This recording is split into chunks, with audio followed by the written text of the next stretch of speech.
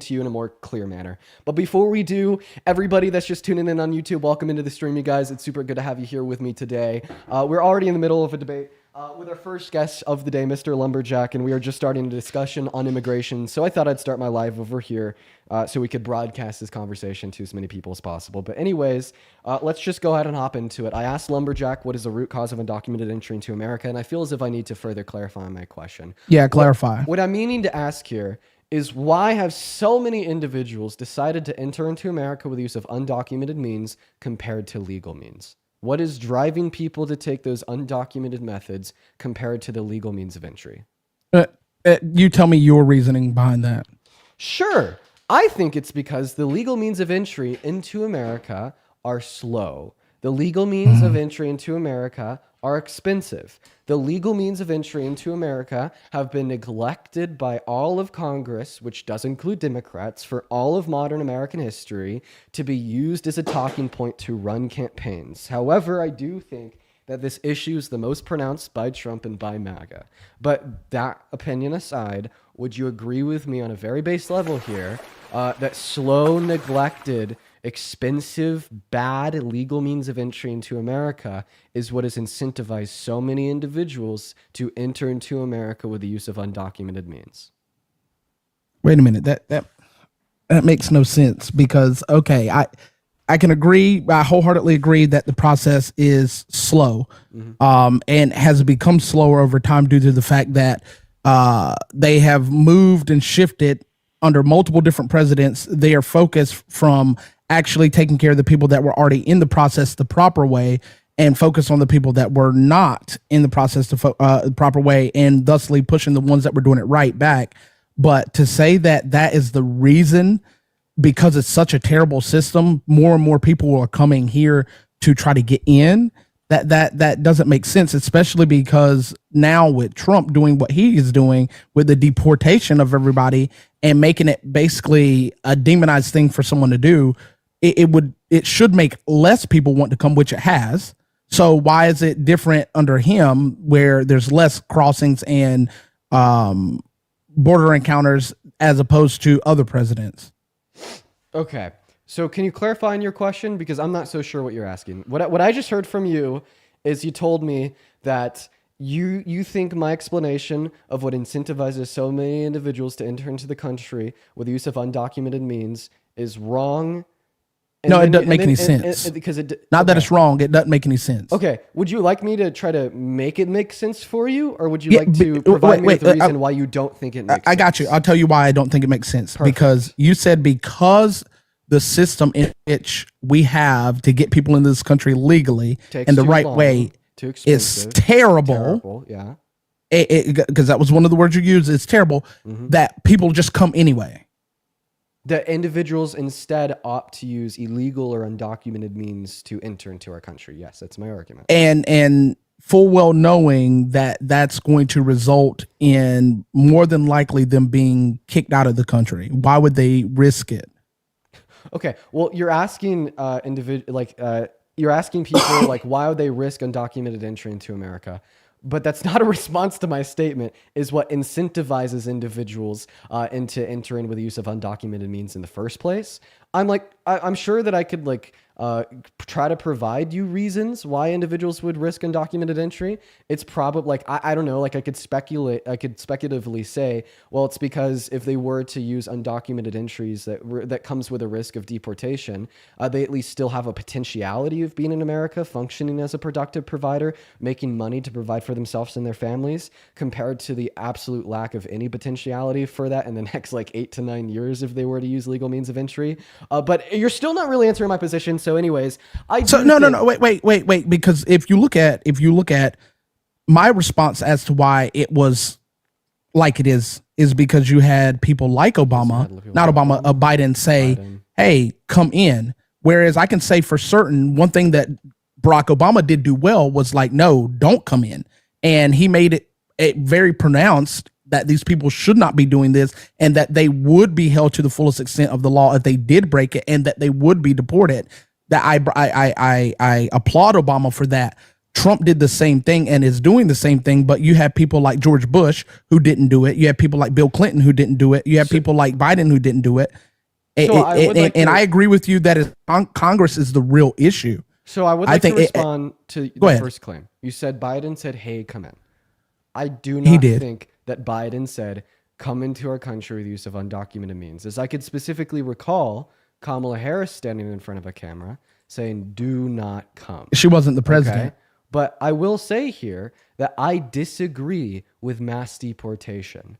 I do not think that we should deport undocumented immigrants that have not committed violent crimes. I think that mass deportation places America last. I think that mass deportation cripples, the manufacturing sector in American industries. I think that mass deportation slows GDP growth, reduces average qualities of lives, and is very, very, very fucking expensive. Okay, I think the better solution is to offer undocumented migrants that have not committed a violent crime a pathway to residency or citizenship.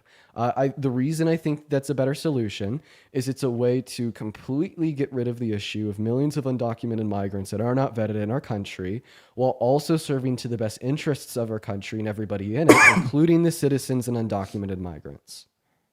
Wait, so you're against like mass deportation because one of the reasons you said because it's expensive. Do you know how much it costs to do you know how much it costs to deport one person?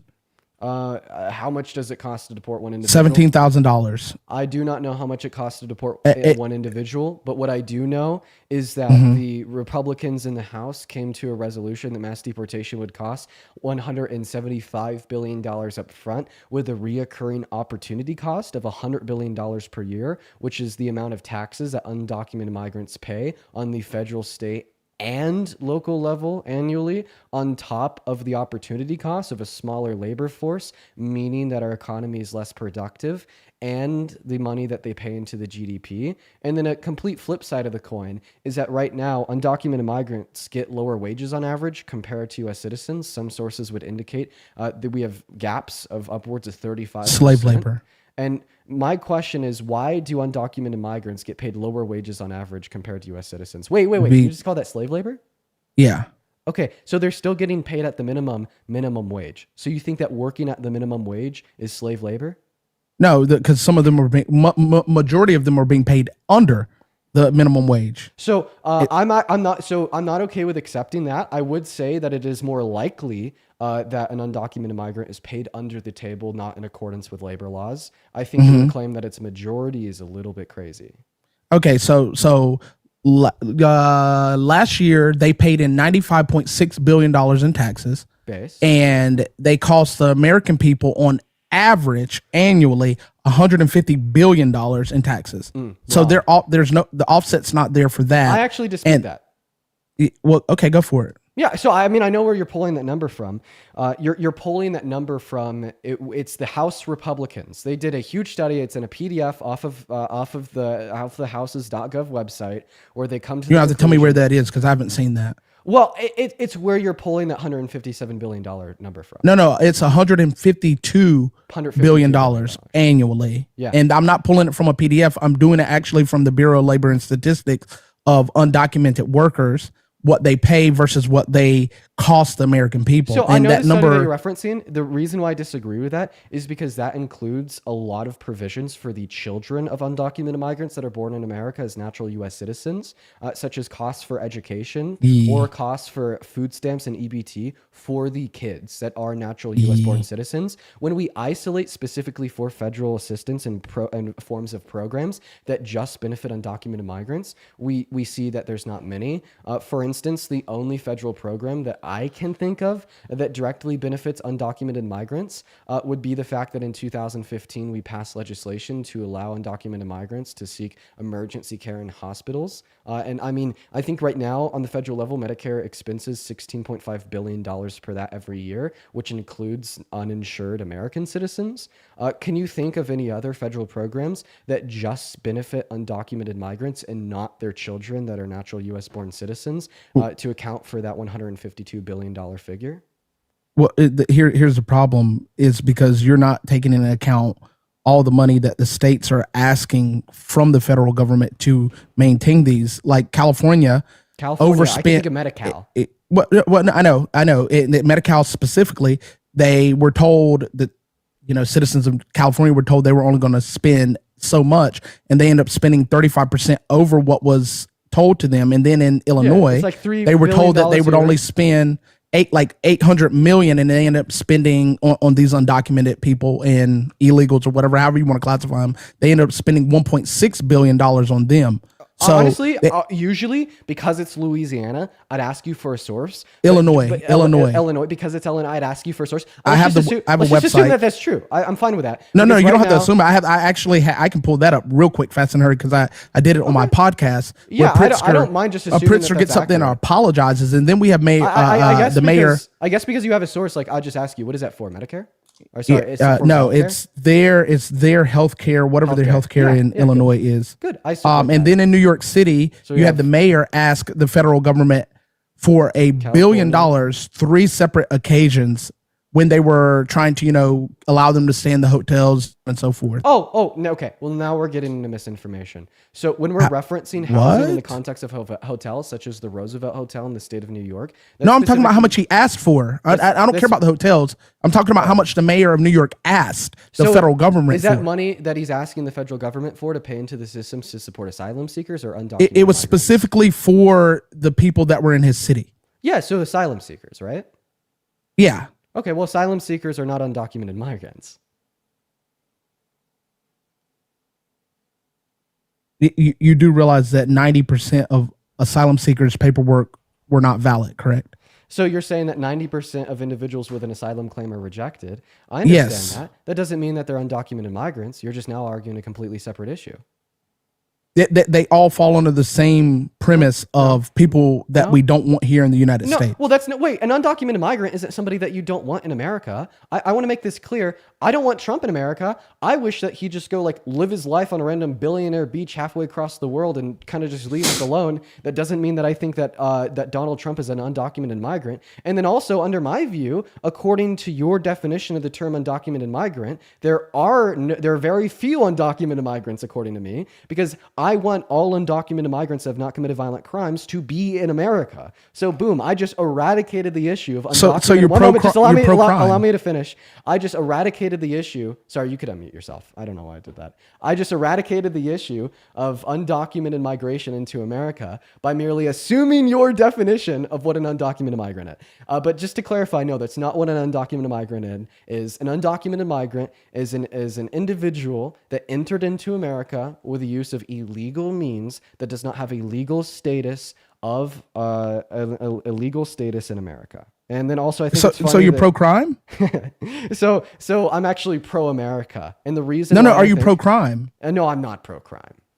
But you said as long as they didn't commit a violent crime, you're okay with them. But I think, would you agree with me that the reason we draft and impose legislation is to make the quality of life in America better? No.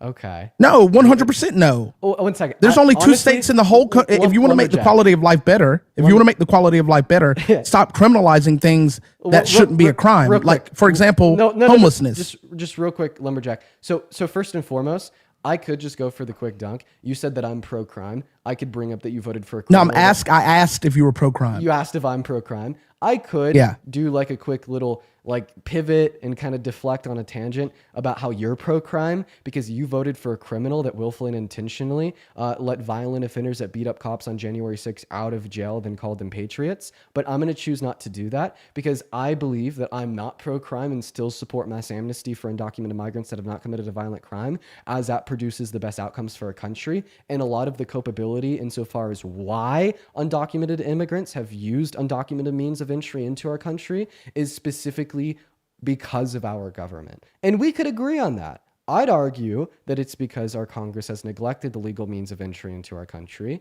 And I think it was less than 3 minutes ago when you argued it's because, our last president literally told them to enter in. Doesn't matter. Guess we could agree that a huge reason why undocumented entry into America has occurred is because of the government. So that's why I think most of the culpability falls on them. But why do you continue to say violent crime. It should be any crime, because if you, Dean, commit a non-violent crime, you're going to have to pay for it, regardless of what you think, feel, or believe that you were in the wrong or were in the right or whatever. You're going to have to pay for it. Yeah, these people that are committing non-violent crimes, non-violent crimes outside of like undocumented entry? Any non-violent, you just, because you keep saying these, I'm okay with not people that coming in that don't commit violent crimes. Yeah, I'm okay with like, but so that like, means you're pro-crime. If there's like an undocumented migrant that like enters into America with use of undocumented means and then like commits like non-violent crimes outside of undocumented entry, I don't mind offering them a pathway to residency or citizenship. What? And then giving them a like due process for like the other non-violent crimes that they committed. I think that's fair. What? But I feel like it'd also be on like a case by case basis. Like I bet that we no. You know that you're the one that advocates for administration. I asked you if you were pro crime, and you just said you just doubled down on it. So I'm not pro crime. But you entering yes or no? Entering illegally is a crime. Yes or no? I'm okay with assuming that it is. I've heard people argue that it's a misdemeanor. I haven't looked at the law myself. I don't care whether misdemeanor or felony. I don't care about that. Yes or no? It's a crime. Yes or no? Yeah, it is a crime to enter with the use of illegal means into America. And you just said that you would be okay if a non-violent person they were given a pathway came in and committed a non-violent crime, that you would still offer them a pathway to citizenship. Yeah, and then give them due process for non-violent crimes outside of undocumented entry. I don't think that undocumented entry as a crime on its own deserves due process insofar as deportation. Yeah, of course. That's crazy, Dean. That's crazy, bro. Wait. If anything, you should agree with me here to a higher extent. You want to know why? Sure, you can try to spin this, but you're not going to walk off on that one. Go ahead. Wait, I'm so sorry. Just to clarify, what's the issue with what I just said? You're okay with any crime. That's a problem. You're absolutely obfuscating what I'm saying. Can I explain how? You've already explained it 3 times. It's not going to change what you're saying. So I want to clarify what I'm okay with. Are you ready? I'm okay with offering undocumented migrants a pathway to residency or citizenship insofar as they have not committed a violent crime. If they have committed a violent crime, I believe that we should give them due process and either deport them to their home country if they have a reliable criminal justice system where they can be housed, or kept in an American jail here if we have a more reliable criminal justice system in their own country. If they've committed non-violent crimes outside of undocumented entry into America, I believe that they should still be given a pathway to residency or citizenship, but then they should be charged with the non-violent crimes that they committed. What's your definition of non-violent crime? I mean, we could like imply like a working definition. Just give me 3 examples, 3 quick examples of a non-violent crime. Yeah, like tax evasion is a non-violent crime. Okay. A speeding ticket, like going like so victimless crimes. 3 miles over the speed limit is a non-violent crime. Jaywalking is a non-violent crime. Okay, so a victimless crime.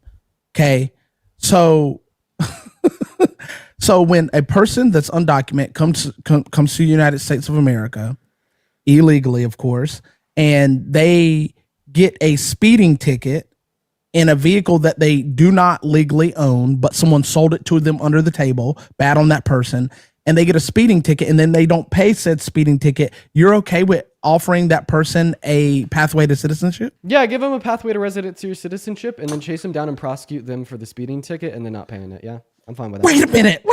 So fine make them a citizen. Wait, how come? Wait, you're trying to call make them a citizen and then beat them up.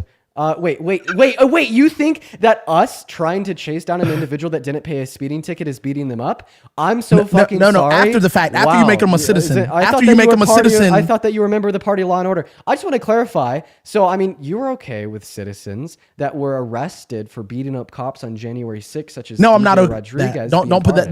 No, I'm not okay with that. The ones that put their hands on cops should have stayed in prison. Okay, so you absolutely disagree with Donald Trump? Yes, I disagree with him on that point. If they hurt someone or put their hands on someone in any form or fashion, they should have not gotten out. But everybody else that did not get, but here's a caveat. Let me give you this caveat. If those people did not receive the proper due process by way of the Constitution, I think they should have been let out. Unfortunately, because they didn't get their due process, so their rights were violated. Okay. That's the only reasoning. But I think if they got their due process and they touched somebody, So that I could think be they should. that could be one on Yeah. appeals outside of a presidential pardon, and I'd Yes. say in fact like that would be the proper course of repercussion. But I'd also like to reiterate here. I mean, like we're gonna obviously we have a disagreement. So like yeah, I'm fine with like giving an undocumented migrant that like didn't pay taxes for a year or got paid under the table pathway to residency or citizenship, like proper legal recourse for the nonviolent victimless crime that they committed after the fact. That could be contested. That could be dished out. I think that's a conversation after That's we crazy. introduce the idea of mass amnesty. I don't think it's crazy as I think it produces the best outcomes for America and everybody in it. And I think How? How? Because that's How? more taxpayer money because it's taxpayers that pay for prisons, both public and private. So that's more strain on the taxpayer. Wait, so you're saying that you're not okay with the taxpayer paying money to support a criminal justice system? What? I'm not okay with us paying for people that shouldn't be here in the first place. Oh, okay. All right. So let me go ahead and ask you a hypothetical question here. Well, actually, it's not hypothetical because the Trump administration is insane and has already done it. Do you agree with the Lake and Riley Act? Refresh me on that because I haven't read that in a while. Sure. The Lake and Riley Act, in a sense, what it can do is it basically allows ICE to detain and deport undocumented migrants that are accused of like violent crimes. Uh-huh. Okay. you agree with that? Why would I be against getting rid of these people? You don't see the glaring issue? Go ahead, give me your synopsis of it because I'm not a mind reader. They're being deported for a crime that they were accused of, not a crime Okay. that they were found guilty of.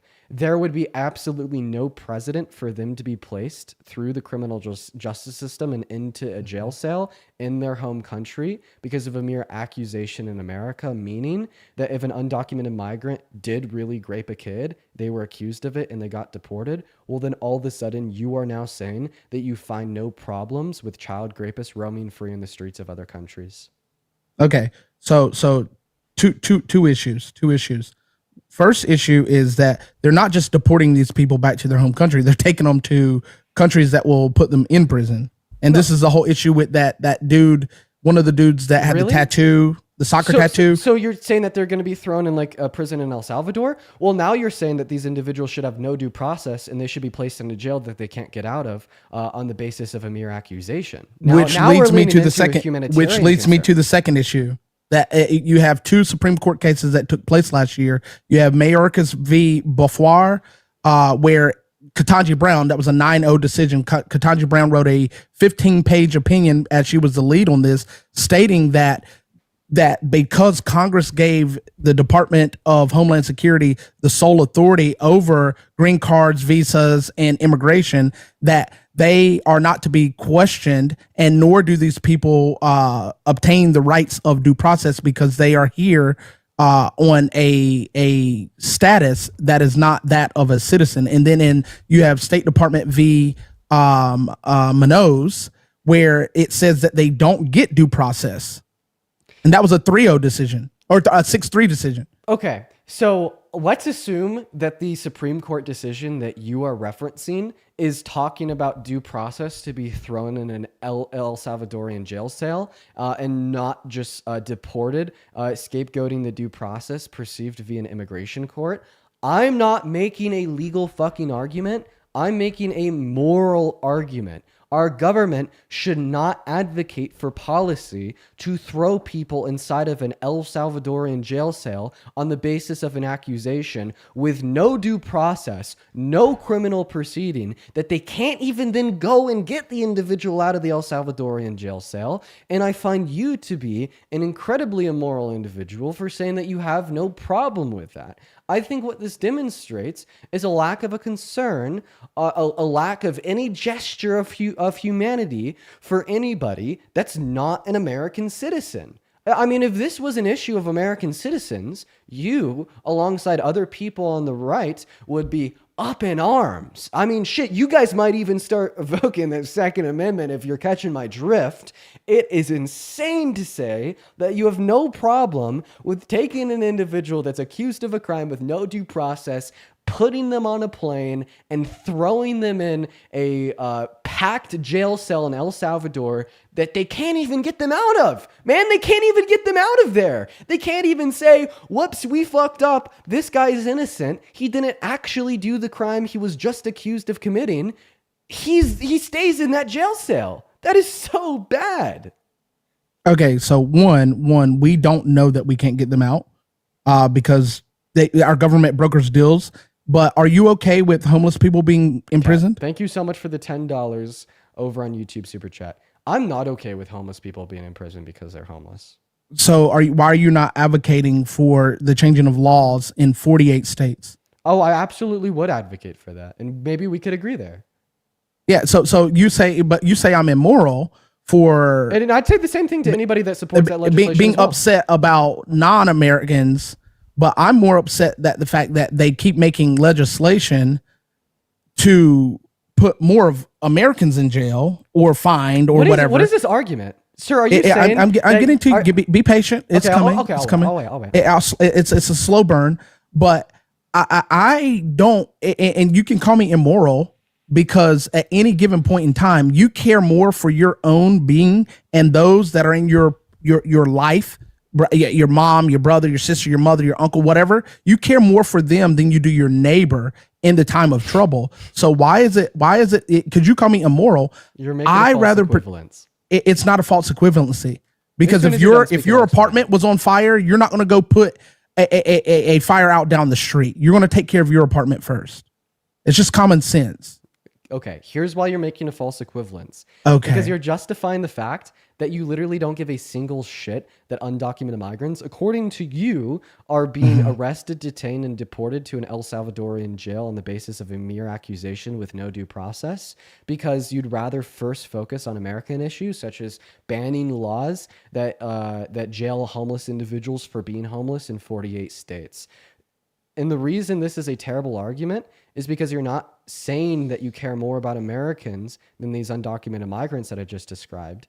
You're saying that you only care about the Americans and you don't give a single shit about the undocumented migrants that I just described. No, that's not what I'm saying. Allow me to finish here. That's not what I'm saying. You're acting as if there is a finite amount of fucks that you could give. You're saying, here in this finite area, I only have, let's say, 10 fucks I could give. And right now, I've directed all 10 of those fucks to American citizens. Therefore, you have 0 fucks to give about undocumented migrants that are arrested on the basis of an accusation with no due process, put on a plane, then locked up in an El Salvadorian jail. Sir, I'm pretty sure that the most moderate, the most bridging the gap between us, thing I could do right now is to tell you, okay, advocate for reform in the laws we have in place here in America. I think that's awesome. But also advocate against legislation that deports individuals, locking them up in a jail cell in El Salvador on the basis of an accusation. Both of those things are modern day atrocities that we observe in our criminal justice system and related government entities. So you would have to disagree with the Supreme Court's decisions. Once again, sir, I already repeated this. I'm not making a legal argument. I'm making a moral argument. If the Supreme Court ruled... So you're saying the Supreme Court's immoral, correct? And it is legal to put somebody in a jail in El Salvador with no evidence, no reason, no due process, that is immoral. Yes. Okay, so that's your argumentation with immorality, and morality is with them, not with me. So it is with you, because I'm all for helping. I'm all because you didn't ask. You just made I did. You told me that you agree with the Lake and Riley Act. You made a presumption. No, I asked. You made a presumption. So because I added in the whole deportation part to El Salvador because you stated that they would be deported to their country where they might not face justice for what they may or may not have done. So I'm all for helping others after we have been helped. That includes everybody in this live. Do you agree or disagree with the Lake and Riley Act after the information I've shared with you? I'm going to go read the Lake and Riley Act. I'm not going to make a decision based off of what you stated. I need to go read it for myself. So okay, how about we just like read the summary together? I don't want to. No. But I don't want to read the summary. I'm going to read the entirety of the bill because reading summaries don't give me the whole picture. Okay, you know what? That's fair. I advocate for education. I advocate for research. I think those are all good virtues. But I just have a hypothetical question. If the Lake and Riley Act gives our federal government the reserved authority to deport an individual either to their own country or to a jail cell in El Salvador on the basis of an accusation and arrest for a violent crime, do you disagree with it for the reasons I just listed? They already have without the Lake and Riley Act. Okay. That's the problem. Well, You're trying I'm to get me to go get some okay, act. you could agree with other things too, but this is what if this is what the Lake and Riley Act states, then would you disagree with the Lake and Riley Act? I disagree with trying to give people that aren't citizens due process. So you would still agree with the Lake Because and Riley Act? Brittany if everything Griner that I didn't just get due shared about process, it was did she? obvious? Brittany Griner didn't get due process, We'll did she? talk about Brittany Griner in a moment. Answer my question. This means that you I would did. agree with the Lake and Riley Act, even if what I said about it was correct. I will agree or disagree after I've read the act. That's my answer. Sir. Let me read the act, and then we can revisit this another time. I'm not going to give you an answer on something that I'm not 100% sure of. I said, if I'm right. I then don't would play you the if support and it? then. I want to read the act, and then I can give you a So definitive. You don't play critical thought?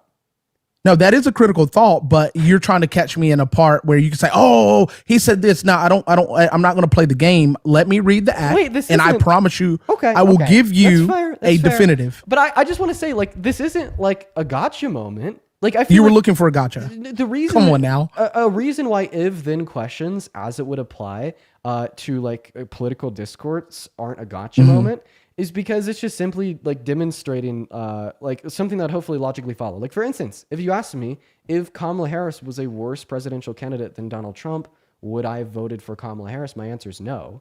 Okay, it's not like that was a gotcha or anything. Wait a minute. Right? You don't Like, remember our last you know what I mean? conversation?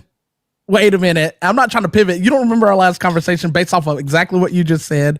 I asked you and Parker if Donald Trump had the cure for cancer, would you vote for him? You both said no. I have it recorded, so don't try to back out of it. So out of curiosity, can you play that for me?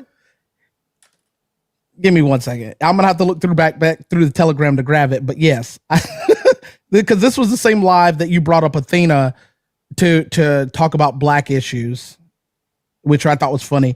But because y'all thought y'all had a gotcha on me because I said I wouldn't lie for Anne Frank, and then I asked you the question about the cancer thing, and you guys both said no, you wouldn't vote for Donald Trump if he had the cure for cancer. Here's my thoughts. If Kamala Harris was running against Donald Trump and Donald Trump had the cure to cancer and everything else was held consistent, at that point, I'd probably pack my bags and move to Europe. Oh my gosh. I would. Come on. I would, man. But the cure for cancer would help the entirety of the world, So not just the United States. So are you just positing like if there was like some cure to cancer or something comparable that would generate significantly more good than harm, would I then support Donald Trump? Yeah, that's what the question was when I posed it last time, and you both said no. Well, I think I will say, like, at the end of the day, that you should vote for the candidate that is the lesser of two evils, and that is just the unfortunate reality inside of a two-party system where at the end of the day, one candidate wins.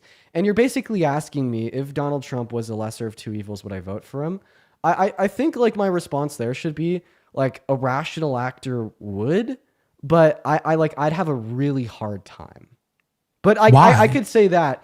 It's for the greater good. I would say that a rational actor in the circumstance will always vote for the lesser of two evils in a two-party system if necessarily one of those two candidates need to win. I just have a hard time because of all of the bad things he's done. And actually, so I'll say it like this. I will answer your question. Let me answer your question, Lake and Riley question. Since you answered mine, Thank you. A rational person, I would have a hard time just throwing someone in a jail if we don't truly know what they've done. But I'm going to say I probably would agree with the act without reading it. After I read it and I see it and I can digest it. If I disagree with it, I'll come back to you and say, yes, I disagree. You were right. Okay. But as a rational person, I would be hard pressed not to agree with it right now. I'll give you the same answer you just gave me. What? Okay. Just I want you to re-explain. Why do you agree with it? Because again, I don't want people here that haven't done it the right way, because we can say, and you want to make it moral. I'll make it moral for you. You have people here, because you led at the beginning that there is an arduous Okay, yeah, task you're just saying that of you don't becoming a want undocumented citizen. migrants here. I think No. That's not what I'm saying. That's not what I'm saying. Okay. It's a very difficult task to become a citizen here. It's a long, grueling process. Dude. People that have been going through the process for a long time were being overstepped by people that did not go through the process. They were skipping the line and getting what these people have been pining for, working for, paying for to get here. Do you think that's moral? Skip the people in line that were doing what was right? Thank you so for much. those that don't? Thank you so much for the question. So here's my response. I do think that legal migrants are getting slapped in the face in this situation. I just don't think they're getting slapped in the face by the undocumented migrants. I think they're getting slapped in the face by the American government. And I don't think that you could contest with that. I think that an American value that's been described by the Republican Party and the GOP since the beginning of time is that we need to make life easier for our children than for us. And I think that this is a perfect idea, a perfect way to apply that value and say that we should have brand new, innovative, cutting edge pathways to residency and citizenship for individuals that don't have prior violent offenses. And we should offer that to every single undocumented migrant in America and every single migrant that is trying to enter into our country legally. I feel as if that is the most fair solution, not only for the migrants, but also for the best outcomes for the American country, everybody in it, and society as a whole, including the migrants. And like, hopefully you'll understand where I'm coming from in the application of the principle that I just described. Because if I was to say, well, it'd be really unfair to the generations of legal migrants that had to wait 9 years, that nowadays everybody's getting in a matter of months, even if they used a legal means of entry.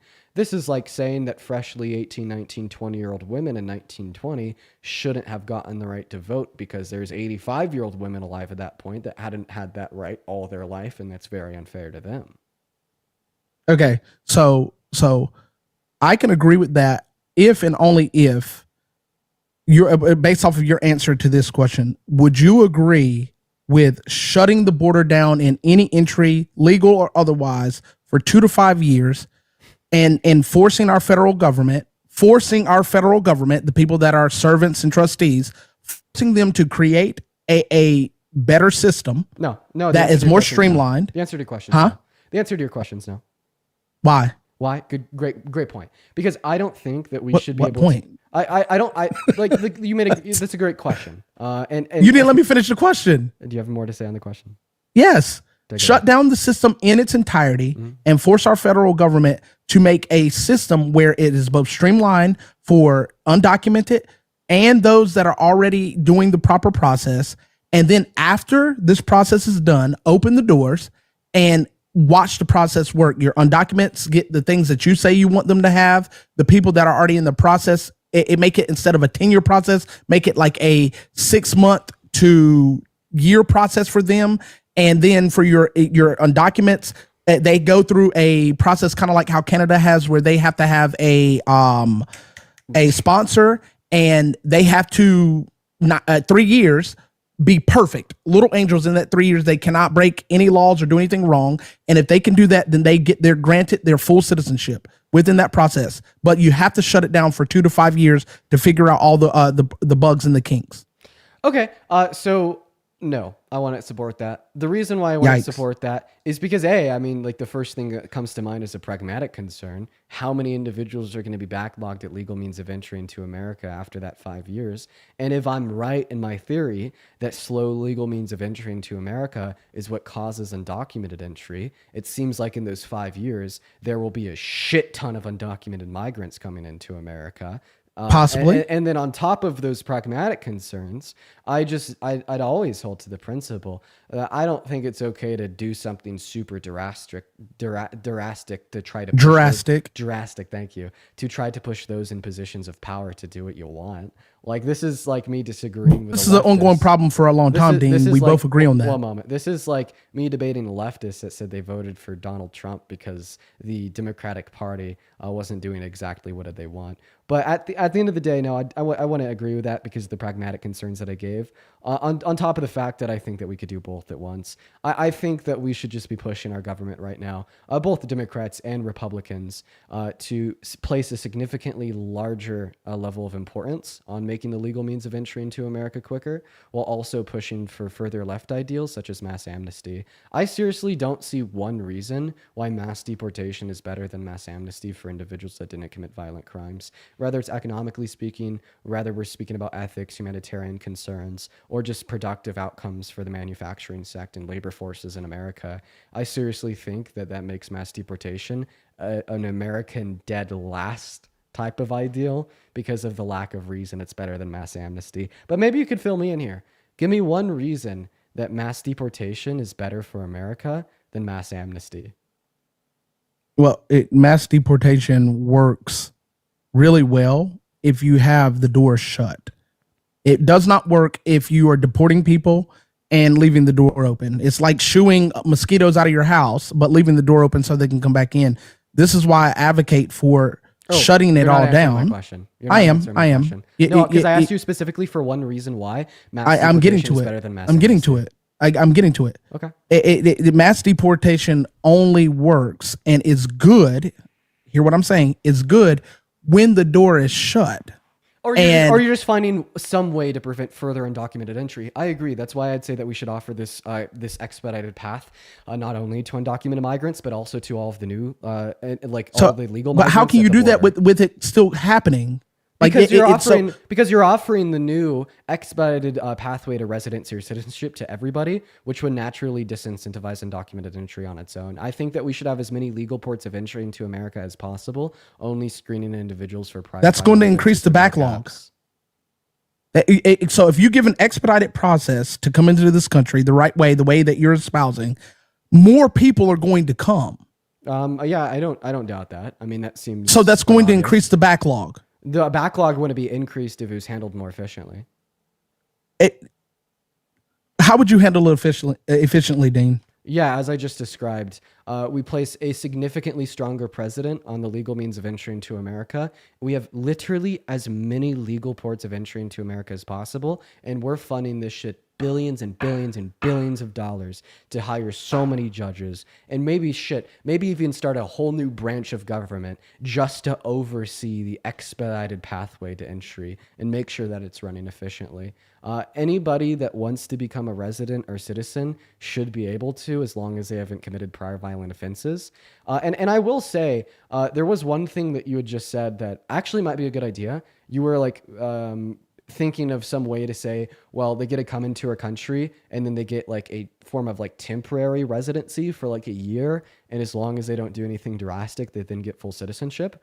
I might even be okay with that. Let anybody come in, give them temporary residency for a year under this new expedited pathway to entry. And as long as they don't commit like a certain set of crimes or something like that, then they're given full citizenship. I like that. Any crime. But I do just want to reiterate my question that you never answered, that I want an answer to. I did. No, you didn't. Name one reason why your plan is better than mine. Why is mass deportation and shutting the border down better than offering undocumented migrants a pathway to residency and citizenship, as well as all the legal migrants at the border? Name one better outcome that produces. It's worse for the better economy, outcome. The better outcome is the better outcome is less stress on the people in America. For example, since you need an example. Oh my God, you suck. Arizona. Dude, this is like literally like saying that deporting all black people in America in the 1940s would be better because it placed less stress on white Americans. Wait a minute. These people were citizens. They weren't undocumented.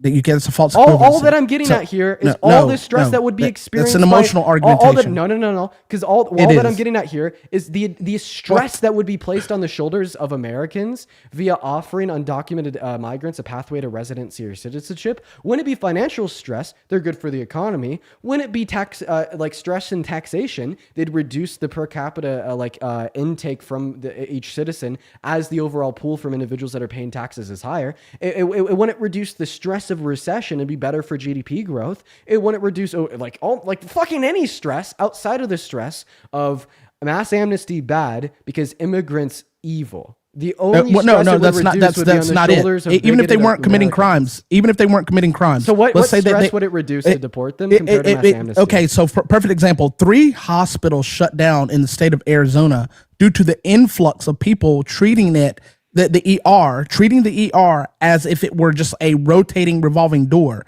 So those 3 hospitals shut down because they could not handle the excess people that were coming in there for healthcare. And it's because these people had an uneducated idea of healthcare being just, oh, let's just go in here, the ER will get taken care of when we can leave, and those 3 hospitals shut down. That is one major stress, and then that puts a strain on the people that are already citizens here because they would go to the ER for real reasons. Check this out. And not be able to get help. Check this out. I'm willing to say that as it is now, undocumented migrants are more likely to quote unquote abuse emergency services at hospitals compared to citizens. Now ask me why. I don't need to know why. Well, I think it's important. Sure, go humor me. The reason why I'd say that is because undocumented migrants can't access Medicaid, Medicare, and only have access to some forms of healthcare in states like Illinois or California. No, all states. All states. Given that all states. No, that's not true. It has to be special programs. No, false. I got you. No, I got you. False. Only special like state-driven programs such as Medi-Cal in California provide healthcare to undocumented migrants that fall below a certain like income threshold. But anyways, like overwhelmingly, I'd say this because, and on top of their lack of access to healthcare, they also can't go to a bank and get a fucking loan to pay for it out of pocket. The reason why I think that undocumented migrants are more likely to abuse emergency services at hospitals is because they have less systems of support insofar as achieving access to healthcare compared to citizens. So if you give undocumented migrants a pathway to residency or citizenship, I think that issue would naturally dissipate. Why do I say this? Because we don't see those systems being abused by legal migrants. You tried to posit somewhere in your explanation there that the reason they abuse it is because they don't understand how healthcare works in America because they're not from America. Well, legal migrants weren't born in America either, and it is the case that we don't see any increased rates of abusal of emergency services, meaning that the reason that issue might exist is because of their status of being undocumented. Fix that through mass amnesty. Yet another reason why my idea is better than yours. No, so mass amnesty doesn't give these people funds to be able to afford insurances. So you would need another system in place to make sure these people wouldn't continue to abuse the ER through EMTALA, which is a system in which you can't be denied for emergency care. So these people, give them this fast track to amnesty, give them this fast track to citizenship. It doesn't matter. You're not going to put more money in their pockets. They're not going to be able to afford insurance. They're going to continue to abuse the system. Do legal migrants abuse the system? Yes, they do. Okay, so should we get rid of legal migration as well? No, what did you say illegal or legal? Legal. Abuse the ER system? Yeah. Yes. Okay, so we should get rid of legal migration as well. We should get rid of even American citizens abuse the ER system. Oh my God! So we should get rid of American citizens too, then? But no. That you're adding more to the problem. This is why your fast track doesn't work. No, because the medical system's going to be shot. Sir, with all due respect, you're saying that these individuals do not deserve citizenship or residency because they have abused the ER and healthcare systems across our country. Well, of abusal of an ER is good reason to revoke the potentiality of citizenship or residency. You better be taking that away from the legal immigrants as well as citizens. But if your argument is rather that our public services will be shocked by a lot of people within a particular time, well, then does this mean that you think that we should severely cut and limit legal migration, and your ideal version of migration is not any faster than it is today? Yes, it is. Yes, it is. Wait, why? Because when that shock to healthcare systems? Yeah, no. Because you're advocating for a shock to the healthcare systems. So whenever I have an electrical issue in my house, I turn the power off to my house. Whenever I have a water issue to my house, I turn off the water to my house. I don't keep it running and then start trying to fix the problem because the problem is still persisting and it's making it more difficult to fix it. Now, while wait, would you leave your water running if that was something that really helped your quality of life? No.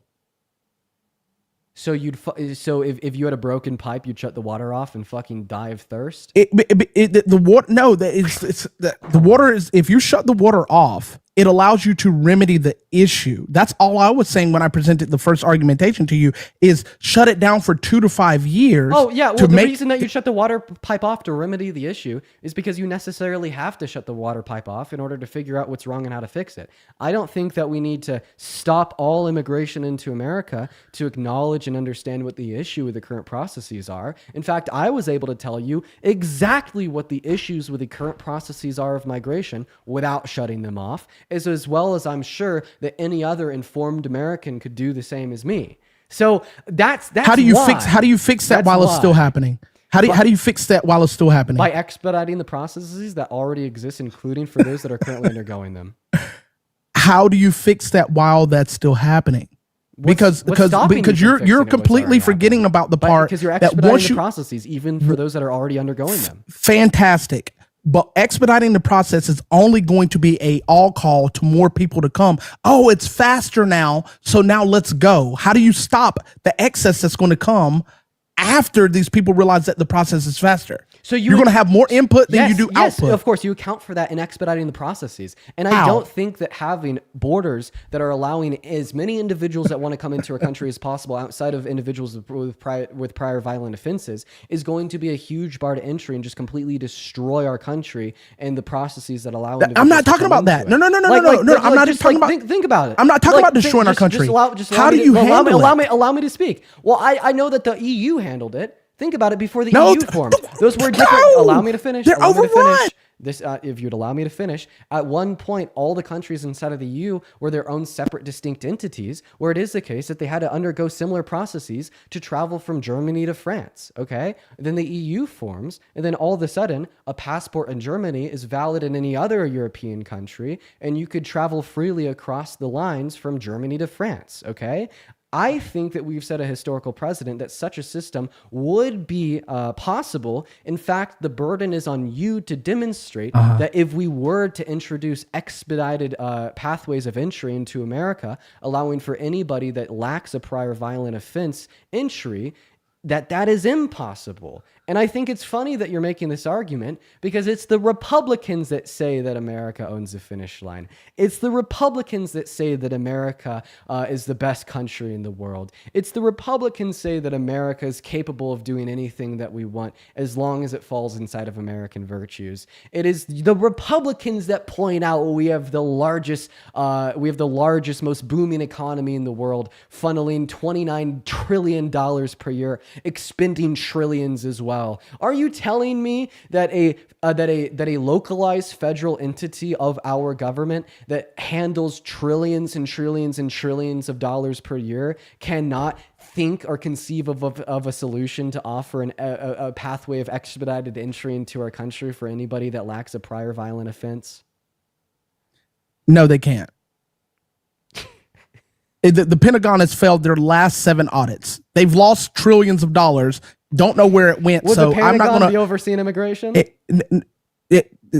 No, I'm giving you an example. I'm giving you an example. Wait. I'm giving you an example. If the government, one of the largest entities in our country, which is the Pentagon, where your Department of Homeland Security and all those other people are, your military is, can't handle the finances, and they keep losing money. Slow. I agree. I will. Yeah. I have an interesting question. Wait, before you ask that question, can you tell me what the current state, and please hold on to that, because you brought up the EU.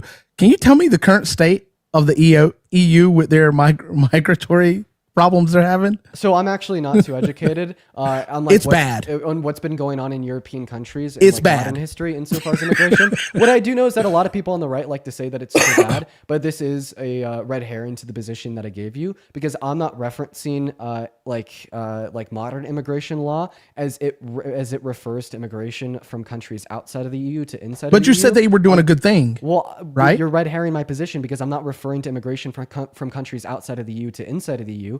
I'm referring to immigration between countries inside of the EU. Before the EU was formed, each country had their own border provisions where they handled and managed the inner exchange of individuals, say from a country like France to a country like Germany. But when the EU formed, all of a sudden, a passport from the UK, Spain, or France was valid inside of any of those other countries, and we didn't see any drastic negative empirical outcome. And what you're arguing right now is there's currently bad immigration law that exists in the EU as a whole, handling individuals outside of the EU, inside of the EU. But I want to ask you a question, because right now, okay, I go bet for you it. could agree that we're having a discussion about the pragmatics, about is it possible to implement the view I'm describing without super negative empirical outcomes, such as a destruction of the processes of immigration and even longer queues since more people will want to come in. Here's my question. If I'm right, hypothetically, and there was a way to implement as many legal means of entry into America as possible, to serve to as many individuals that wanted to come in as possible, simply screening them for prior violent offenses. And then we offer that same thing to the undocumented migrants already in our country that have not committed prior violent offenses. And you knew it would work. You knew it would reduce the time it takes for anybody to migrate into America. Would you support it? No. So then why the fuck have we been debating your silly, speculative, pragmatic concerns? Because yours is speculative too. They haven't done what you they haven't done what you've done. Tell me why, ideologically speaking, that mass deportation is a better idea, okay, than mass amnesty. Because as far as I'm concerned, what I just described would place America first, grow our economy, increase the size of our labor force, scale our GDP like we've never seen before, and aid and abet in higher qualities of lives for everybody in our country, not only for the reasons I just described, but also because our government would have a lot more money brought in through taxation to spend on social safety nets for those that are struggling, to expedite economic mobility, to make everybody a little bit richer than they are now. Why the fuck Nobody would you get disagree richer. with that? No. Taxation doesn't make people richer. And then you bring up your Wait, you think example that the of the you just EU lied. and wait, stop. You just said that better social safety nets don't increase economic mobility? No, they don't. So then why is there higher levels of economic mobility in Nordic countries with more social safety nets than we have in America? Because they have a state's worth of people in them for the entirety of their whole country. They also have the largest military in the world protecting them and going to bat for them, because they're not using their money for military. They're using their money for other things. Wait, their expenditure on the military has nothing to do with my question. My statement was that there's higher levels of economic mobility in countries with better social safety nets, and we see that as a positive correlation. The more social safety nets you have, the less barrier to entries individuals have into getting an education, going to work, getting a high-paying job, so there's more economic mobility that's present. Your counter-argument is that, well, it is a case that they have a state's amount of people in their country, and maybe that's why it's more efficient. So I do just want to clarify, if there was if there was better social safety nets in just one state, such as one moment, such as Colorado, would that lead to a higher level of economic mobility inside of Colorado? Potentially, not necessarily. Potentially, because that's the argument for states' rights, which I'm for state rights. But if you're looking for the whole of the United States of America, it will not work. One, we have too many people. Two, we have too many inconsistencies with our government handling and mismanaging finances. Three, we put too much money and too much stock into our military, which I can't agree with that. But I'm just suggesting a fact. That on a state base, yes, I agree with you on a state base. Yes, on a state base. Wait, so if all 50 states implemented more social safety nets, there would be a higher level of economic mobility on the country scale? Their own personalized to their own states safety nets that the federal government has no federal government involved. If all 50 states did that, would we have higher levels of economic mobility in America? Before I answer that, no federal government involvement. I'm just asking, if all 50 states, no federal government involvement, implemented their own social safety nets, I agree. Would it lead to a higher I agree with that. Yes. Great.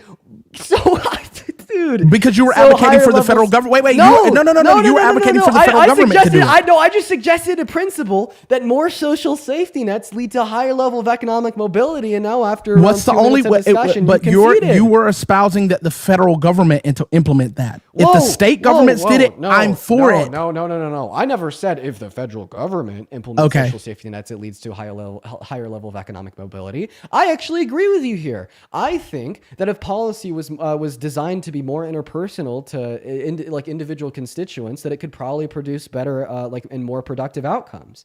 I'd say if like individuals in California have different needs than individuals in Alabama, insofar as the reasons why individuals in poverty are in poverty and how to get them out of poverty, that we should implement more specialized policy to provide to their specific means. Obviously, when you implement policy on a more macro scale, it's going to lead to more productive outcomes. And that's why I personally advocate for federal entities that oversee and standardize practices in all 50 states, so you could still allow for an interpersonal micro level involvement. I disagree. But it's just overseen with very basic rules. No, that's why I specifically asked you. And the reason why you really like states' rights. The reason why I presumed that you were talking about federal is because you mentioned a whole other country by comparison to their social safety nets being implemented here, why they have better social safety nets. One, the countries that you're talking about have 5-6 million people in them. We have states that are 10 times that. So when we well, not 10 times, like 3-4 times realistically, but because I don't want someone to say, oh, he said we got 10 times, whatever. But what I'm saying is the moment you allow the federal government any oversight at any given time, it no longer becomes a state thing, because as soon as the federal government says that we think that you are doing something wrong, they take jurisdiction and they take over. So yes, I think it would work better, but then you still have the issue with the people that would leech off of the system like we have now from things like where people get food stamps. People leech off of those systems now that they don't need these things. They purposely don't go get jobs, and they hurt the system. Do you think that we should get rid of food stamps? No, I don't. I think we should make it more difficult for people to stay on food stamps. I'm just confused on your view here, because I suggested a premise that social safety nets are good and they should with the federal government's help. Just allow me to finish. And now you're trying to give me like a counter argument against that. But then you bring up food stamps, and then even you still think that we should have food stamps be present on a federal level. So you're not giving. No, I don't. No, because you're not letting me finish. No, I think the federal government should be removed from any social safety net. Because when the federal government becomes involved, it becomes too big to manage, and then people will then turn around and abuse the system. Where if it's strictly state ran and they set in metrics that say, hey, you can only stay on this for 3 years. You have to show us that you've been looking for a job, a way to better yourself, because these social safety nets are helping you not to have so much of a cost. You should be able to spend more time and efforts bettering yourself. Listen, so here's the deal. I think I even disagree with you there. So like, why? What? So there's going to be like a certain portion of individuals that are like reliant on social safety nets that like probably intend to continue to be reliant on their social safety nets for as long as they can. I think that this portion of individuals is small. That's bad. Now, just if you'd allow me to finish. And here's where we disagree, is that the social safety net overall leads to positive outcomes, demonstrates a return on an investment by increasing economic mobility.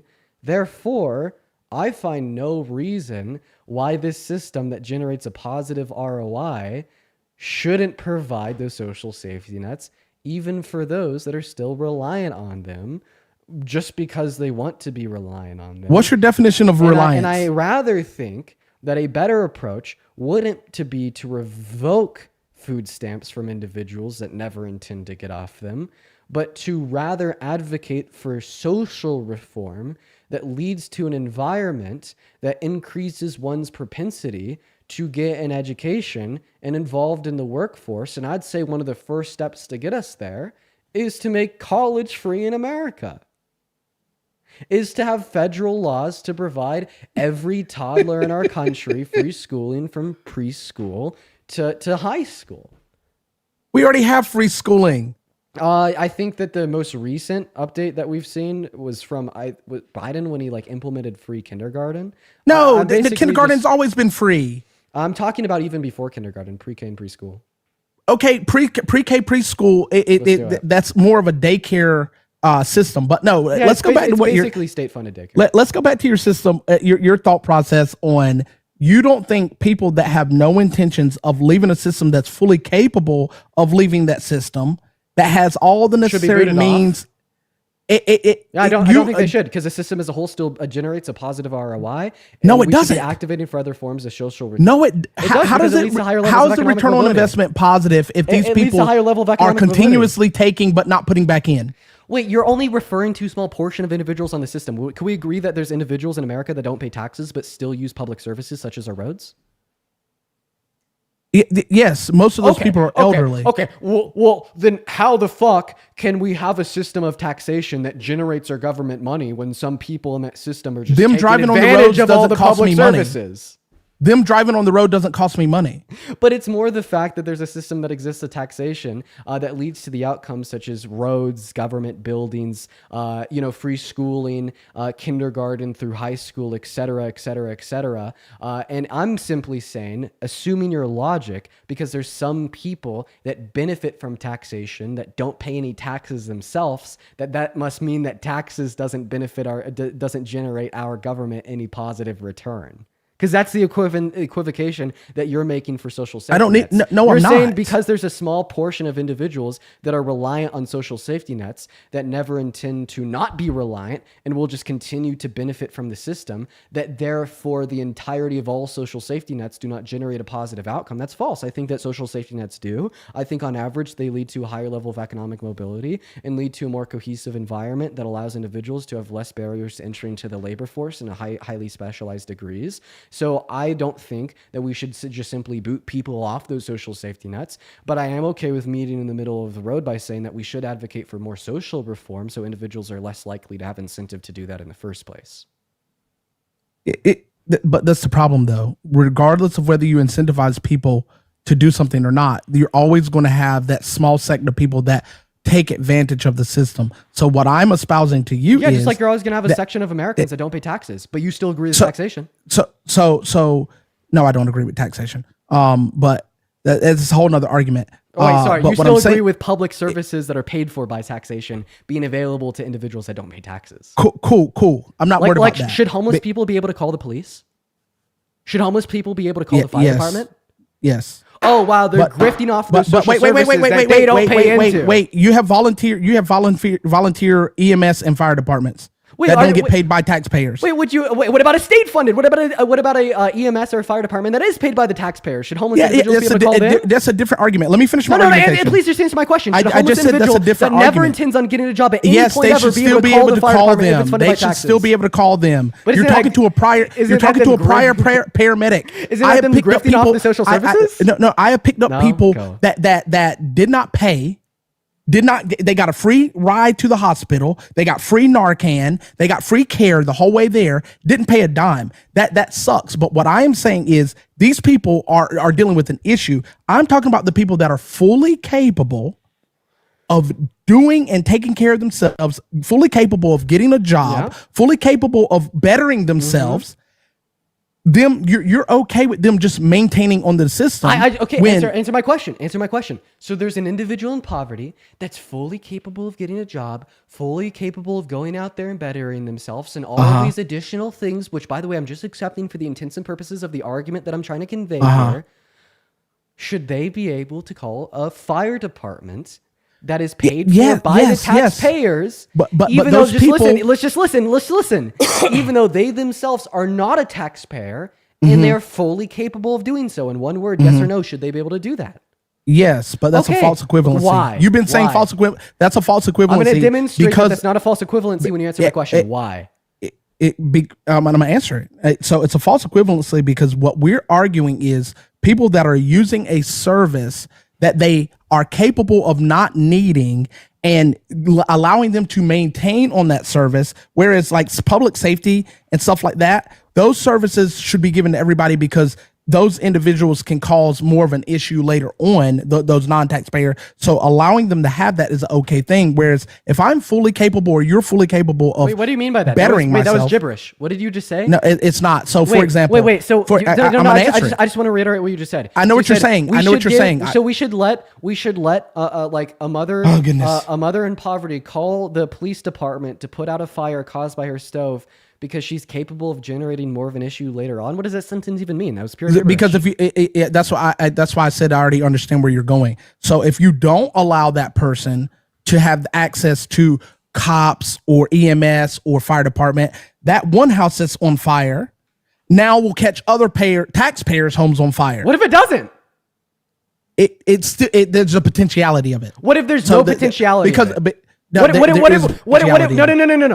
Okay. What if there's not? What if she lives on an unrealistic. acre of land with nobody around? It's not, dude. There's so many Americans that live in rural on an acre areas of land. in America, She catches the land on fire. The land now that don't pay taxes. Are you kidding me? Now the land hurts the animals, and the animals run out on the highway, and someone gets in a car accident because of it. No.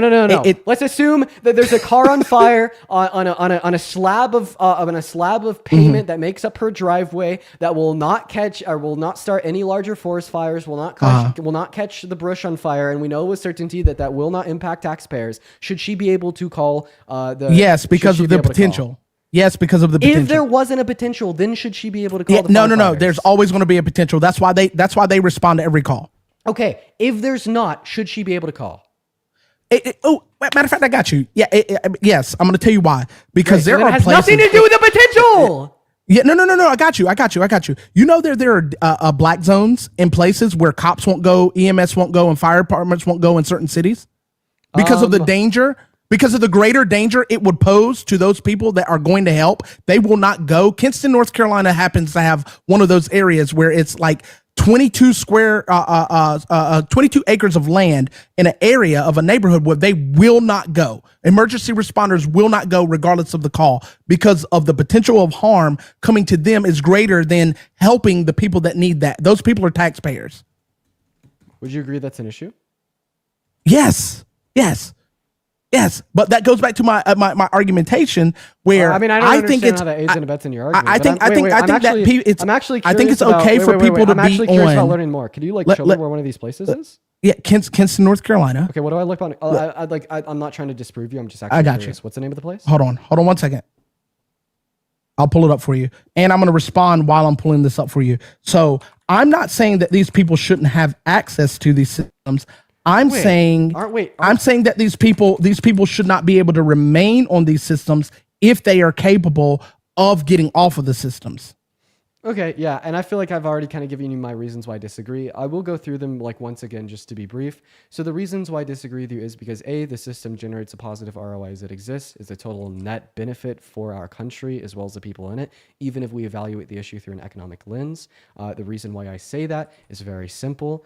Social safety nets lead to a higher level of economic stability. It makes it easier for individuals to overcome barriers of entry into the labor force, to get a degree, or to have a highly specialized education, to go into a highly specialized workforce. I do understand that these social safety nets, come with what you're describing, a small proportion of the individuals in which it would help, that do not use that as an accelerant to put themselves ahead, to go into the labor force, etc., but rather benefit from it with no intention to ever stop benefiting from it. I do believe that our government has an obligation to continue to provide those benefits to those individuals.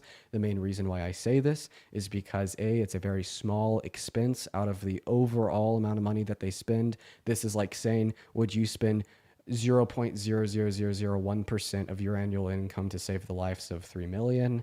I'd say yes. In fact, I'd even argue if you didn't, that you'd be doing something morally wrong, okay? And an obligation would exist there. And then on top of that, there's other things, tools, and systems that we could use to reduce the amount of people that benefit from social safety nets with no intention to use that as an accelerant in our economy, such as social provisions. And I feel as if those ideas should be explored first. And for those reasons, I do disagree with you. And you are still looking for these areas where I guess EMS won't go. So you go to ncdps.gov, know your owns, I'm just and curious, then you I have just want to know. So South Queen District South Queen Street District in Kinston, North Carolina. EMS will not respond there. Fire department will not respond there. Dude, that's crazy. And yes, well, they won't respond there because you pulling up in there is going to almost 100%, almost, I would say 92.5% to be more realistic, 92.5% chance of you getting shot by going there. It's a very dangerous area. There's a place like that in Charlotte. There's a place like that in Durham. There's a place like that in Greenville. I've never heard. They're called no-go zones. They're called no-go zones. I never heard any of this. I mean, I don't understand how it's relevant to the debate. I kind of do remember the original prompt that I still don't think that you've. Your original question is why your idea is better than mine. Yeah, so my original question related to immigration, not even social safety net. So I don't even know how we got here. Yeah, going back to your original argumentation. Listen, just allow me to speak. I don't need you to reiterate. I already know what you said. Well, I have a great memory. I'd love to reiterate it for those listening. Okay, go for it. Thank you.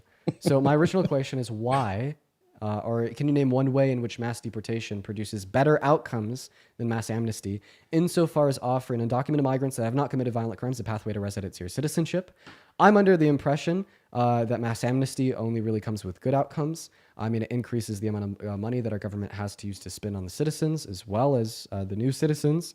It expedites GDP growth. It aids and abets an increase in the size of the American labor force to reindustrialize. What are you comparing that to? I'm comparing that to mass deportation, and I'm comparing that to okay, well, where are you getting that data from? Where are you getting that data from? Feel free to ask me the claim, and I'll give you the data. Well, like no. I'm saying based off of your answer, where are you pulling that data that it does provide more of this? Yeah, sure. I made like 4 separate claims there, so we could go through the data for each, to support each, sorry. For instance, my first claim that they made was that they'd be paying more in taxes. I mean, I think you actually gave me a source that it reiterated the same fact that I have. Last year, they paid $95.7 billion in taxes on the federal, state, and local level. That's coming from House Republicans, as well as their government website. But you agreed to that one, so obviously, you wouldn't contest that. Yeah, I also said that we pay more in taxes, too, as American citizens. And I disputed that. Yeah. Okay. What's your next one? Wait, actually, I let you pivot away from that one too. Holy shit. No, you didn't. Yes, I did. Because you said I pulled it from some PDF and I didn't. No. I actually looked at the Bureau of Labor and Statistics. The way that I disputed that was because what's being factored into that total number of $152 billion being expensed for undocumented migrants in America, a vast majority of that would come for expenses for their children that are natural U.S.-born citizens and the expenses for education for them. That doesn't just go to undocumented migrants. When we're talking about government systems that just benefit their spawns not citizens. In accordance with the Constitution, it is, and in accordance with the law, it is. No, it's not. What did you say? Spawn? Yes, I did. You're talking about these people as if they're not even human. You sick? You sicko? Yeah, I have spawn. I have 3 spawn outside the door right now. Spawn is just crazy. How about we call children children? Well, you called them zygotes and not humans and fetuses for years. So okay, why are you lying about what let's not get on my vernacular. I've never argued that a fetus inside of a woman's uterus is not a human. In fact, I had a debate with Parker 2 days ago about the fact that I think that a fetus is a human. So is it a child? When you superimpose, let me finish. When you superimpose a view on me saying that I think that zygotes aren't human, why are you lying on my name? No, because I've heard you in other debates. That's why. This is not a one-time issue. I didn't hear your debate with Parker. You've never heard me call a fetus not a human. I asked, is it a child? Is it a child? If a child's just being defined as like is like the quote unquote spawn, as you said, of a person, yeah, it is. It's I don't. Okay, cool. We can move on then. Like my position on abortion is very simple. I just think that like this child, this baby, this zygote, this fetus, whatever you want to call it, I don't care what descriptor you use, does not have moral value. But yet again, another pivot. Yeah. So once again, going back I wasn't to the pivoting. Can you go back to what you were saying? Yes. So I can respond, please. Yes, I can. So our government does not expense $152 billion per year in benefits for undocumented migrants. And the reason why I say that is because the $152 billion figure that you're thinking of, that includes a lot of funding for education for the children of undocumented migrants that are natural U.S.-born citizens. And then B... And I disagree with that. Why? Because per the language of the 14th Amendment and the intent of the authors of the 14th Amendment based off of the hearing for the ratification of the 14th Amendment, they said that it is not for someone to come over and have a child and that child be considered a citizen. For the same reason, in the argumentation in this hearing, they said that if a foreign dignitary came over and had a child on American soil, it doesn't make that foreign dignitary's child an American citizen. But that would go against your logic, because at the simple time, in fact, of them having a child on American soil, they would then be an American citizen. And then that would go against the emolument clause in Article 1. So that's why I don't agree with that. I'd argue that if a foreign dignitary had a child on American soil, that their child would be a dual citizen, both of America as well as the country in which they're dignitary from. Not according to the intent by the gentleman from Missouri who created the 14th Amendment. Okay, would you be able to just read us the 14th Amendment real quick? Yeah. Do you know the definition of persons? Do I know the definition of persons? Not as it would be described by our Constitution. Okay, fantastic. I got that. I can even put up a screenshot for you from Black's Law Dictionary. Give me 1 second. Wait, because I have that. Out of curiosity, are the children of undocumented migrants in America today considered citizens or undocumented migrants? They're considered undocumented. So then why is Donald Trump pushing for legislation through Congress for them to be considered undocumented if they're already considered undocumented? Because Donald Trump doesn't know everything. He does make mistakes. He's human.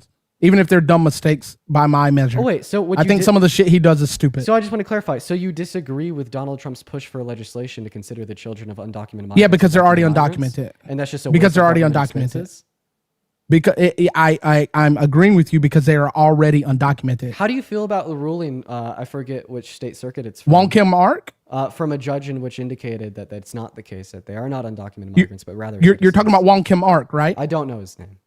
Yeah, Wong Kim Ark was a case based on the premise of the Chinese Exclusionary Act, and this was a direct result of that. And then you have the Brigham Treaty, which says that which was an opposition to the Chinese Exclusionary Act. When you look inside of that treaty, these people were permanent legal residents based off of their kind of like a green card status. So that particular ruling only applied to Wong Kim Ark and his family because of their status based off of a treaty. And according to Article 6 of the Constitution, all treaties, laws, and the Constitution made and things made in pursuance thereof in the future would be considered the supreme law of the land. So that particular case was based off of a treaty, not his parents' actual status. Okay, well, I mean, according to the American Immigration Council, the Supreme Court case of the United States versus Wong Kim Ark would set forth a precedent under the 14th Amendment, cementing birthright citizenship for all children of all immigrants. So I will give you a little bit of homework. I just want to ask a follow-up question. Why have we never had any conservative Supreme Court justices or a conservative Supreme Court set the precedent that they are not citizens? Because it would have to come before their court, bud. They don't just make up precedents based off of what they feel or think. There has to be a court case. Has there never been a case in front of the Supreme Court? Not since Wong Kim Ark. Not since 1898. Not since Wong Kim Ark. Okay. So in 1898, you had the case of Wong Kim Ark that established the precedent that it's in the interpretation of the 14th Amendment, particularly the citizenship clause, that it cemented birthright citizenship for children of all immigrants. This has gone uncontested and has been the common understanding of the law of the land that yes, this would apply to the children of all immigrants. I mean, like we even have like legal interpretations and scholarly opinions. I mean, like for instance, this comes from the American Immigration Council that indicate that you're wrong and I'm right. We also have SCOTUS blog that would indicate that you're wrong and I'm right. As well as because today we see a push from Republicans in Congress to pass legislation to specifically revoke citizenship status away from the children of undocumented migrants, that yes, it is the current interpretation of circuit courts in all 50 states alongside our federal government that the children of undocumented migrants are citizens. I believe it is only in your interpretation. It's not my interpretation. So would you agree that the intent of the author supersedes what I feel or think, or what you feel or think? Would the intent of the author supersede what I feel or think? Yes. However, the intent of the Supreme Court as well as circuit courts would supersede your speculative understanding of the intent of the author. So also, I want to make it known that I did ask you about like federal benefits for undocumented migrants, and you are now only speculating that it benefits undocumented migrants, and I find that to be problematic. Would you be able to describe? Can you repeat the first part? I had to take my earphone out. Can you repeat the first part before you got to? Yeah, 15 seconds. for sure. I'm just simply asking you to delineate like social safety nets that are intended for undocumented migrants, because we just both agreed that the federal government right now does not intend funding for education for the kids of undocumented migrants born in America for undocumented migrants, as they consider them to be citizens. No, so They do. Even Trump does. No. I'm not saying no to that. I'm not. That's not what I'm trying to argue for that. So I don't know where you pulled that from. That's why I asked you to repeat it to make sure I was hearing you correctly. So per the 14th Amendment, persons are of two kinds. Wait, I think if we're going to debate the Constitution, we should just get a lawyer up here. I'm not a lawyer. I'm not a constitutional scholar. Cool. That's why I was asking you to do a little bit of homework for me. So there is a constitutional attorney who's been doing this for. I'm just going to side with the current distinction of the federal government. Okay. I'm going to say that the federal government. No, but that's why, because you don't know what Wong Kim Ark says. So I'm actually trying to help you with that particular case, with someone that has studied that case, that is a constitutional attorney, that has colleagues that agree with her. Are you a constitutional attorney? No, I don't have to be to be able to read. So you're giving the opinion of a constitutional attorney? I can go tell you to go listen to this person. Wait, so would you be able to say, if I was able to give you the opinion of a constitutional attorney in which would differ, that we'd just be on even footing? Yeah. That's why I asked you earlier, do you agree that the opinion, not the opinion, but the intent of the author supersedes opinion? So the way that I answered that is that the intent of the author would supersede the opinion of URI. However, I do believe that the precedent set by like court circuits in all 50 states, alongside the precedent set by our federal government, would supersede your speculative understanding of the intent of the author. What other court case questioned the 14th Amendment? So besides Wong Kim Ark, no, because Wong Kim Ark is a president for birthright citizenship for the children of undocumented migrants. But it's not, because it's based off of a treaty. No.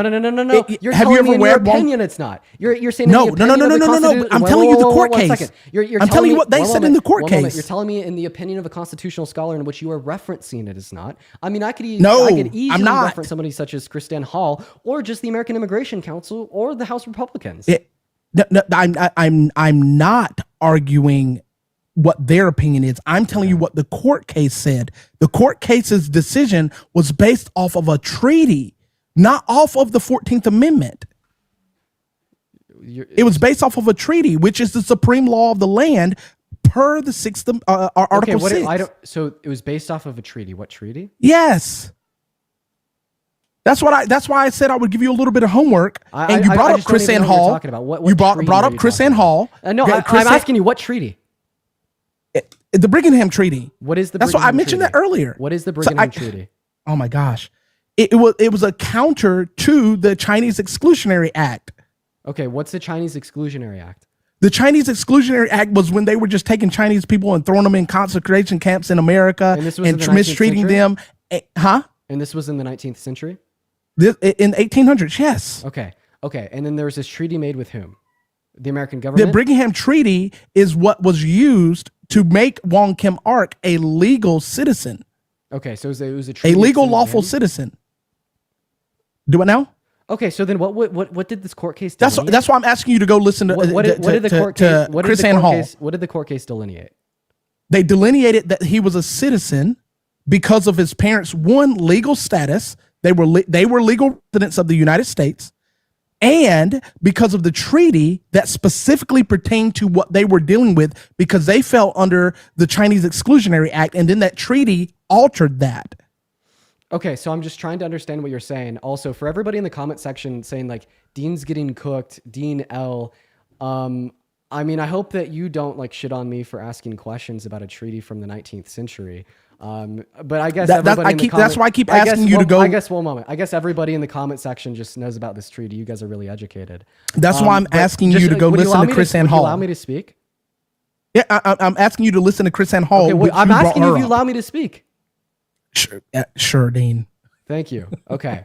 So essentially, here's the vibes that I'm getting off of what you're describing right now. So there is some very estranged scholar who has written a piece describing her reasoning insofar as why she does not believe that birthright citizenship should be extended to the children of undocumented migrants under whatever speculative shit you just threw at me. So here's where I stand today. Because 99% of legal scholars disagree with her. Because the federal government, both Democratic and Republican and MAGA and Trump, disagree with her. Because no, they agree with her. Then why would they be pushing legislation to make the children of undocumented migrants when they're already undocumented migrants? Again, like I said earlier, Trump is not God. He doesn't know everything. So then they don't agree with her. They agree with me. No, her push for it, because she said she's going to write in on Trump's behalf when this comes up to review by the Supreme Court over the legalization of citizenship based off the 14th Amendment. She's going to write an expert opinion. I'm starting to get what you're telling us about this court case, because all that I've been able to read about it so far is the American Immigration Council saying that offered birthright citizenship to the children of immigrants in America, and that specific court case decision basically delineated that the children of Chinese immigrants born in the United States, they could acquire birthright citizenship, and this would apply to the children of all immigrants. No. That is not what the case says. Okay, so if I could, I'm basing it strictly off of the case. I'm just gonna give you how about this is when I say I'm not a scholar, I'm not a lawyer, I'm definitely not a constitutional I'm not a constitutional scholar, not a constitutional lawyer.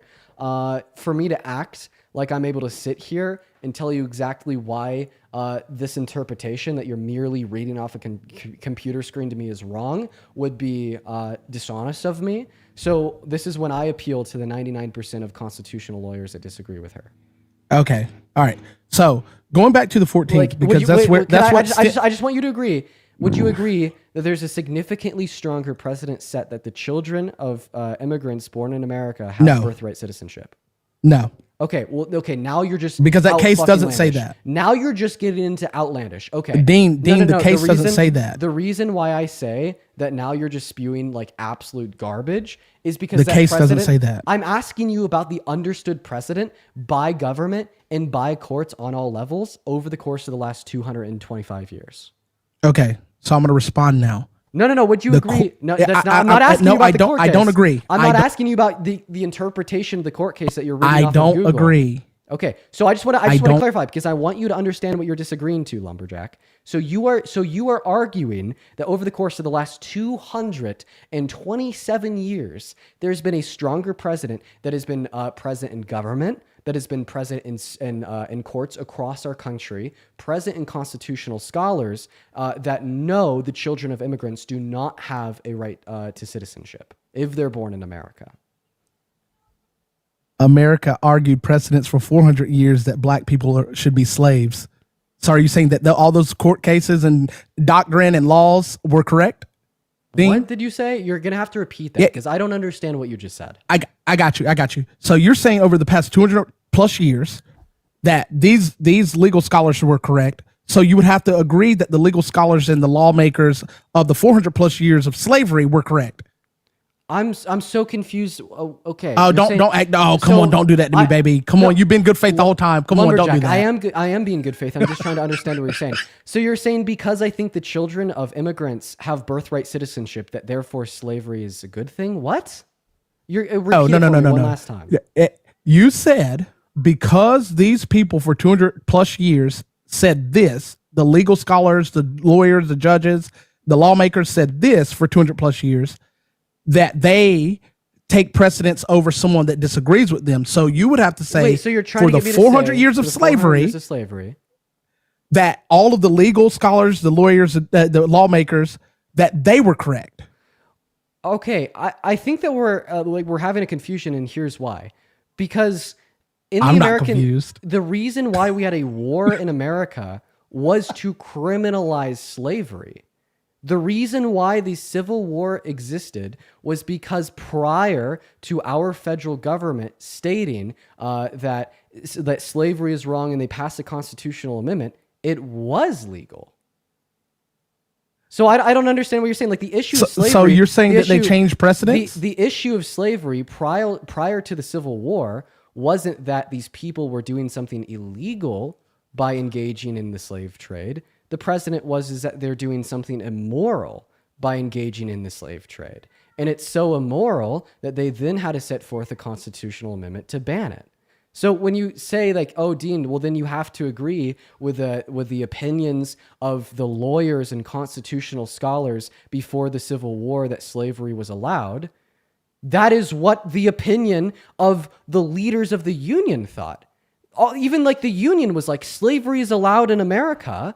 This is bad. We need to stop this. We're going to go to war and set forth a constitutional amendment. So yes, I would agree with the interpretation of lawyers, with the interpretation of scholars, that prior to the Civil War and an amendment to the Constitution that explicitly banned slavery outside of prisons, that slavery was legal. You're right. So you said that. So you're saying that they were justified in doing so. No! Why do you think I equivocate between legality and morality? I absolutely do not base my moral standard off of legality. Would you say that when child marriage was legal, that therefore they were justified in marrying kids?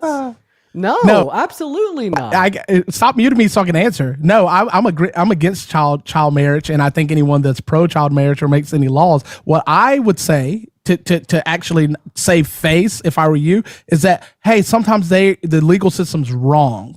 And I'm not trying to blur the lines of morality or anything like that. That's not what I'm saying to say faith. That's exactly what I'm arguing. You're asking me if like the interpretation of scholars and lawyers prior to the Civil War was correct, that slavery was allowed. Yes, their interpretation was correct. Slavery was allowed. Slavery was legal in America prior to the Civil War. That's very important to acknowledge and understand. And that's why they went to war and set forth a precedent of a constitutional amendment to ban slavery as the law was immoral. I have a because the law was immoral. Right. So when we go to the 14th Amendment, because this is where I've been trying to get the whole time, because you're arguing that the language of the 14th Amendment gives you the go-ahead nod and the win.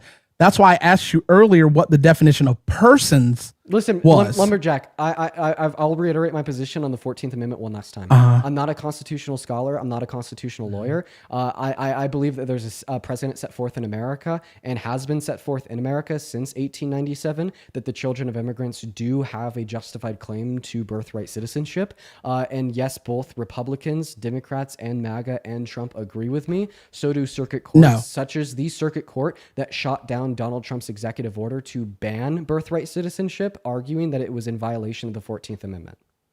Yeah, there is a court precedent. The court that struck down Donald Trump's executive precedent. order. That was a hearing. It was a hearing that struck down the executive order, right? Was Donald Trump's executive order shut down? He's going to win on appeals. Oh, but the current precedent prior to the appeal is that the children of immigrants do have birthright citizenship, correct? No? Okay, well then if court cases don't determine precedent, the court case that you are referencing that determined the precedent, that the children of undocumented migrants do not have a just claim to citizenship, is irrelevant. That's not what I'm saying. Yes, you're giving me a court case to instantiate that because of the wording of this court case, the children of undocumented migrants do not have a claim to citizenship. Well, I'll just give you a more recent court case. There's a more recent court case that came from a circuit court, and I forget the state, could have even been a federal court, that struck down Donald Trump's executive order, saying that the children of undocumented migrants do not have birthright citizenship, appealing to the 14th Amendment. So yes, absolutely, there's a precedent set in America today by the circuit court that shot down Donald Trump's EO, stating that they do have a claim under the 14th Amendment to birthright citizenship. That's not a court case. Stop muting me. I know how to be quiet and let you speak, but stop muting me. That's weird. So that wasn't a court case, bro. That was a judge who held an emergency hearing to put a stay on the executive order. A court case is you have a defendant. Yeah, the hearing set forth the precedent that under the current hearings can't set precedents, Dean. Oh, okay. Then what do you mean by precedent then? The precedence is set by a court case where a verdict is rendered. Okay, so this was not a verdict on appeal. So you need. Yeah, I think that will be turned over on appeal. So I think what I'm arguing is that seemingly the courts and the government agree with me that in accordance with the current interpretation of the 14th Amendment, the children of undocumented migrants have a claim to birthright citizenship. Okay, by what part of the 14th? By what part of the 14th? Like the first two sentences where it says, do you want to read it off to me? And that's why I was where I've been trying to get to the whole time, bro. That's where I've been trying to get to. Because if you would agree with me that definitions matter, prescriptive and descriptive, they matter, right? Do definitions matter? Definitions matter. Okay, fantastic. So per the Constitution and the definition. Can we just get a lawyer on the live? I don't care. They're going to be wrong too. You can pull up any lawyer you want. Yeah, I want to get a lawyer on the live. Do we have like law? Do we have Rolo? It's cool. I mean, you can find them, but like my position doesn't like. I just want to reiterate. My position goes no deeper than 99% of lawyers, attorneys, and judges agree with me.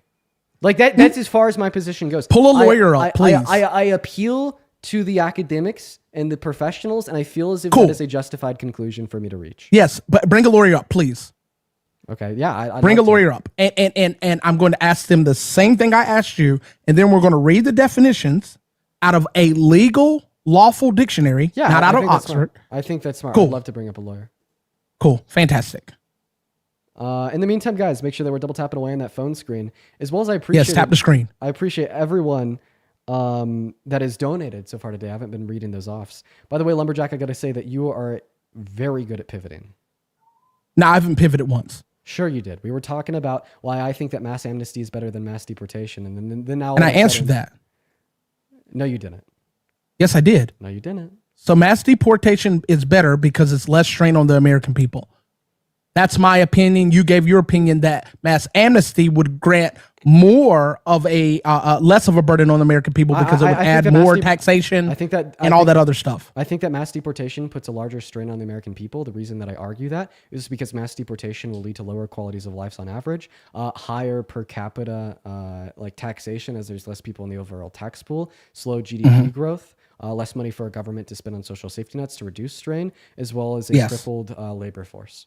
And I asked you where you pulled those metrics, and you stopped halfway because we haven't had what you're saying. We haven't had what you said. Where am I pulling those you're metrics saying from? On mass, right? Wait, where am I pulling those metrics from? So I already gave you like the evidence. You gave me one. So I gave you the evidence to justify that undocumented migrants pay $100 billion per taxes a year in the federal, state, and local level. Undocumented migrants are productive providers for that reason. They put more into the government than they take out. The evidence that it would cripple our labor force to do mass deportation. I mean, on one hand, just comes from common sense. You're removing millions of people that work. The reason we know that they work is because they pay $100 billion in taxes. And then B, the business owners that have been complaining about the mass deportation insofar as how it will slow their growth in the long term. My second claim that it will reduce GDP growth was, well, if you're a productive provider, you're working a job and you're paying taxes, you're spending money inside of the economy.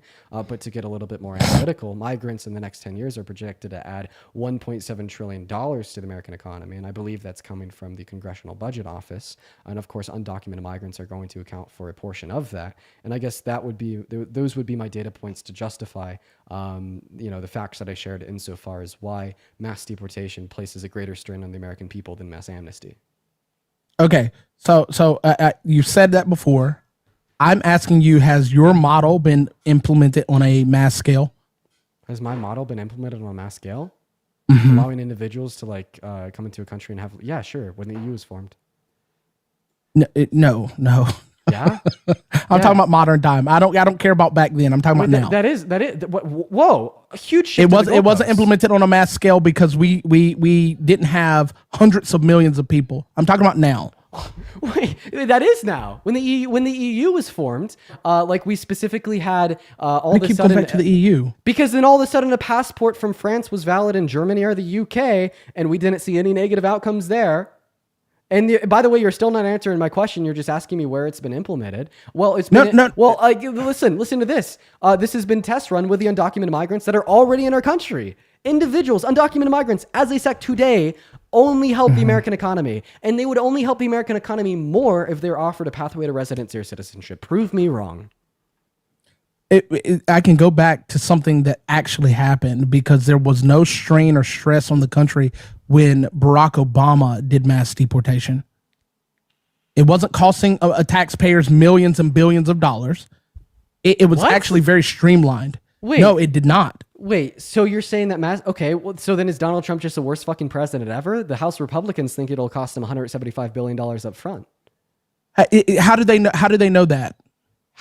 Dude, that is what they wrote in for the budget. In the House, okay. In the House Republican budget provision, yeah, in HR, they allotted in HR $175 billion for mass deportation. What do you mean? How do they know that? That is a funding allotted by Congress. That is how much Congress has allotted to be spent by the American taxpayer on mass deportation. Do you think it doesn't cost money to organize and charter ICE agents to identify and deport undocumented migrants? I mean, we're already paying what is it, like $3-4 billion per year to deport individuals. Dean, that's not what I'm saying, buddy. To the El Salvadorian jail. I mean, what your claims here are just absolutely indisputable. Mass deportation costs money. And then mass amnesty is a way that individuals that are in our economy productively providing today will be able to productively provide to a higher degree. Mass amnesty. How much is mass amnesty going to cost? How much is mass amnesty going to cost? Yeah, I'm unaware of what the specific cost would be. However, it would be a positive investment, as it is the case that if we were to offer undocumented migrants in our country that are already working and already serving as productive providers that spend more and give more to our government than they would cost, they'd only be able to produce to a higher degree under the same material conditions, as they'd have a higher level of bargaining power with their employer. So when you spend money on giving undocumented migrants citizenship, well, then all of a sudden the undocumented migrants continue to pay $100 billion per year in taxes, but more with the additional bargaining power allotted to them because of their citizenship. When you spend money on mass deportation to get them out of our country, well, then you scapegoat and forego the additional revenue that would be given to our government because they have more bargaining power as citizens under mass amnesty, as well as you scapegoat and forego what they're paying in taxes and adding to our GDP already, as will no longer be a productive provider in the American economy. And that's just true definitionally speaking, because you sent them out, you deported them. Oh, okay, cool. 2 questions. One, statement and 2 questions. So the statement is, you said you don't know how much it's going to cost the American people. So there's a potentiality it could cost more than mass deportation. No. 2, No. That's not true. The reason that's not true is because mass amnesty, you're spending money to make money. And under mass deportation, you're spending money to lose money, not to mention that it's likely more money would have to be spent on mass deportation because undocumented migrants are not cooperative with mass deportation, but they would be cooperative with mass amnesty. So for those 2 reasons, one generates a positive ROI, one actually generates a negative ROI. You're investing $175 billion in mass deportation to lose $100 billion per year in opportunity costs, which is what they already pay today. Plus, it would obviously be less frivolous to offer undocumented migrants a pathway to residency or citizenship, as they'd be cooperative with the plan compared to mass deportation, which they're not cooperative with. Okay. Again, so you don't know how much it's going to cost to have them come in. My first question to you is, wait, but an ROI that makes money is always better than an ROI that loses money. That's why I'm going to ask. That's why I pose this question that you won't let me answer. Ask, when does the ROI happen? How long before they get the return on investment? They already are. How, when you said your system's not been implemented yet? What are you talking because about? Because undocumented migrants already pay $100 billion per year in taxes. No, by simply making the decision to not deport them and start considering the idea of mass amnesty, you're already making an ROI. No, you're not, yes, because we're still paying for them. We're still paying for them, and you never gave a solution for the influx of people that would be coming because of this expedited process. Name the federal programs that benefit undocumented migrants. It's not federal programs. It's the fact that we are paying for them. Paying through them how? Through what programs? So, for example, in several states, not just one, but we'll use Arizona. In Arizona, you have to have an additional insurance for undocumented drivers, because if they hit your vehicle, you got to have full coverage for you and full coverage for them, regardless of who hits who. But if they hit your vehicle, you have to pay out double and sometimes triple for them. That's a burden on the United States people. It's like that in Las Vegas. It's like that in New Mexico. It's like that in Arizona. So if they're not undocumented and they can seek a driver's license and more conventional insurance, the insurance rates will go down. So what you're telling me is that if we would deploy a plan of mass amnesty and offer undocumented migrants in America a pathway to residency or citizenship, well, fuck. Not only are we benefiting our government and our economy, but we're also benefiting the average everyday American, because their insurance rates will literally go down. Mass amnesty will make insurance rates go down under your perspective. Now address the influx. Address what influx? Like the influx that because telling people that it's faster to get into the United States is going to cause more people to come here. You never addressed that. Yes, I did address that. I absolutely did address that. I gave you historical precedent that doesn't occur in the EU. And then I went on to ask you, well, if it was the case that you knew for certain it wouldn't cause an influx that led to longer queues in ports of entry, would you support it? And you still said no. What that means is that pragmatic concerns such as that's not an answer. Lines, it is, because what it means is that pragmatic concerns is insofar as longer queue lines at the southern border is not a relevant reason insofar as why you support mass deportation over mass amnesty. All that I'm hearing now is that you literally cannot think of a reason why mass amnesty is a bad thing. So then you have to reappeal to speculative pragmatic concerns that you've already laid out upwards of 30 plus minutes ago that I've already disputed and demonstrated to not be relevant to you. So let's talk about things that are relevant to you. Name one way that mass amnesty would be bad. You keep cutting me off whenever I try to get to it. So what I'm saying is just because you make the process faster doesn't mean it's going to make it easier. One, just, and then you don't have a disagree. No, you can disagree all you want, but you haven't provided a legitimate answer for the influx. Because say if we have 200,000 people coming now, and you make it a faster. Oh, wait, no. Stop. I want to ask you a quick question. Let's assume. Oh, goodness. Let's assume that you are a scholar, and every weekend you write a 10-page research paper. Okay. So first weekend, from the start of your research to the end product of having this 10-page research paper, it took you 3 days. The second weekend, it took you 3 minutes. What weekend did you have an easier time writing your 10-page research report? That's not valid. That's not valid to what my point. That's you keep obfuscating from my point. That is valid. I'm asking you if you make the process faster. What makes it hard right now is the fact that it's so lengthy and expensive. If we reduce the amount of time that it takes and we make it less expensive, well, then all of a sudden it is easier.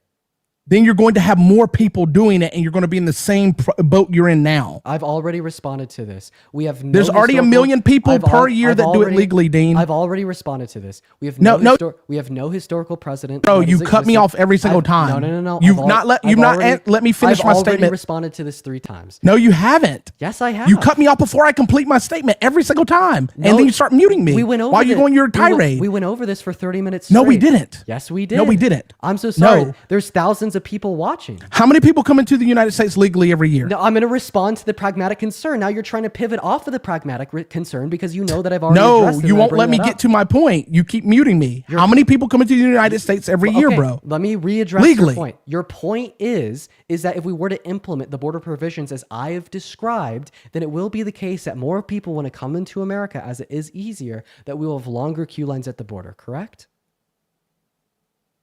Stop muting me. That's is that weird. Your point? I'm not cutting you off. Let me finish what I'm saying. Did I just address it's going to point? No, it's going to increase exponentially. It's not going to be just like this small increase and then it's going to taper off. It's going to continue to increase because people are going to have more of an opportunity to get here faster. So now you have to not only contend with the million plus every single year that you have, you're going to then have to contend with over the course of 4 years of Joe Biden, they had 1.5 million people come in illegally. That's 2.8 million people. You're repeating right what there. I just said. No, I'm not. Because then you're going to have to contend with the excess of unknown numbers coming in after that. How do you handle the people that you don't know? And don't compare it to the EU because you said you didn't want to talk about the people outside of the EU. You only wanted to discuss the people inside the EU traveling from country like France to Germany because you didn't want to address the issue of the people coming outside of the EU that's actually unaliving their countries right now. So how do you handle that if you expedite the process? Okay. So thank you for repeating exactly what I just said. The reason why you repeated exactly what I just said is because you've already asked me this question 4 times. So I will answer it for a 5th. I don't mind, because I think at some points it is important to revisit these things so we could better understand each other's positions. So once again, you were saying, Dean, if we expedite the legal processes of migration into America, if we make it so easy to attain residency or citizenship, where we're only denying individuals with prior violent offenses, well, then all of a sudden, there's going to be people from all over the world that want to come into America through these new awesome programs, which could lead to longer wait times at the border. I'm going to go ahead and repeat my responses. Are you ready to listen? There's open borders between all 50 states in America. We don't see these terrible problems of people from Utah trying to get into Colorado because there's this open border where they could just drive across a road. That's one. Second response. We saw countries with their own forms of border control and security in Europe prior to the creation of the EU. Germany had its own separate, distinct border patrol from France. French individuals could not freely migrate into Germany. When the EU was created, there was no restriction on commerce and movement between countries inside of Europe, and we did not see any drastic outcomes. There's two historical precedents set to debunk your claim. The most important thing in which I'm saying, though, to contend with your claim is a very simple fact. Okay? It is on you to argue that if we were to make the legal means of entry into America better, that America, a country that takes in $29 trillion per year, a country that you think is the best on earth, a country that you think is far ahead of any other country on earth, wouldn't be able to take it when historically it's only produced good outcomes. Okay, so you were comparing. Oh wait, actually, that's actually not even the most important part. The most important part is this: we've already gone over everything I just stated, and I asked you, Lumberjack, hypothetically, if there was a way for a country to manage legal ports of entry into America, as I've already described, would you support it? You answered no. No, I didn't. You did. No, I didn't. So you would. So one, you're comparing apples to oranges. So then answer it again. So you would support my plan if it was practically feasible? Yes, if it was feasible and wouldn't put a burden on the American people that already reside here.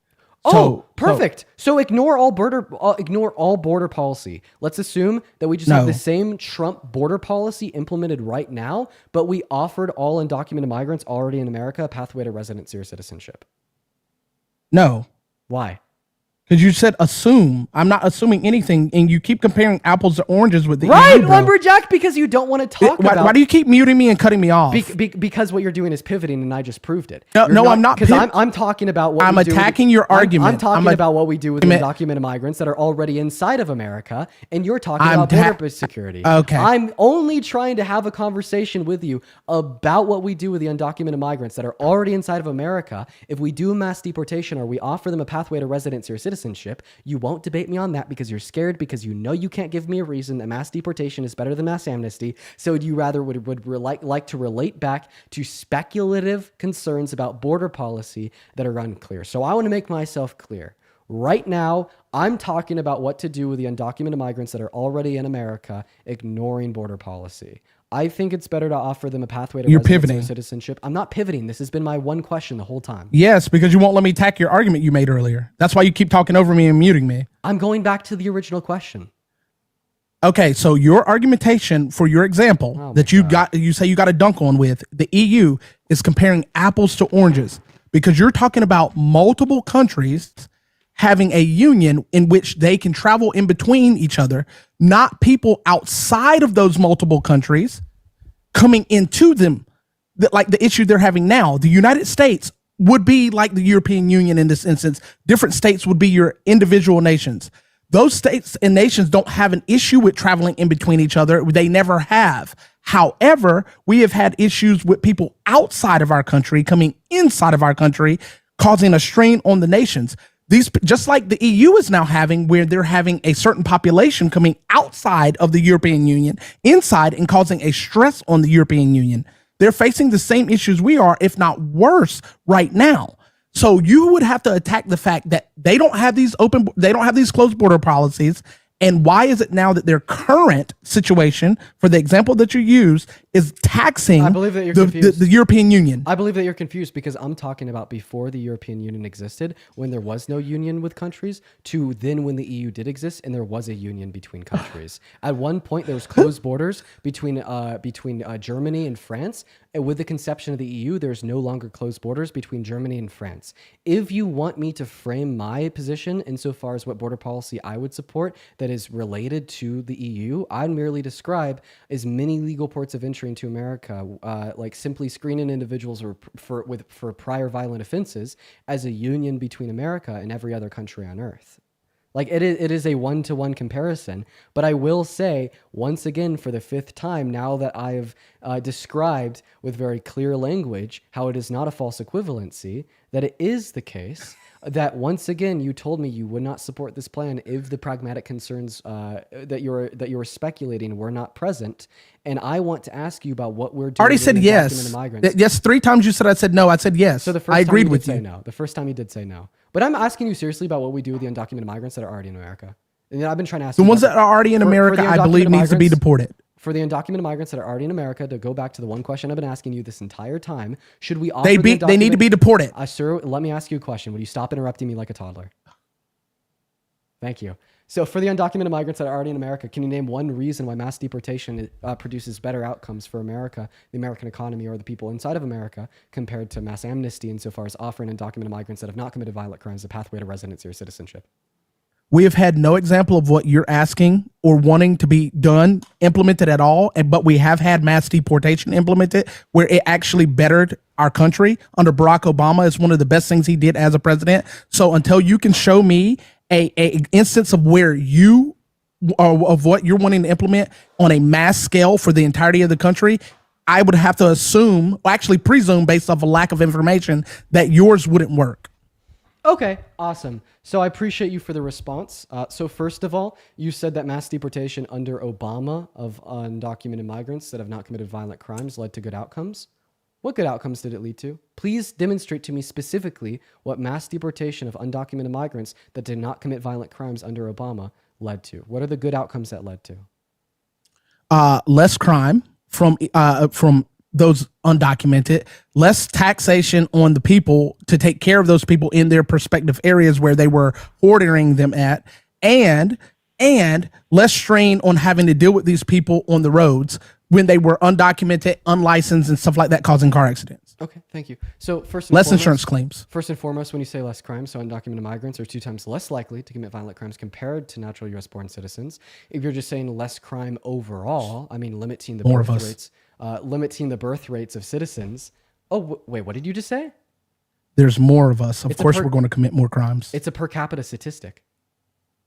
There's more of us. Of course, we're going to, per capita, commit more crimes. Sir, what does per capita mean?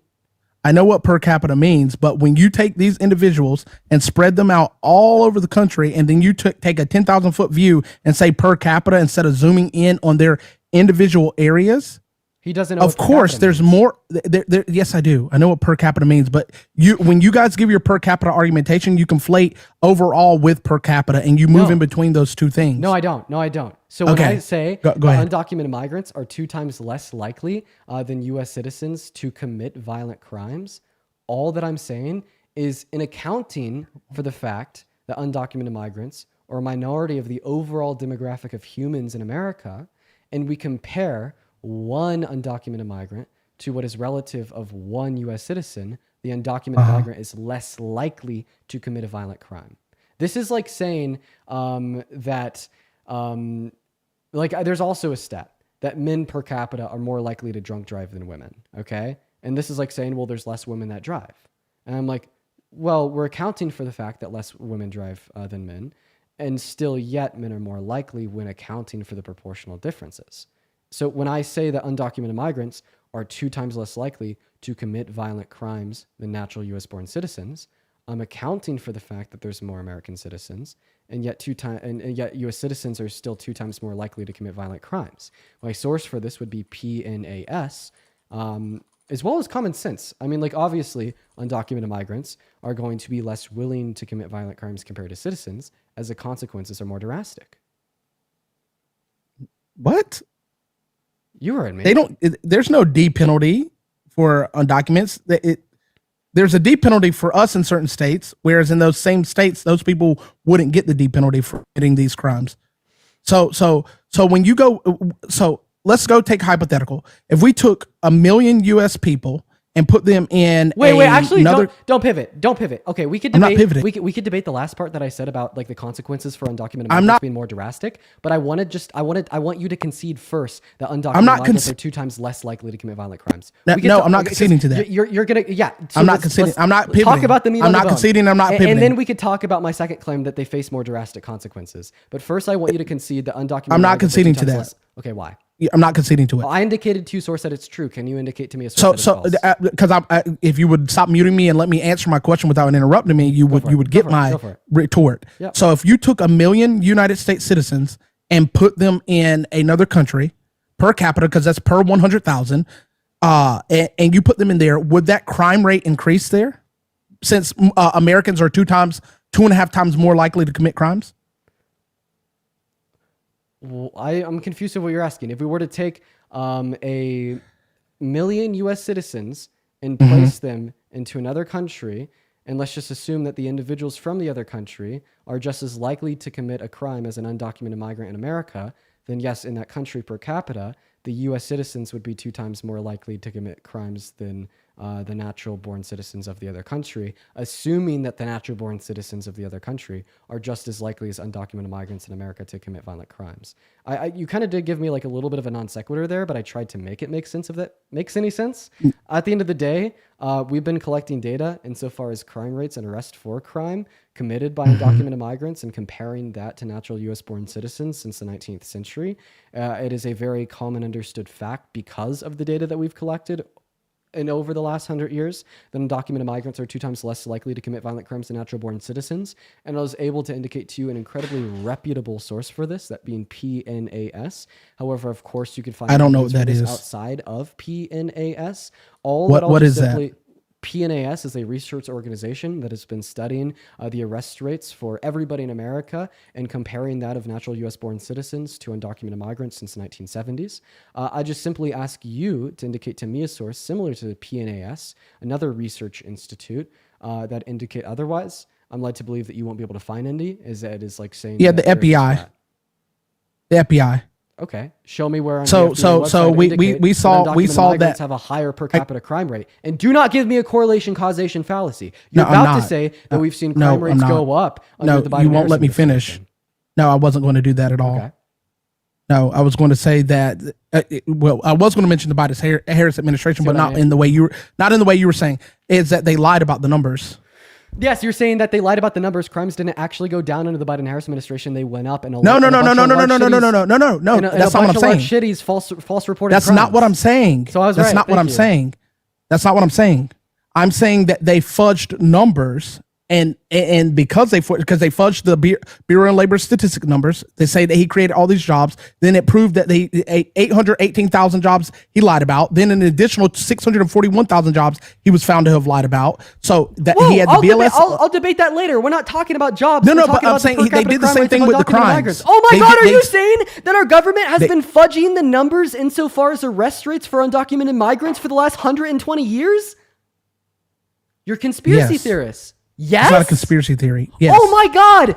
Wow. Dude, listen to this guy. Lumberjack. You're unreal. Bro, you keep muting me. So, this is not a conversation anymore. You keep muting me. So I just want to clarify that you think that the FBI has been doing this for over 120 years just for undocumented migrants, right? No, crime in general. Oh, okay. So then it proportionally apply to undocumented migrants and U.S. citizens. So it's still irrelevant even if true. Not necessarily, because you don't know. So for example, we have the perfect example. You know, the 5 guys that beat up the 2 cops in New York never were arrested. I know that what you're telling me is absolutely irrelevant. It's beating up a cop a crime. Unless you'd be able to give me any fucking evidence that undocumented migrants are 2 times less likely to be arrested. I'm asking you a question compared to natural U.S.-born citizens. I'm asking you a question. I see your question as a completely irrelevant non sequitur, and the reason why I see your question as a completely irrelevant non sequitur is because I believe no matter how I respond or answer your question, that it does not demonstrate that undocumented migrants are 2 times less likely to get arrested for crimes compared to natural U.S.-born citizens. The only way you could dispute the facts provided to us by PNAS and similar institutions of reputation would be to demonstrate that for the last 150 years, undocumented migrants have consistently been 2 times less likely to get arrested for any and all crimes, particularly violent crimes, compared to natural U.S.-born citizens. Do you have any evidence to demonstrate that that is true? Can you show me where they have 150 years of documentation on this PNAS.org? PNAS has only been recording it for 50 years. However, crime rates have been recorded for the last 150 years. Okay. So can you answer my question? Like to show you where the other 100 years are? No. I don't care about that. I want you to answer my question because you're basing this solely off of arrests, not violent crimes. So because we know that beating a cop is a crime. Yes, being arrested for a crime and committing a crime are not the same thing. I know a lot of people are falsely arrested. But a lot of people are not arrested as well. Kind of like the 5 that beat up the cop, the 2 cops. Kind of like the 3 guys that raped that woman at the Statue of Liberty. There was no arrest made for those people. Yeah, none of what you're saying matters unless you could demonstrate that undocumented. Wow. So you're okay with people being assaulted and raped? Cool. Okay. All right. Because it doesn't matter. Lumberjack, I'm gonna go ahead and kick you for being like literally so fucking disingenuous. So. Like that was like the most disingenuous thing I've ever heard. So it doesn't matter insofar as justifying your position. And for you to say, wow, so you're okay to grape to that to a fucking rape victim is just holy moly bad faith.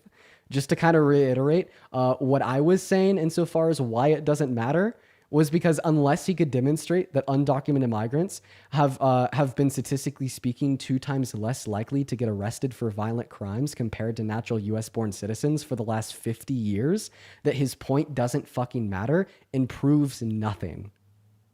But I guess his takeaway from that is that I don't care about grape.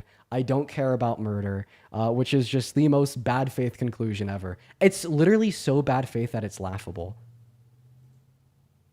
It's literally so bad faith that I completely understand and acknowledge that if any person in the comment section that is saying Dean L turned their brain on for 30 seconds, you would agree with me. It's literally so bad faith that I'm actually going to try to get you to do that. Wow. Wait, I'm okay. We're going to do a quick lesson for everybody watching. I'm going to walk you through with very simple language in less than 60 seconds how what Lumberjack just said was so bad faith it warranted a kick. Let's start off with what I claimed. Dean claimed that undocumented migrants are 2 times less likely to be arrested for violent crimes compared to U.S. citizens. My source for this is per capita crime rates from PNAS, and which have been studied for the last 50 years. Lumberjack's response to this is to say there's people that beat up a cop in New York that weren't arrested. There was somebody that raped a woman that wasn't arrested. He was just saying sometimes people commit crimes and don't get arrested for them. I then say that this does not challenge my position at all, and I don't care unless you have evidence to demonstrate that for the last 50 years, undocumented migrants have been 2 times less likely to get arrested for violent crimes compared to natural-born citizens. And then he says, wow, Dean, you don't care about grape? You don't care about murder? Warranting the kick for the most bad faith position of all time. We are going to go ahead and move on to the next guest. I'm really happy to see that everyone in here understands exactly why I kicked him for being the most bad faith guest on my live since I've started streaming. I'm really happy to see that everybody understands. I love to see it. You guys are awesome. Good on everybody in the chat right now that's spamming the W Deans for being good faith. I bet there's actually quite a few Republicans down there that are being good faith right now, dropping the W Deans too. Okay? Because of course you should combat bad actors that don't care about intellectual discourse, that just want to say that apparently I don't care about grape or murder because his statements was irrelevant to my position. Good on you guys. What's up, The Rock? Did you vote for Trump? I did not vote last election, but I would say that Trump would be the better Okay, how president. old are you? I'm 20. 20, phenomenal. Okay, well, I guess before we get into our debate, I have a load of donors to thank here. I do really appreciate everybody that's donated over the course of the last 2 hours. I was just locked in with the conversation with Lumberjack. The negative commenter, thank you for the $5 over on YouTube Super Chat. That's very kind of you. As well as Sid with the $100 donation over on YouTube Super Chat. Thank you so much for the love, Sid. I want to see 1,000 W Sids. Crampton with 129 SEK, and then Mallory with a $14 as well. Annabelle with a 10, Envy with a 2, Kate with a 5. And I guess we'll just go ahead and stop there and kind of get this guy's argument. And we're just going to break it and segment up all the donations from you guys. Because if I didn't, I'd probably just be thanking you guys for like 5 minutes straight. Just know that you guys are awesome. Anyways, The Rock, why do you support Trump? Why would you have voted for him? Yeah, I think his abortion stance is stronger than, like Kamala's stance. So you think that abortion should be left up to the state? Well, I would support a federal ban, but I would rather have it left up to the states. Do you think that abortion should be banned in all circumstances or just selective circumstances? No, I'd give like an SA medical exceptions. Okay, so why do you think elective abortions are wrong? Yeah, I think that there's an obligation that the mother has. Okay, why? Yeah, well, it would just be based on like causal principles. Okay, well, I don't think that you could have an obligation to a non-person, and I don't think that the fetus is a person until around 20 through 24 weeks. Sure, what's a person? Yeah, I mean, I just define personhood to be resemblant of an entity that has the capacity to deploy sentience. There'd also probably be some traits of like being of a species of a higher rationale. But for a working position, I just don't place any moral value onto the fetus until around 20 to 24 weeks. And for that reason, I don't think you could have an obligation for it until that point. I would like to say, though, do you think that the mother has an obligation to provide for the means of her offspring from the moment of conception? Yeah, I would say so, yeah. Okay. So you think that like a zygote has the right to life? Well, yeah, I think the right to life is kind of irrelevant in this stance, but yeah, I would say so. Okay, so if like a woman has an IUD that prevents the implantation of zygotes into the uterine lining and killing them, you think that that mother is culpable for murder? Well, I would say that if she already had got the IUD, like if she has it now, I don't think it would be pragmatic to, arrest her for murder, but I would say that's not what I asked you. I didn't ask you if she should be arrested for murder. I asked you if she is a murderer. Oh, I mean, if that just depends on the semantics of murder, but well, yeah, it depends on how you define murder, which you told us you do think if zygote has a right to life, and like seemingly this mother is like violating it and killing it, which I'd see is no different from like killing a newborn baby under review. So is that like I was saying, that just depends on the semantics of murder. Under my definition of murder, I would say yeah, probably, because I would just define murder as some sort of like unjustified killing, but I know like some people will define it as like a legal term. Okay, do you think that all murderers should be in jail?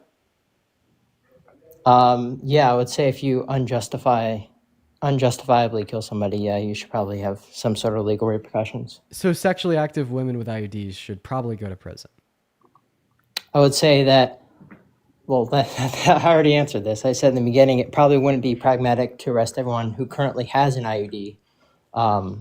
So no, I don't think that just because you've gotten an IUD previously means that now we should arrest everyone with that. Okay, so you don't think that all murderers should be in jail then? So the contradiction in your view is now that you think women with IUDs that are sexually active that have killed zygotes are murderers, and that you previously shared with us that you think all murderers should go to jail. Wait, but okay, now that you're saying they shouldn't. Things. You're confusing applied with normative ethics. I think normatively, yes, you should probably be in jail if you're a murderer, but obviously I don't think we should apply all normative, norms. So I'm asking you about your like normative position, like, and Right. And is I'm your saying normative yes. position on women with IUDs? Yes, That and kills zygotes go to jail. I already told you that yes, they probably should have some sort of legal repercussions, but that doesn't mean that it would be pragmatic or that I think that, We should could apply have a this. conversation about applied ethics later. Right now, I'm just Right. asking you about your normative positions. Yes, and I already told you yes. My answer is yes. I Okay, don't think yeah. we should apply this though, Yeah, but yes. and that's the absurdity of your view. I think it's very Explain the absurd to say. absurdity? I think it's quite absurd to say that all women with a form of birth control are murderers that should be locked up. Yeah, explain the absurdity. You just said it was absurd. Explain it. I need to explain to you why that's absurd. Well, yeah, if you're going to make a claim that it's absurd, you got to support that claim, yeah. That's how it works. Okay. Well, I'm here to talk to serious people, so we're gonna go and move on to the next guest. Dude. Okay. Yeah, someone in the comment section just said, "Stop wasting my time." Yeah, bro, that's obviously clear. Holy shit. Are you kidding me? Dude, what is up with dude, what's in the water, man? If I have to explain to you why it's absurd to label every single sexually active woman with a form of birth control as a murderer that should be in jail for the rest of their life, I'm just going to choose peace and move on. It's a damn fluoride, man. These guests have been drinking all their fluoride. Hey, by the way, I really appreciate the people that are spamming Eldeans in the chat for self-reporting. Women, watch out. And I mean that seriously. I mean that super seriously. I know that was framed as like a type of joke, but it is a very serious one. What's up, Austin? Did you vote for Trump? I also did not vote as well in this election. Would you have voted for Trump? Honestly, man, I don't know, dude. All right. Well, I do appreciate you for coming up. However, we are only looking for individuals that either did vote for Trump or would have voted for Trump. But I do appreciate you for your time. So we're going to go and move on to the next guest. We got Cage loading up in. Hey, what's up? Did you vote for Trump, Cage? Yes, I did, Dean. All right, Cage. Before we get on to it, I just want to thank more of the donors.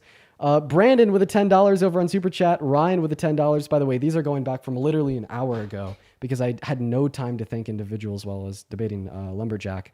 But also Janet, thank you so much for the $50 donation over on YouTube Super Chat. Thank you so much for the love, Janet. You are phenomenal. At least 500 W Janets, 100 W's for Kelsey, and 200 W's for AMA. Thank you for the love, AMA. And then another 200 W's for AMA. That is so incredibly kind of you. And then Charlie with a 50 pounds. Everybody please show some love to Charlie. And then Nargina with a 70. Thank you so much for the love, Nargina and Charlie. You guys are phenomenal. Crispy with the 30 Canadian dollars. And James with the 50 Canadian dollars. Desi with a 10. Kat with a 10. And then Carmen with the $50 super chat. Guys, show some love to Carmen. Show some love to James, to Charlie. You guys are all so incredibly phenomenal. I love you guys so much. Then also Kendall with the $20 on Venmo. And Natasha with the $50 on Venmo. Huge shout out to Natasha and Kendall. Gabby with the $5. Kat with the $20. And Sam with a 5. Thank you guys so much for the love. And then Brian and Thomas with the $20 each over on Venmo. Thank you, Brian and Thomas. And then AJ with the 25. And then N with the 20. And we are all cut up on Venmo now too, guys. Thank you so much. And then Sydney and Nicole both with the $5 on PayPal. Let's get a huge W for all of our donors. You guys are so incredibly kind. And we are now officially caught up with the donations. Huge W's for everybody. Thank you so much, you guys. Thank you so much. But Mr. Cage, go ahead and take it away. Tell us why you voted for Trump.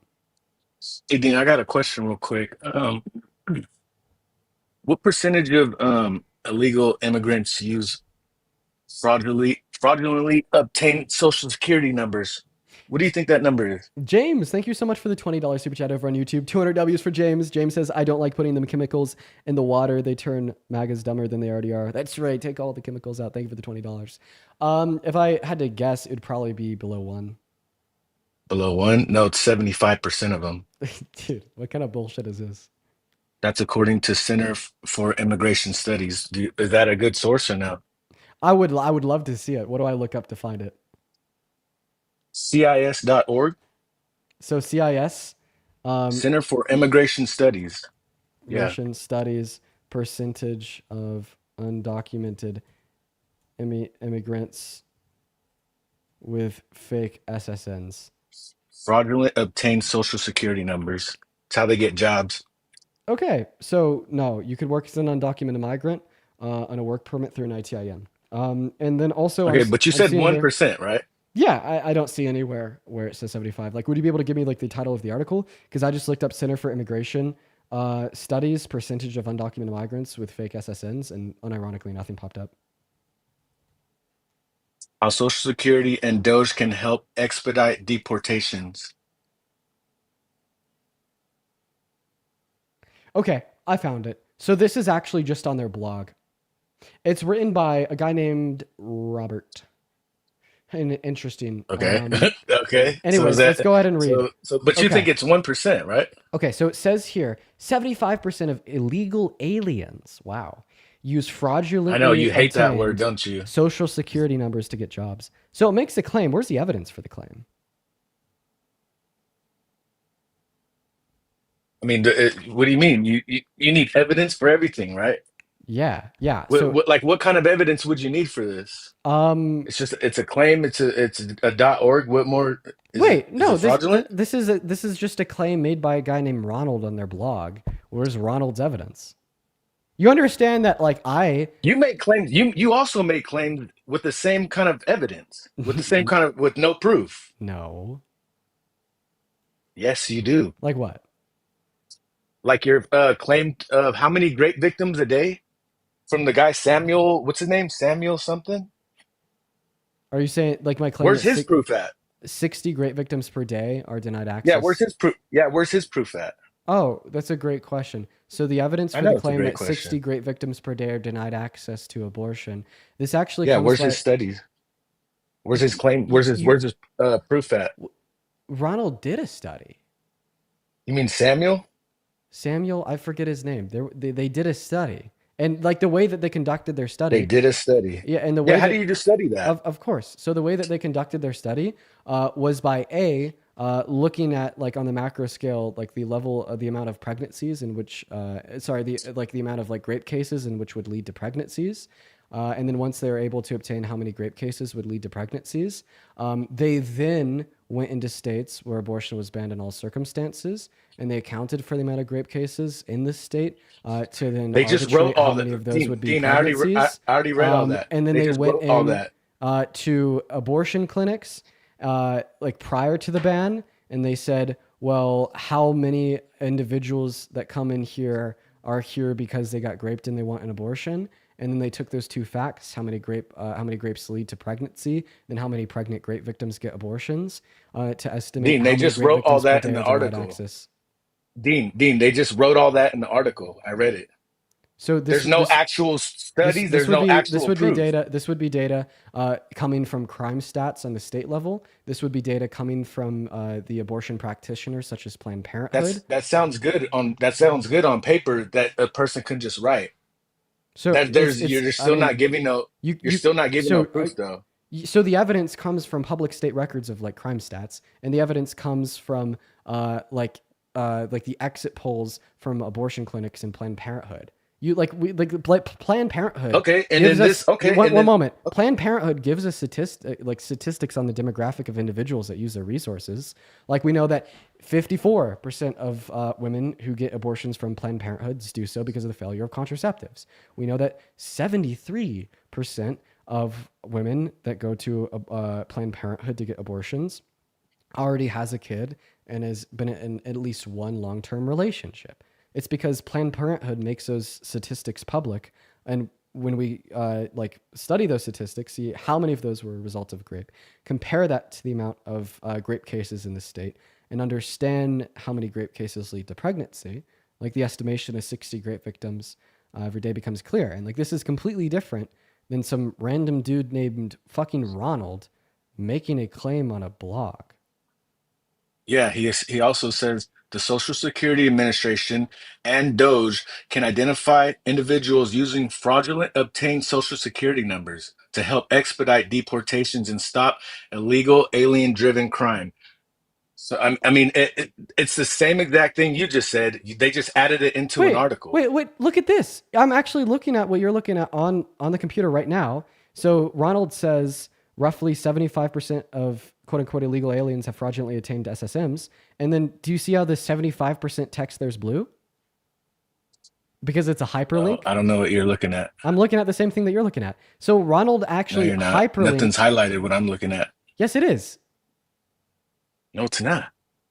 Okay, why are you lying? Anybody could go on Google right now, type in Center for Immigration Studies, how Social Security and DOJ can help expedite deportations. Go to the first thing that pops up in Google. The first big paragraph says roughly 75% of illegal aliens have fraudulently obtained SSNs. The 75% is blue and hyperlinked to an article by The Hill that is titled Most Illegal Aliens Routinely Commit Felonies, which is all like alt-right propaganda. And there's not one statement anywhere in this piece that talks about how many undocumented migrants your study is propaganda, Dean.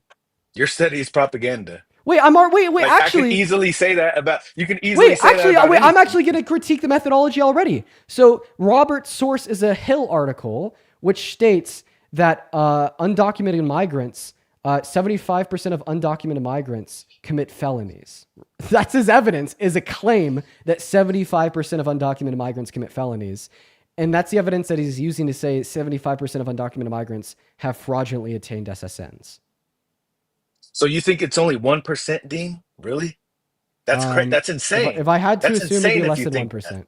But I've now completely. That's insane, bro. I've now completely. 1 second. I've now completely disputed your evidence. No, you haven't. Yes, I have. No, you haven't. Because the No, you haven't. All you did was just add- Ronald gives his evidence. Ronald's evidence for Ronald's claim is a random Hill article that also doesn't give any evidence, but merely says that 75% of undocumented migrants routinely commit felonies. Let's just assume that the Hill article is truthful. I don't think it is.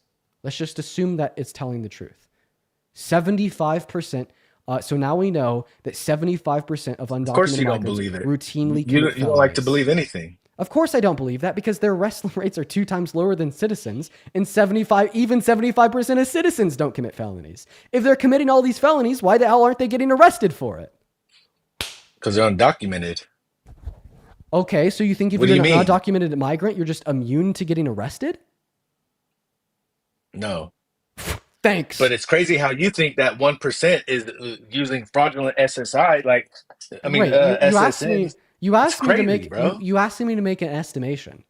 Okay, my estimation could be wrong. I'm not the one making a claim Yeah, about right. like how low it is or high it is. Of course. But what I Of am course, you saying would is that lowball it you don't below have any. 1%. Come on, bro. Okay, you don't have Really? any evidence to indicate that 75% of undocumented migrants have illegally obtained social security numbers. Okay, and you don't have any evidence that how many rape victims a day?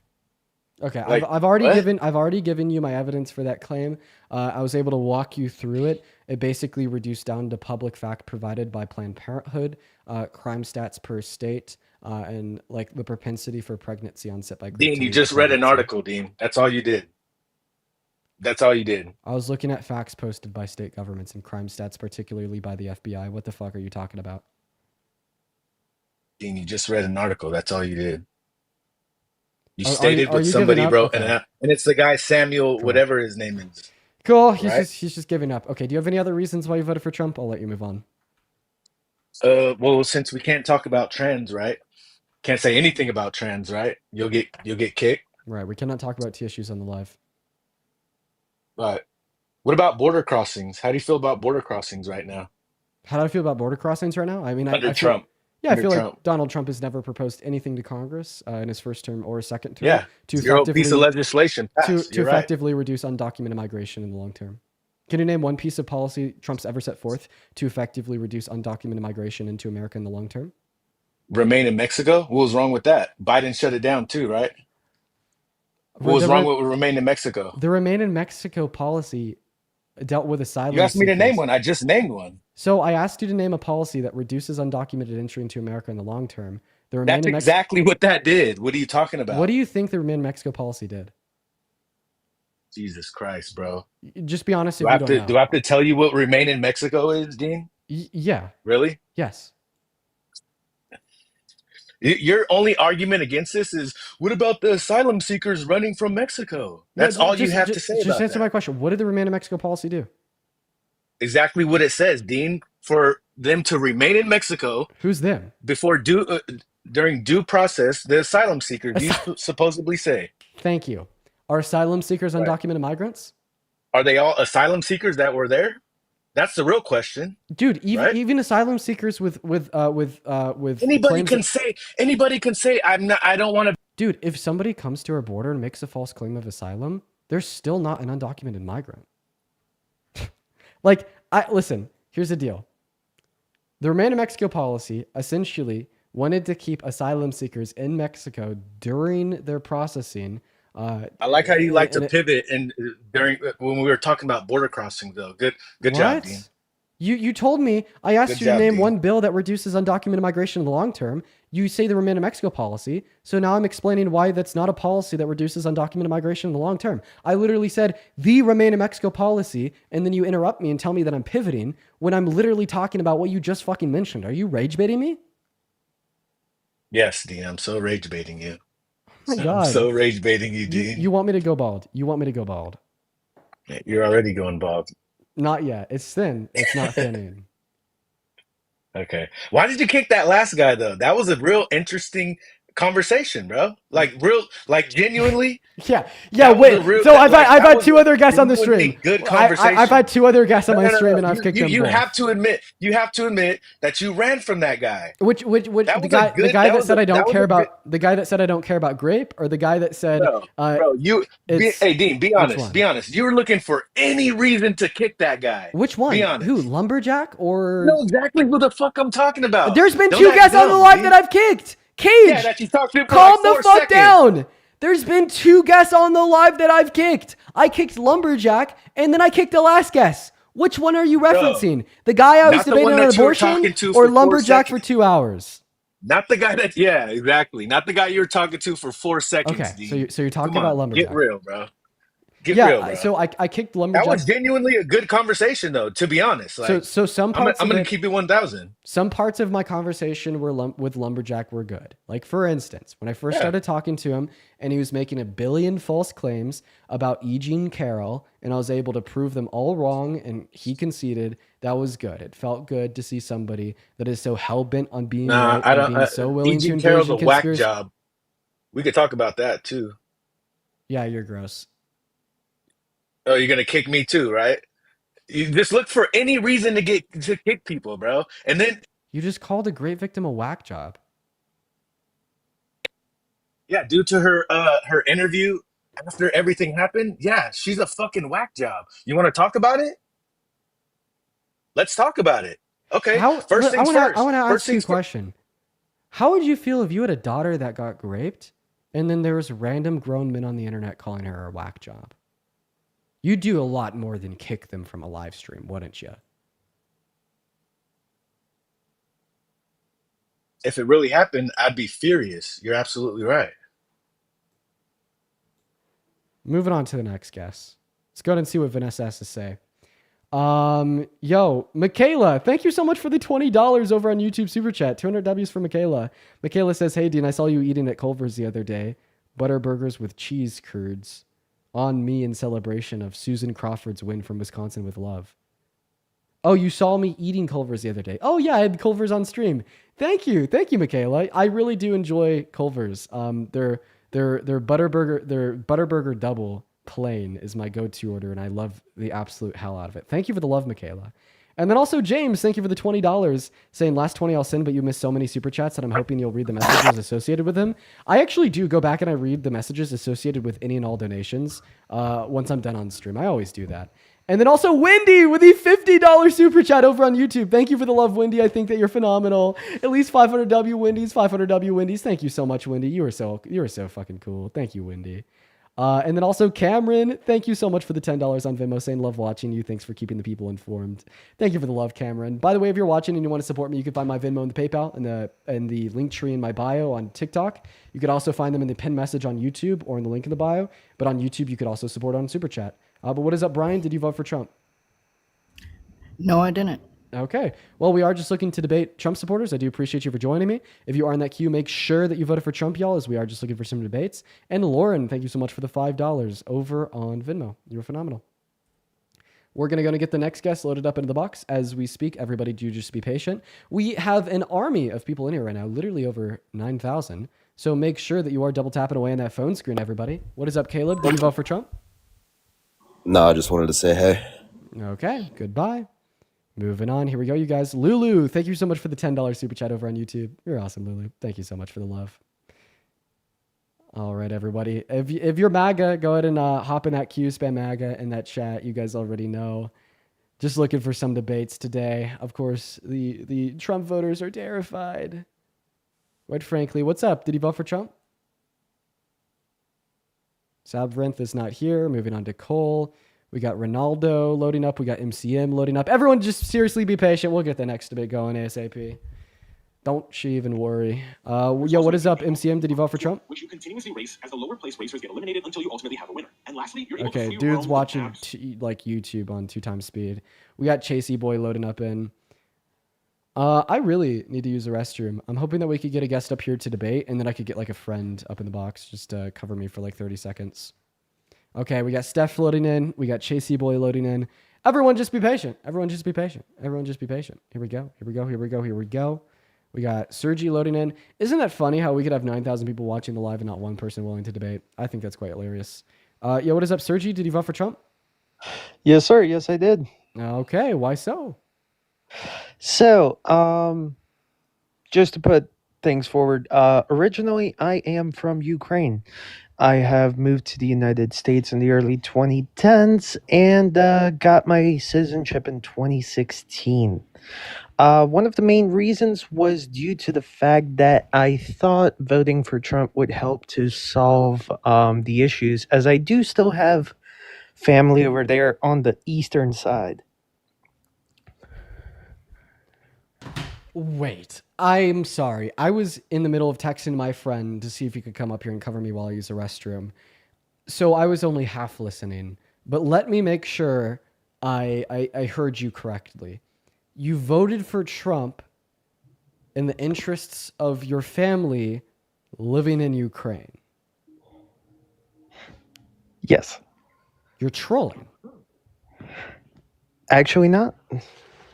Is it in the interests of your family to either be ethnically cleansed, pushed out of the region, or forcefully assimilated into the Russian Federation through annexation? So, actually, thank you for mentioning that point.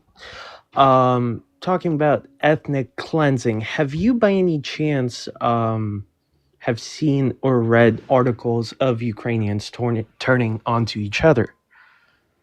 No. What does this have to do with what I asked?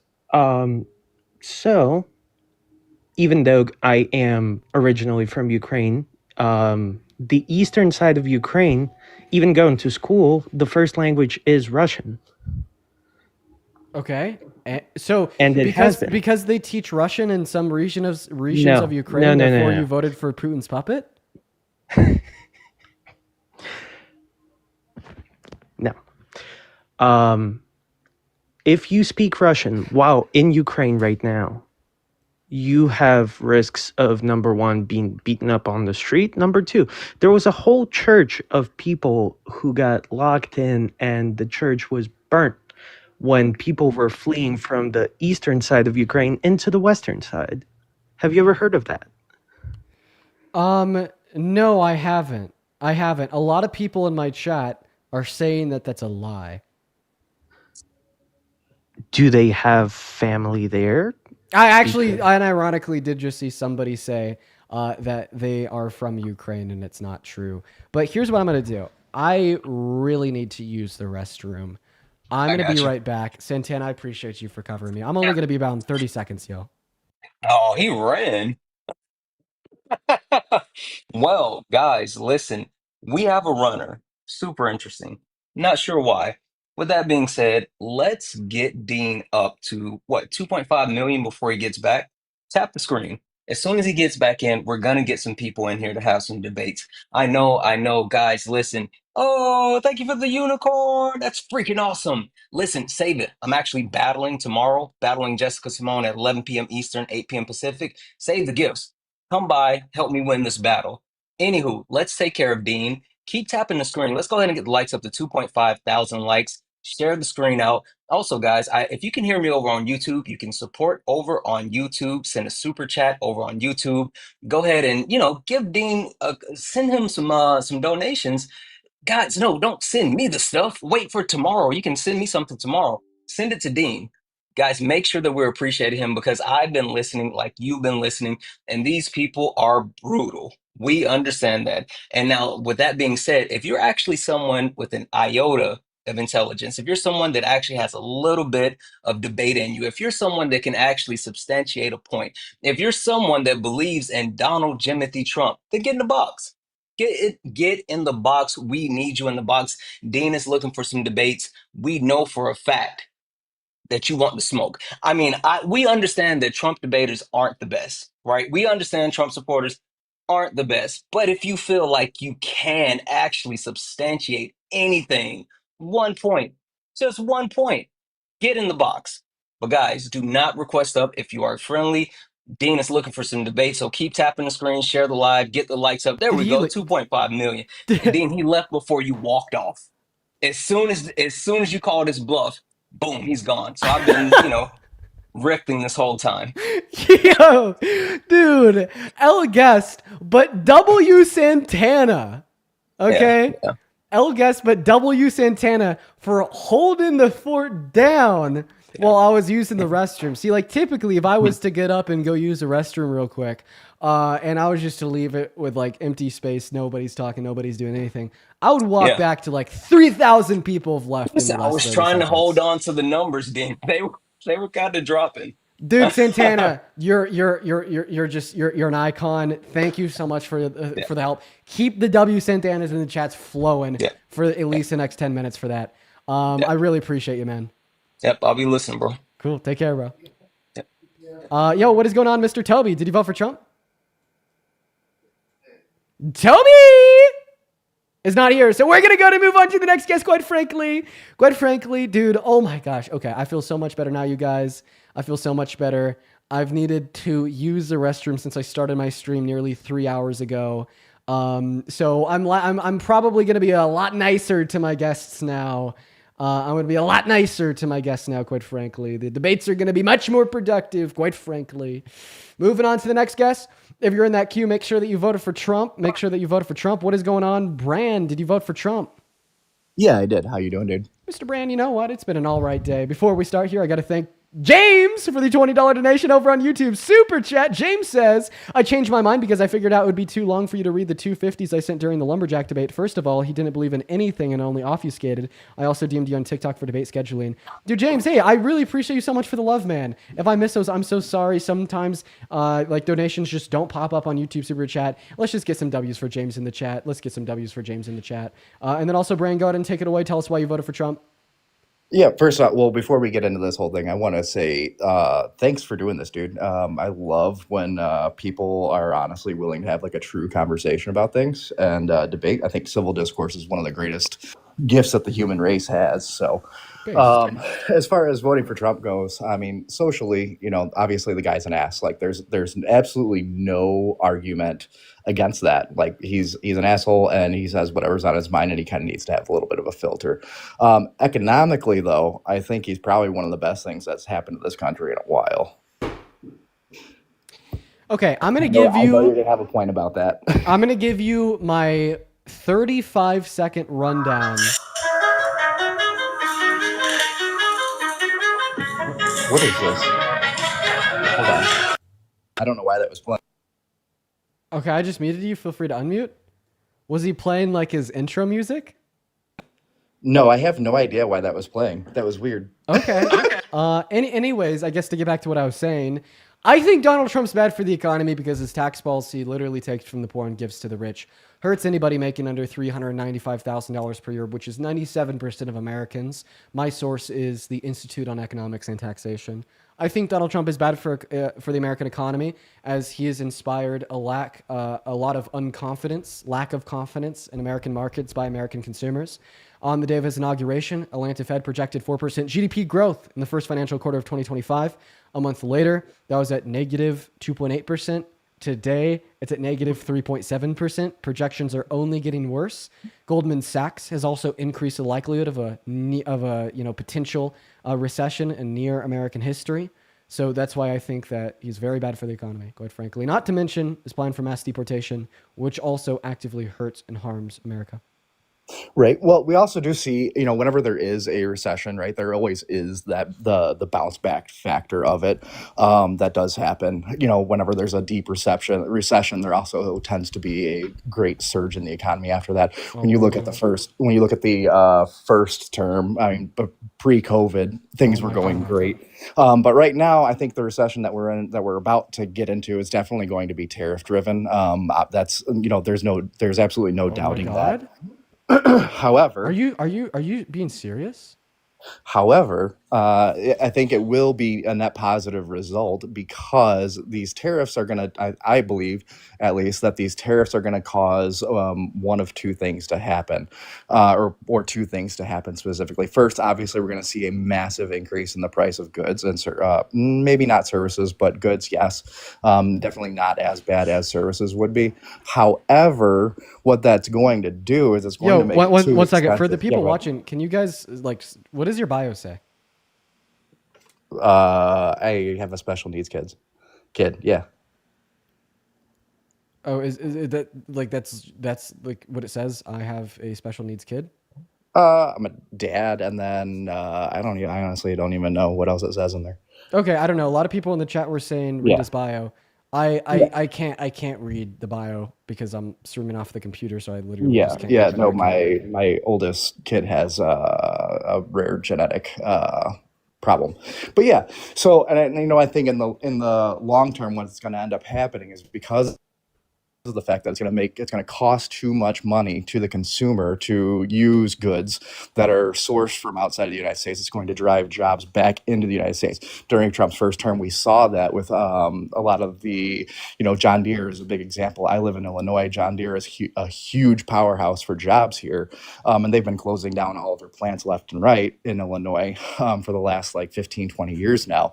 When Trump was in the first term, he started talking about driving tariffs again that were around farm equipment.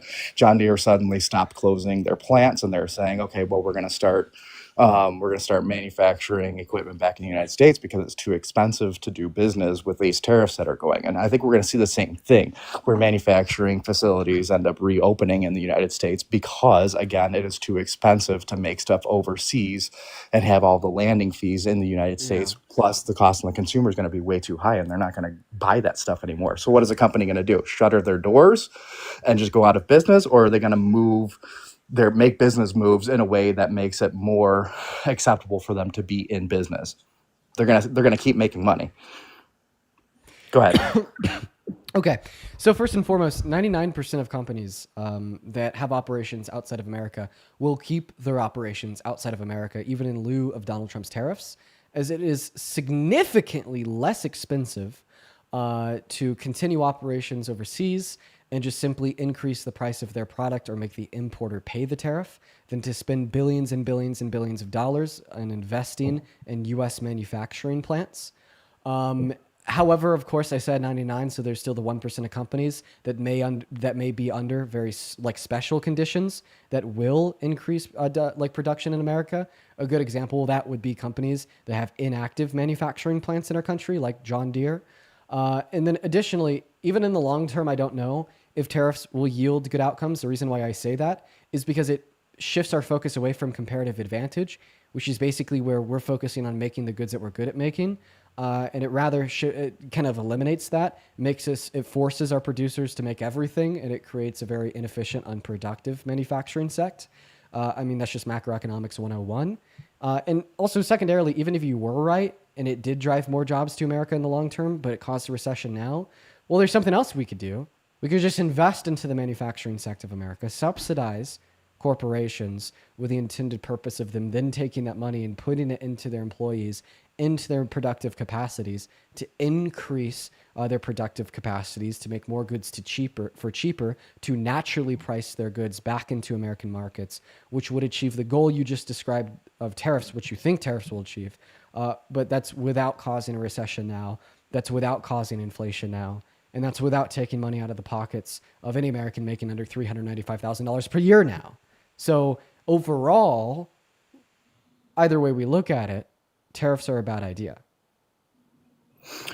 Yeah, and I think that's it's one of those things that we're going to have to honestly, we don't have a choice but to see how it goes now, right? Like he's been elected in office, so there's no way to see. Yeah, but my argument is that the policy is bad because it causes very negative effects now, and it could quite possibly cause negative effects in the long term, reduce overall GDP growth by shifting our focus away from comparative advantage. But there's also other protectionist policy, such as subsidizing corporate America to boost their investments into their productive capacities, that would lead to a reindustrialization of America without causing the negative consequences that tariffs do, meaning that overwhelmingly tariffs are a bad idea and policy that you should not support. Right, and I'm not saying that your argument doesn't hold water, right? But I also think that like there's two different routes that it can kind of play out on. Okay, so I'm just one of them. Do you agree and concede, or do you disagree with reason? No. I don't necessarily think that all of what you're saying is what's going to happen. I personally have the thought process that it is going to cause companies to bring manufacturing back to the United States. Okay, so then rebuttal what I said. So then give me an argument against what I just said. It's just personally what I believe. I mean, we have evidence that it's happened before. But I literally already accounted for that. 99% of businesses won't move back. Because it costs too much. 1% of businesses will. It produces a lot of bad outcomes right now. But even if the tariffs were good in the long term for the reasons you're describing, there's other protectionist policy, such as subsidizing corporate America, that will yield the same or even better outcomes in the long term without causing any negative effects in the short term now, such as a recession or drops in the stock market, meaning at the end of the day, tariffs are bad as they are not the least harmful means to increase domestic production in the long term. I want to dive into something that you had just said. You talked about subsidizing corporate America. Yeah. What kind of examples do you have of that? Or what kind of ideas, I guess, rather? Yeah, so like the idea is you give corporations money, but they could only spend the money on making more goods for lower prices while paying employees more. That's all. Right. But how? Like, what would those programs look like to you? Like the CHIPS Act. The CHIPS and Science Act was passed under the Biden-Harris administration. Yeah, it was a $28 billion investment into chip producers. And the hopes is in the next 5 years, we're going to go from producing 1% of the global chip supply to 20. I mean, we've already seen the plan materializing. Intel's already opened up new manufacturing plants in Arizona, as well as like the Farm Act, the Farm Bill under Donald Trump's first administration.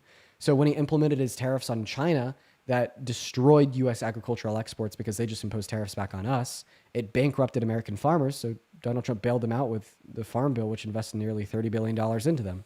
So, I mean, we know that subsidizing corporate America works. We know that it boosts, domestic output, and we know that it doesn't lead to negative consequences like a recession, inflation, stealing money from the poor and giving to the rich, or like plummeting U.S. stock markets. So, in other words, it's basically the better alternative to tariffs. And if you still support tariffs, you're just supporting the worst alternative to achieve a goal that causes the most harm, which I'd say is pretty bad and irrational. Yeah, I would probably, honestly, at that point, I would probably concede that there is definitely a better way to go about it. I think that's certainly a fair statement to make. Okay. Is that there's a better way to go about the end goal of what the tariffs are, or there's a better way to go about achieving that end goal. So do you have any other arguments then? Because this kind of rules out tariffs as being a good argument. Oh no. I don't think I would say that tariffs were a good thing to do. The end goal of the tariffs is admirable though. Okay. So do you have any like good reasons why you voted for Donald Trump, still support him, etc.? Yeah, the other part of it, I mean, honestly, like I'm a Christian guy, so the stance on abortion is also really admirable for me. No, it's not. For me. No, not even for you as a Christian. If I was a Christian, I'd be pro-choice. Can I tell you why? Sure, go ahead.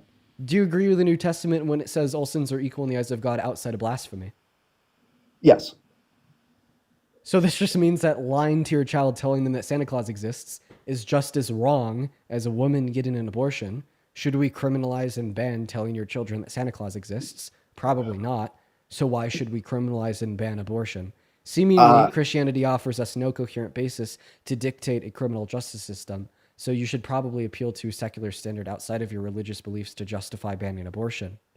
Right. So so the reason why I personally agree with abortion is because of my religious beliefs, but that is not my argument for for abortions to be banned across the board. You just said that because you're a Christian, it made you want to vote for Trump because he's restricting women's access to abortion.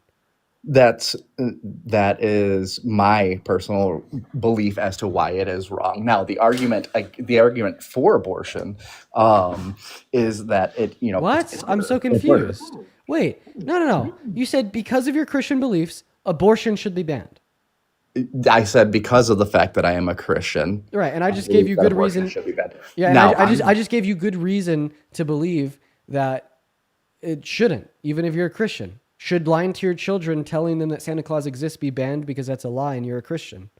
No, because I don't push my own beliefs on everybody else. So then don't push them on everybody else in the context of abortion bans. I'm not. My reason for saying that abortion should be banned, and pushing that into a legal spectrum, is because it is murder, right? And as a society, we have to say that murder is wrong, right? What's murder? How do you want to define it? The unjust termination of a human life.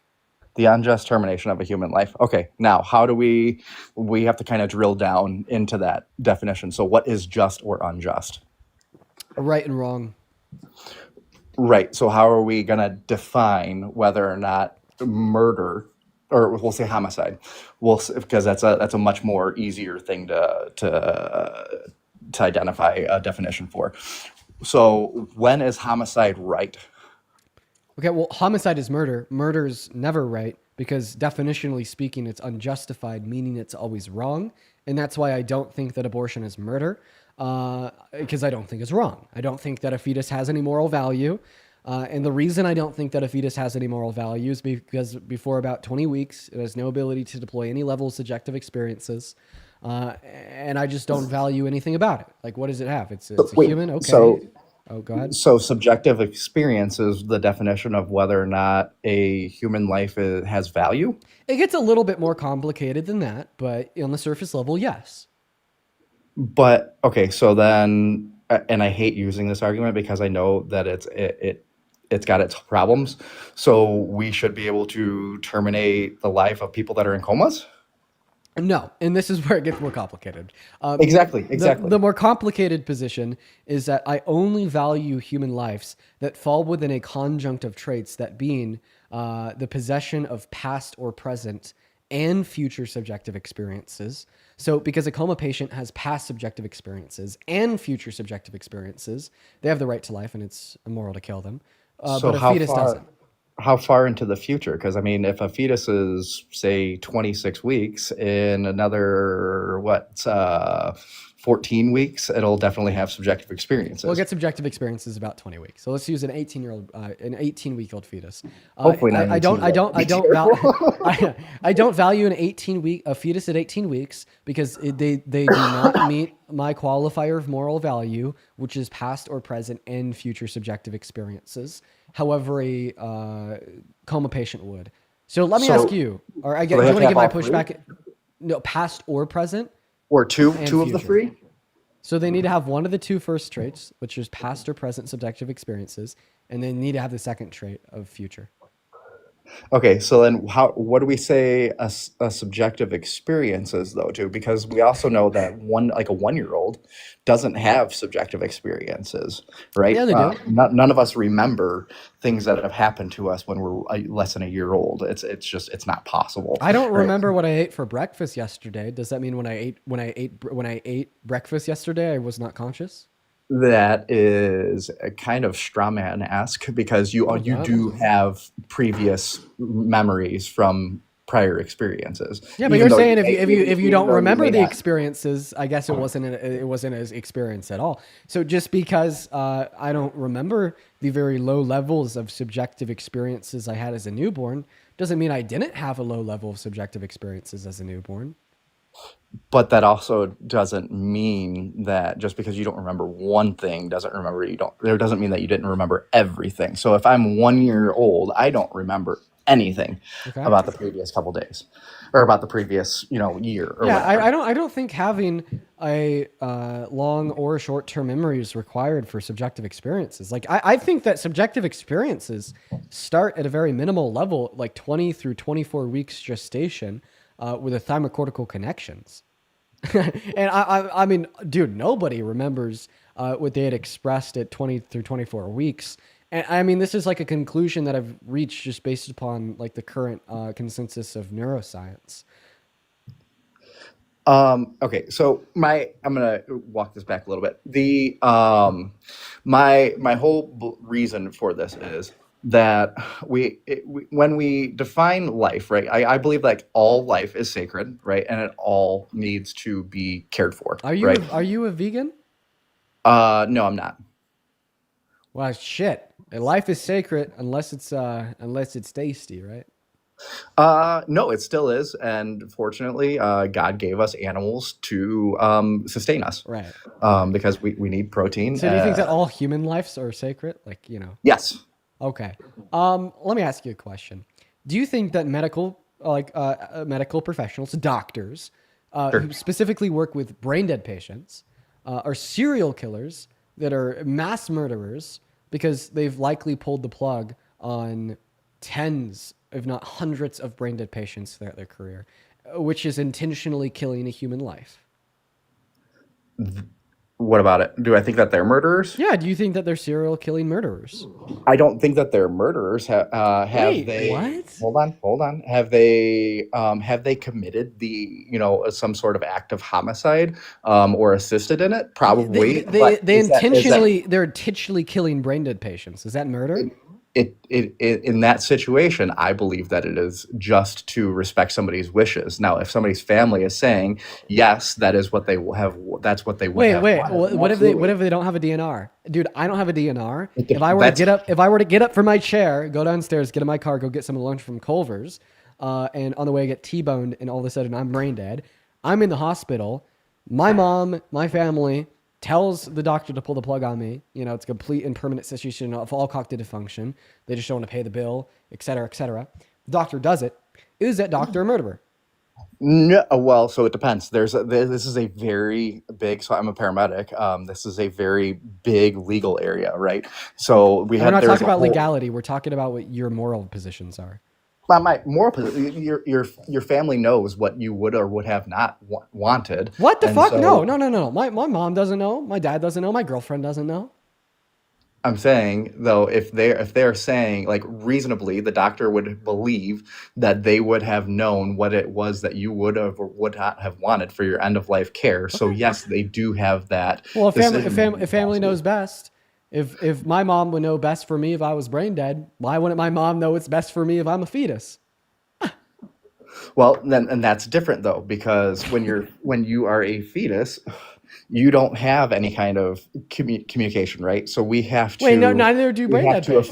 we have to afford that right of initial life to somebody that's not born. Wait, So neither then do what brain they're dead patients. Brain dead patients have a complete, permanent, and total cessation of all cognitive function. What the fuck? However, they would have had the ability to communicate those desires beforehand without I've never necessarily putting communicated them. those desires of mine to my mom. If my mom instructed the doctor to pull the plug on me if I was brain dead and the doctor did, would that be murder? My answer is no. What about you?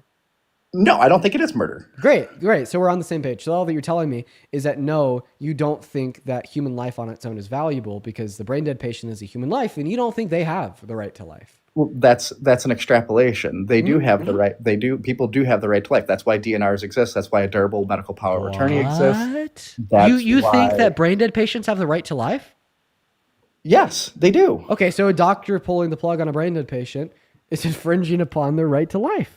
No, it's not. So you're telling me that I just want to get this one straight. You're telling me that you could kill someone with the right to life and it's not murder.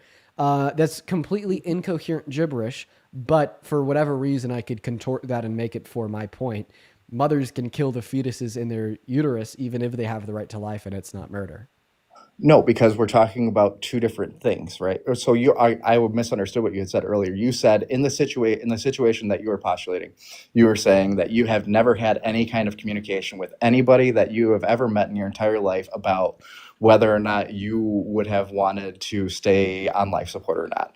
I'm like 20. The last 20 years of my life has been spent growing up, playing Fortnite, going to school, hanging out with friends, and drinking non-alcoholic booze. Sure.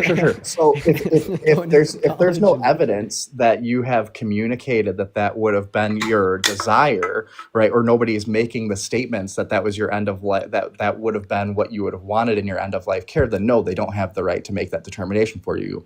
If the doctor did pull the plug on a brain dead patient, do you think they'd be a murderer in that circumstance when there's not a DNR present via the patient? Yes, absolutely. That's what we determined in the Terry Shackleford case. I just want to go ahead and ask you real quick. So then you think that the hospital is obligated to provide care to a brain dead patient for how long? Under EMTALA? No, I'm not. We're not talking about anything to do with legality. Yes, they are. No, we're not talking about anything to do with the current legality. We're talking about our moral positions. Yes. I'm asking you if, morally speaking, it is murder for a doctor to pull the plug on a brain dead patient. In this specific situation, then yes. Okay, so that's the absurdity in your view then, and I could demonstrate the absurdity even better because that also means that you think that a zygote has the right to life, correct? How are we going to define zygote? That's a unicellular human organism. It's a first stage of human development. I believe it's specifically defined as like a blastocyst. So this is where we get off into the weeds. Personally, I believe that life starts at implantation, not necessarily at conception. Okay, well, 97% of biologists disagree with you, so. That is what it is. What? Wait, what do you mean it is what it is? That's my own belief. So why do you disagree with 97% of biologists? Because as soon as implantation happens, that is when the zygote, right, is implanted and part of mom, right? That is when it has life. Okay, I just want to clarify. Would you agree that organic material can only exist in two states? You're either alive or dead? I honestly don't know. Dude, you're a paramedic. As far as that goes. This is like the most basic organic biology ever. It depends, right? Because we're defining life as somebody that has biological. So organic material can either be biologically alive or biologically dead. Correct? Yes. Okay. Why did I have to ask it twice? I don't know. How are you a veteran? I was a veteran because I joined the Army. Okay, listen. So if the zygote is not biologically alive until implantation, is the zygote biologically dead before implantation? So it'd be alive before implantation. There you go. So life doesn't start at implantation. Life starts at conception. So is it murder to kill a zygote? So I'm saying that it's not murder to kill a zygote before it is implanted. Why? Because this happens. Is that a unique, innocent human life? This happens regularly, right? Where zygotes are fertilized, right? Where an egg is fertile and it's being brought into the uterus for implantation, and for whatever reason it is flushed out. So that doesn't automatically make everybody that has a miscarriage a murderer. So it just, if it's not murder to kill a zygote because zygotes regularly die on their own, then it's not murder to kill a fetus because fetuses regularly die on their own. One Well, I out mean, of without 4 pregnancies results in a miscarriage. right. I'm saying that because I see where your argument is going, right? And you're trying to Also, walk that's me just like, into a logical corner here. yeah, yeah. But I mean, this is just like a really weird principle for you to hold to. You're basically saying if there's like a demographic of living things that can die quite typically, it's not murder to kill them yourself. So this is like, imagine. No, of course it's not murder, because murder again is the unjust killing of a living thing. And if nature happens, right, then it's No, not murder. I'm asking you if I were to intentionally kill a zygote. Nature doesn't happen. I fucking slap a zygote on a petri dish. Nature doesn't happen. Dean Withers happens. That zygote get murdered. Yes. Should I go to jail? If it was intentionally and like in malice, yes. Because here's the thing. Okay. Brother. So you think if I one moment. get to it, So you think that every single woman with an IUD, which is a form of birth control that will allow for conception sometimes and prevent its implantation, killing that zygote, all these women are murderers that should go to jail? No, because again, it was on intent. The actual act of killing the we'll call it a fetus, right? Was the actual act of killing them was not intentional. I don't think intent is required. Again, for this is murder. also why I think that there ought to be a cutout for an act of what happens because of contraception. I don't think that intention is required for murder. If I drank 3 beers and got in my car with the intention of going to the gas station to get a full tank, and I like wipe out a family of 5 on the way, were they murdered? Intention is a significant part of murder, right? Were they murdered? Yes, they were. But I didn't have intention. So no, You intention did. is You not did, a significant because part of a murder. reasonable human being, a lot of what we define culturally and legally is what a reasonable human being would believe. A reasonable human being would believe that something terrible would fucking happen if they drank a bunch of alcohol and got into their car and operated it, right? Like we would say that that's probably a likely scenario that would play out that you ought to know about, right? And the intention isn't always deliberate. Intention doesn't have to be deliberate. You just disputed your own view. You just called your own view unreasonable. Why? Do you want to know why? Why? Because you're saying that women with IUDs that are sexually active, that know that IUD could kill a zygote, is not culpable for murder because the response of a reasonable human being would not be that of intention and malice. Meaning that only an unreasonable human being would find the death of a zygote onset by an IUD to be murder. You just called yourself an unreasonable human being. Most people in general don't know how their specific contraception works. Right? You didn't talk about most people. You talked about reasonable people. Yeah, reasonable human beings. So you're calling contraception works. So you're saying that it's a reasonable view to say that it's not murder to kill a zygote, meaning it is an unreasonable view to say that it is murder to kill a zygote. I'm sorry. Say that one more time. You said that it's a reasonable view to think that it's not murder to kill a zygote, which means it's an unreasonable view to think that it is murder to kill a zygote. My brain's buffering. Hold on, I just got over the flu. No, it's okay. Like this is a little bit more of a intricate position.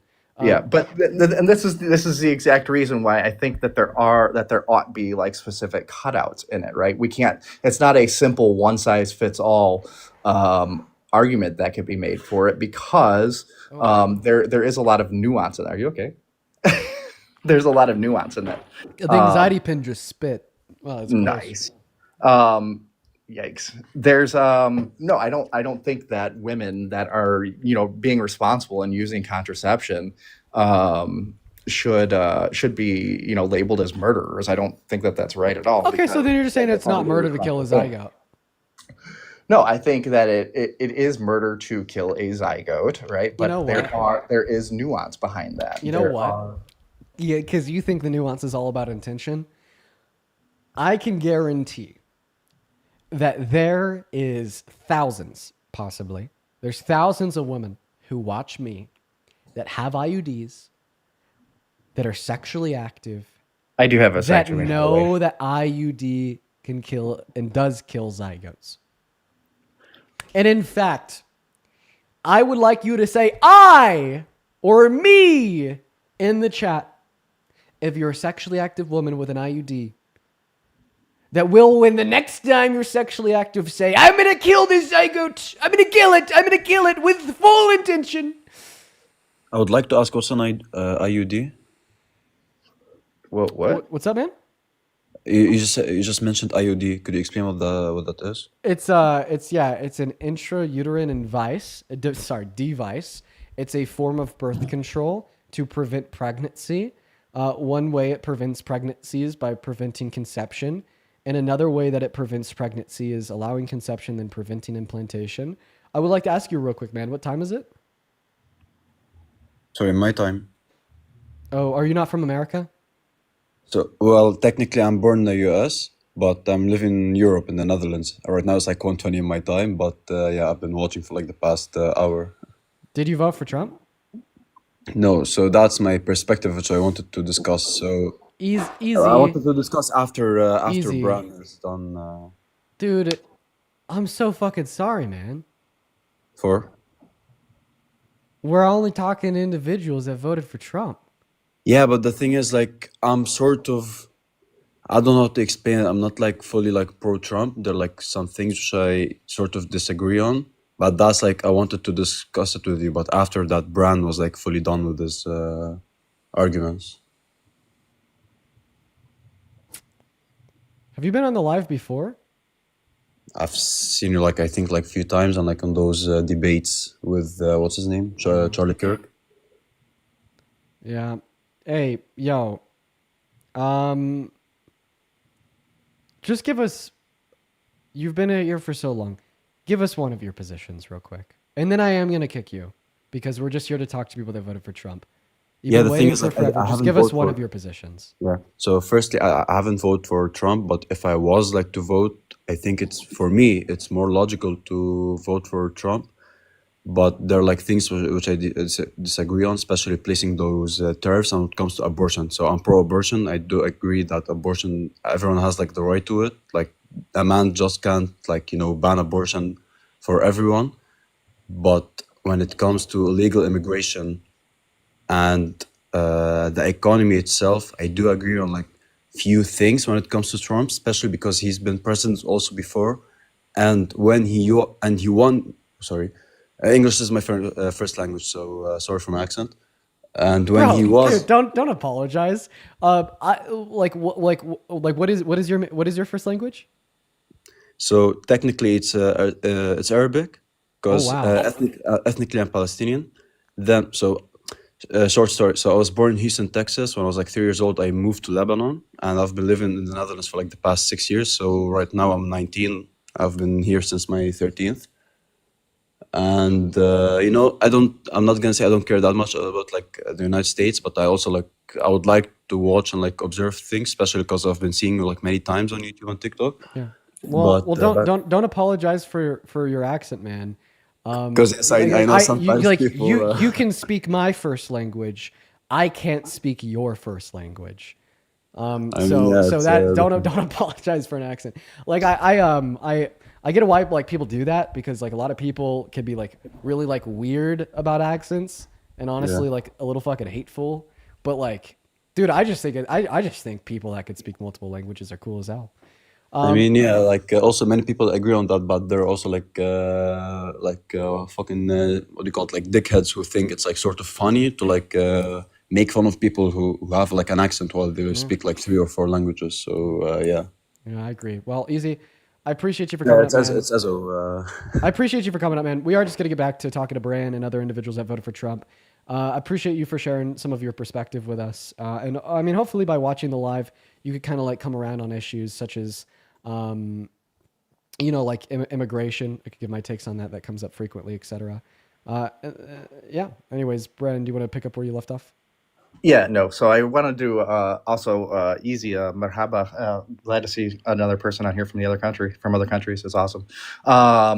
So my whole belief on abortion is that no, if it's in the like if it's going to cause death or serious bodily harm to mom, then yes, obviously we need to take care of mom. That is always like the best case, is taking care of mom or preventing her from dying, right? That's always the good thing to do. However, I don't think that the answer to a lot of these issues, either whether it's Do you mind if I just pop in here real quick? Yeah, go ahead. Listen, I feel like at this point we've completely fleshed out a conversation about abortion. You were able to give us your take. You think that abortion's murder because it's killing an innocent life. You think that killing an innocent life is wrong. I kind of like led you to one absurdity within your position, that being that you have to say it's murder to pull the plug on brain dead patients, which you kind of bit the bullet on, which is on its own a little bit of an absurdity. And now we've kind of been running this into, like women with an IUD that could kill a zygote, and how under your view that'd be murder, yet you deny it with no reason. I was wondering if there's anything else you want to go over before I move on to my next guest. No, take care, man. Have a good one. All right, you as well, Brandon. Everyone, just give us a minute to get that next guest up in the box. For the 7.7 thousand people watching the TikTok stream, you guys, make sure that we're double tapping away on that phone screen. We got Macy Ace loading up in. K, thank you for the 65 SEK over on YouTube. Cryptic with a 5. Lonnie with a 5. And then James with another $20 saying, when is Culver's going to start serving fetuses? Dude, that's not funny, James. Don't say that. EDS with a 17 Norwegian dollars, and then Christina with a $10. Thank you, Christina. Cryptic with a $10. Thank you, Cryptic. And then James with another $20. In fact, James with another $20 on top of that. So James with a $40. Thank you so much, James. That's very kind of you. Thank you so much, James. Dude, 500 James. And then Lonnie with a 10 and Nat with a 10. You guys are awesome. I feel like James is probably our most out-of-pocket frequent viewer. You've said some crazy shit, James. You said some crazy shit. What's going on, Q? Did you vote for Trump? Q, are you here? All right, Q's not here, so we're going to move on to the next guest.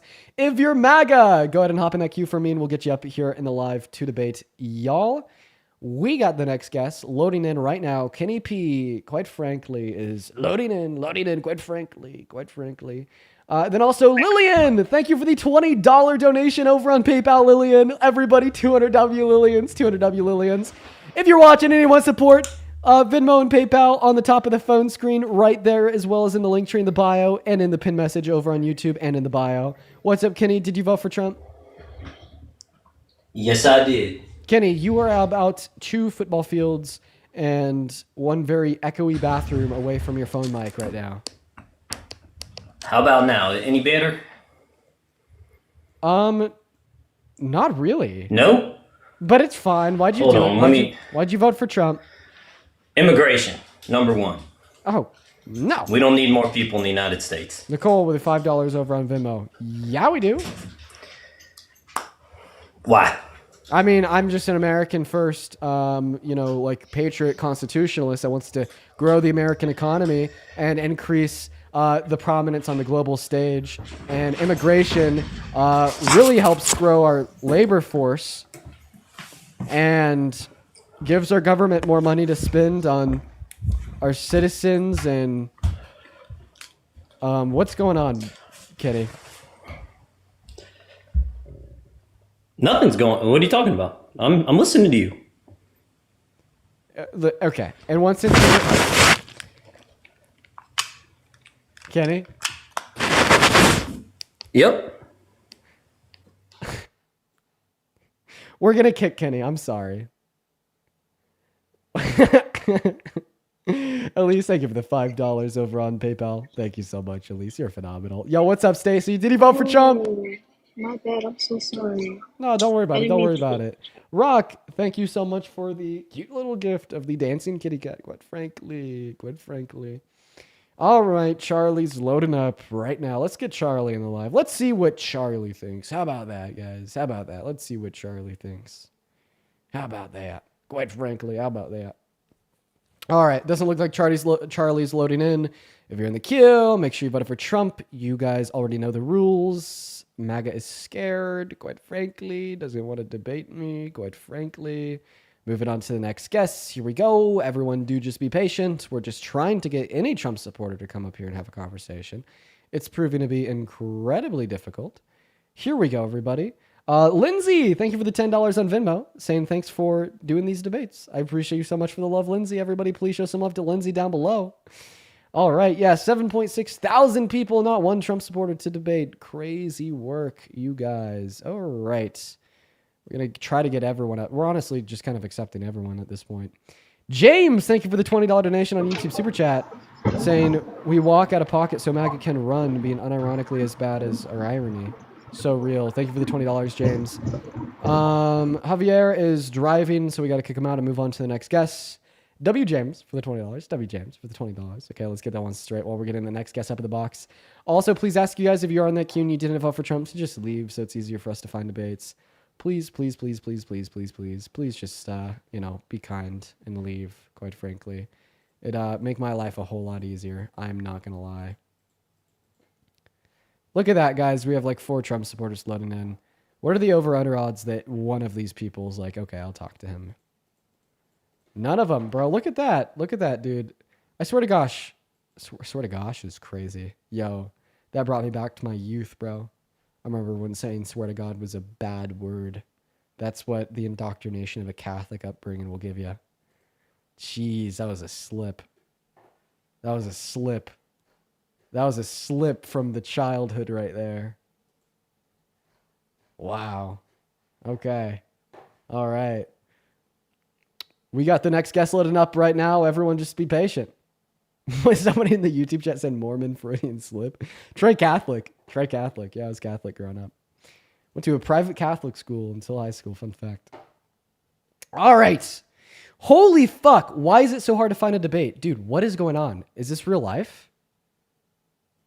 This is actually insane. We cannot find a debate for like the life of me. Dude, what the hell? Wow. Ken, thank you for the $20 over on YouTube Super Chat. Sorry, not YouTube Super Chat, on Venmo. Everybody, please show some love to Ken in the chat while we're getting that next guest up here. Wkins down below. Wkins down below, everybody. Oh my God, dude, Ken, seriously, that's very kind of you. Thank you for the love. If anybody else wants to support our tonight, you can find the Venmo and the PayPal on the top of the phone screen. Finally included it in the graphic up there. Okay, what is going on with the queue? We're just going to do, I'm just going to like exit out of the box where I could get people up and just reopen it. All right, we got Randall loading in. I bet Randall will be here to debate. And Kyrie's also loading in now. Chelsea with a $5 of Venmo saying, quite frankly, you're the best. No, quite frankly, you're the best. Shout out to Chelsea. Okay, this is actually getting annoying at this point. Yo, everybody spam LMAGA down below for being scared to debate. Can we get some LMAGAs? Can we get some LMAGAs? Wow, hello, Goals930. You're like the first person to load in the last 1,000 years. Did you vote for Trump? And they're not even here. You're joking. They're not even here. No, wait, they had to be here to accept the invitation. That means that they are here. They're just too scared to talk. Bruh. Oh my God, dude. People will request up to join my live, and they'll be in those requests for weeks, just for one conversation. But then for whatever reason, the other 99% of the people in my queue are actual robots. What is going on? Dude, crazy work. Please don't get in that queue if you're a liberal or you didn't vote for Trump. Please just don't do it, bruh. Especially right now. I have a feeling that we're going to be like fighting for a guest, and we're finally going to get one person to join, and they're going to be like, oops, didn't vote for Trump. Hello, Kat. Did you vote for Trump? Oh my God, no, I didn't mean to be here. I'm so sorry. How did I know? Have a good one, Cats. Have a good one. How did I know? How did I know the first and only person that was able to get into the live in like the last 15 minutes, the last 15 hours, the last 15 years, the 15 centuries was a liberal? Dude, crazy work. We're just still spamming everybody in the queue. Dude, it's like a free-for-all right now, by the way. If you want to come up in the live and debate about why you voted for Trump, there's never been a better time to join because the turnaround rate on the queue right now is crazy. I mean, we're like dumping 5 people every like 15 seconds at this point. What's up, Karma? Did you vote for Trump? Or you're joking, really? Is Karma not here? Karma, speak or I'm gonna ban you. Okay, Karma's not here. Sorry, bro, you're banned. Yo, Sweet Moore, did you vote for Trump? I voted Keir Starmer. Did you just say that you voted for KSI? No. We need to have a serious chat. There's currently 9.5 thousand people watching this live. 7.6 thousand people on TikTok. And then what is that? 2.5 thousand people watching over on YouTube. It's actually closer to 10,000. Bad math. And you're telling me that there's not a single human soul watching this right now that voted for Trump that wants to debate. See, now that's crazy. Now that is insane. That is a crazy fact that just blows my mind, man. Millions of Americans voted for him. Millions of those Americans use this app every single day. Barbara, did you vote for Trump? No, didn't mean to do that. So sorry. No worries, Barbara. And not one of them is willing to come up here and debate. Wow. I mean, just wow. Teresa, thank you so much for the $20 donation over on PayPal. Thank you so much for the love, Teresa. I want to see at least 200 W Teresas in that comment section. Thank you. Thank you, Teresa. That's very kind of you. Thank you. And then also Sonia with the $25 donation over on PayPal. Thank you for the love, Sonia. Everybody, please show some love to Sonia down below in that chat. Literally right now. Holy shit, Sonia. Thank you, thank you, thank you, thank you, thank you. W Sonia down below right now. Thank you so much. And then also Caitlin with a $15 donation on Venmo. And Noah with a $10 donation on Venmo. And then Chelsea with a $5. And then James with another $20 over on YouTube Super Chat. Thank you, James. You guys are all phenomenal. I think that we may have just beat the Trump supporters today. This may be like the first time this has ever happened on a Dean stream where we have over 10,000 people like live concurrent. And there's just not one person that wants to debate. Like, I mean, we'll give it a little bit longer before we make that like determination because we want to give an ample opportunity to anybody who would want it to come up here and have a debate with me. But it's like at this point, I think that we've beat the Trump supporters. That is crazy. We're just spam accepting everybody in that queue. Hello. Bella, did you vote for Trump? I did not, but I do want to debate with you about the national debt. Bella, this live is intended to debate Trump supporters, and when we like have a time frame of like 20 minutes where we can't get a single Trump supporter up here to debate, I'm incredibly unwilling to debate anybody on anything that is not a Trump supporter. Okay, just thought I'd try. But I do appreciate you so much for joining, and I do hope you have a good rest of your day, and I hope you understand why. Moving on to the next guest here. Lewis, thank you so much for the $20 over on Venmo. Lewis says, so happy you're here, Dean. Lewis, thank you so much for the love. $20 is a lot of money, man. That goes a long way. Just thank you. Thank you, Lewis. That is very kind of you. Everybody, please show some love to Lewis down below. Please show some love to Lewis down below while we're still trying to get the next guest. What's up, Valentino? Did you vote for Trump? Yes, sir. Wow, how old are you? I'm 18. Okay, why is that? More so immigration and more so with the trans competing in sports. So we cannot talk about T issues on the live. Your account will get banned. My account will get banned. We'll all be fucked. So if you could just refrain from conversation there. Hope that 10 people in the NCAA was not your big concern voting for Donald Trump in this election. Let me run something by you. Could I ask you about a couple questions about immigration? Sure. Did you support the Laken Riley Act? No, I did not. Okay, well, that's like the only piece of congressional legislation on immigration Trump's passed so far. Really? Yeah. Well, what do you think about him sending all those people to El Salvador? Fucking terrible. Are you kidding me? Well, I would say that he left. I didn't kick him. He just said, well, I'll say that. Stopped talking and then left. Okay. I guess I have more respect for him than all the other 2,000 Trump supporters in the live. At least he had the backbone to request and try to debate. Everybody else is just scared. Okay, so yeah, I'll turn it in at like Did you vote for Trump? Oh shoot. Yes. Yes, I vote for Trump. Yeah, really. Name one Trump policy. Where do we begin? Do you want to talk about immigration? You want to talk about... Just name any. Just name one Trump policy. Well, I like his policy with immigration. Okay, what is it? No, but you don't have to talk about exactly like the exact policy of this. We need to talk more about concepts of what things that each are doing, right? It's like Concepts? Yeah.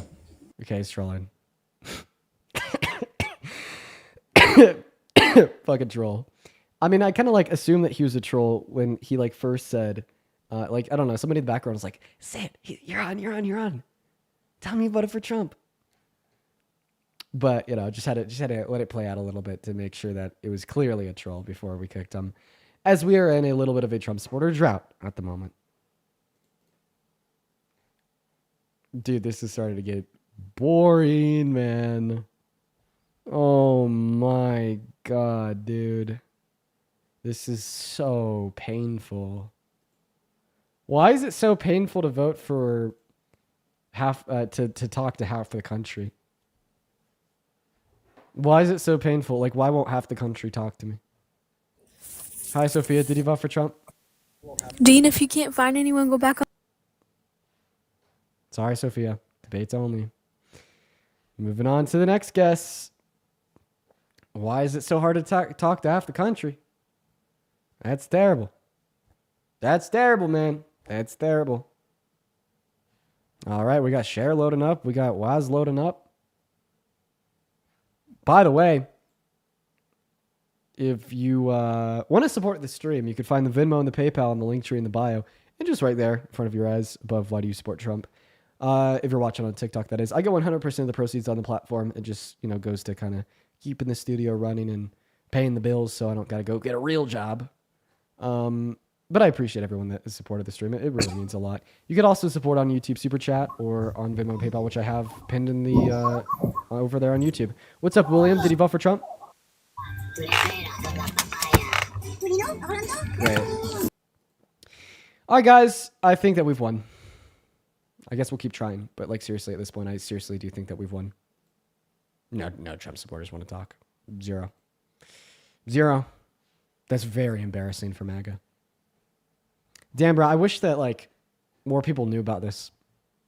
Wish more people knew that, like, half the country just doesn't want to talk to me. Because I'll tell them why they're wrong. They've admitted defeat. Tyler, what's up? Did you vote for Trump? Yeah. Okay, you are 1,000 light years from your mic. I'm right in front of my phone. Turn its Bluetooth off. I feel like it's connected to something Bluetooth. Yeah, I'm in my truck. Yeah, turn the Bluetooth off on the truck.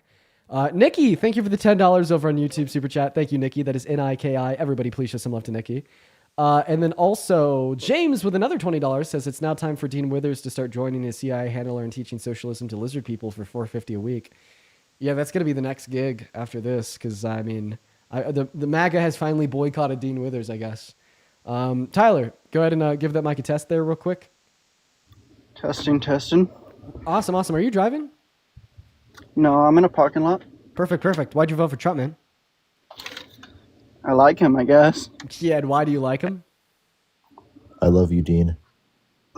I love Who's you too. that? Oh, well, that's Altac. He loves me. Oh, I love you too. You can kick me now. I don't think he was talking to you, Tyler. No, talking to you, Dean. No, I didn't tell you that I love you. I told him that I love him. Well, can I not tell you I love you? No, Tyler. Not if you think Trump's a cool guy. Okay, whatever. So, I like the fact that Trump, he made the cartel terrorist organization. Yeah, what the hell does that do? A word. Wow. What? Tell me what it doesn't do. Anything. Like, I'm guessing that this is in response to like DRUGS coming into America. Do you know that like 85% of those things, because we can't like be super specific here for TikTok TOS, are brought into America by citizens. If like he truly did want to crack down on that shit, he just implement stricter border regulations on citizens coming across our southern and northern border, and that would be like the adequate way to like fix the issues that have like about like DRUGS coming into America. But like just labeling the cartel a T group doesn't do shit. Is that like seriously like the only thing you could think that Trump has done that hasn't just been absolutely disastrous? Because I could bring up the fact that he sent an innocent man from Maine with a legal immigration status to a jail cell in El Salvador. I could bring up the fact that he defunded cancer research. I could bring up the fact that he announced a plan to ethnically cleanse 2.1 million people off the Gaza Strip. But like renaming the cartel to T groups just kind of, takes it away. I think it helps, honestly, but if you don't think that, how does that's ALP? fair. How does ALP? Tell me what it does. Tell me what it does. Because I'm not a good debater, honestly. Well, it's okay. I feel like many people aren't. But just the fact that you're thinking about this is good. Do you want me to move on to the next guest, man? No. No? Okay. All right. I also want to ask you about. How about we just give you a teammate here? Yo, what's up, Jersey? Did you vote for Trump? What's up, man? How we doing? Doing all right. Did you vote for Trump? Believe it or not, man. Yes, I did. Yes, I did. Okay, you're Tyler's debate partner. But before you guys debate me, I'd like to thank Mallory for the 28 Canadian dollars over on YouTube Super Chat, saying have some fun and do some karaoke at this point. Got him beat. Yeah, maybe I just need to take a long vacation. Dean Withers has served his purpose. I'm gonna now fade into the sunset, right? But let's get 300 W Mallory's. That's so kind of you. Thank you so much. I could actually probably use a vacation. I haven't taken a vacation for like 2 years. Holy fuck. Now you got me thinking, like, where am I going to go? Anyways, take it away, you guys. Debate me. So let's talk about TikTok. Okay. Okay, I'm with it. Do you believe TikTok should be banned? Yes, it's Chinese propaganda, obviously. It's a threat to And national why are you security. on it right now? Well, because I am the Chinese propaganda, Tyler. Why? That's a pretty good joke. I ain't gonna lie. I'm just joking. I'm just joking. Oh man, we gonna don't- talk about like Trump or not, or like, listen, what are we doing? Why we talk about TikTok, boys? Yeah, take it away, Jersey. We're Why do you on vote for Trump? TikTok right now, boys. Listen, man. For me, man, it was the immigration, man. I ain't gonna lie, man. All right, what about it? I don't know, man. My mom lost her job to some Hispanic dude, man.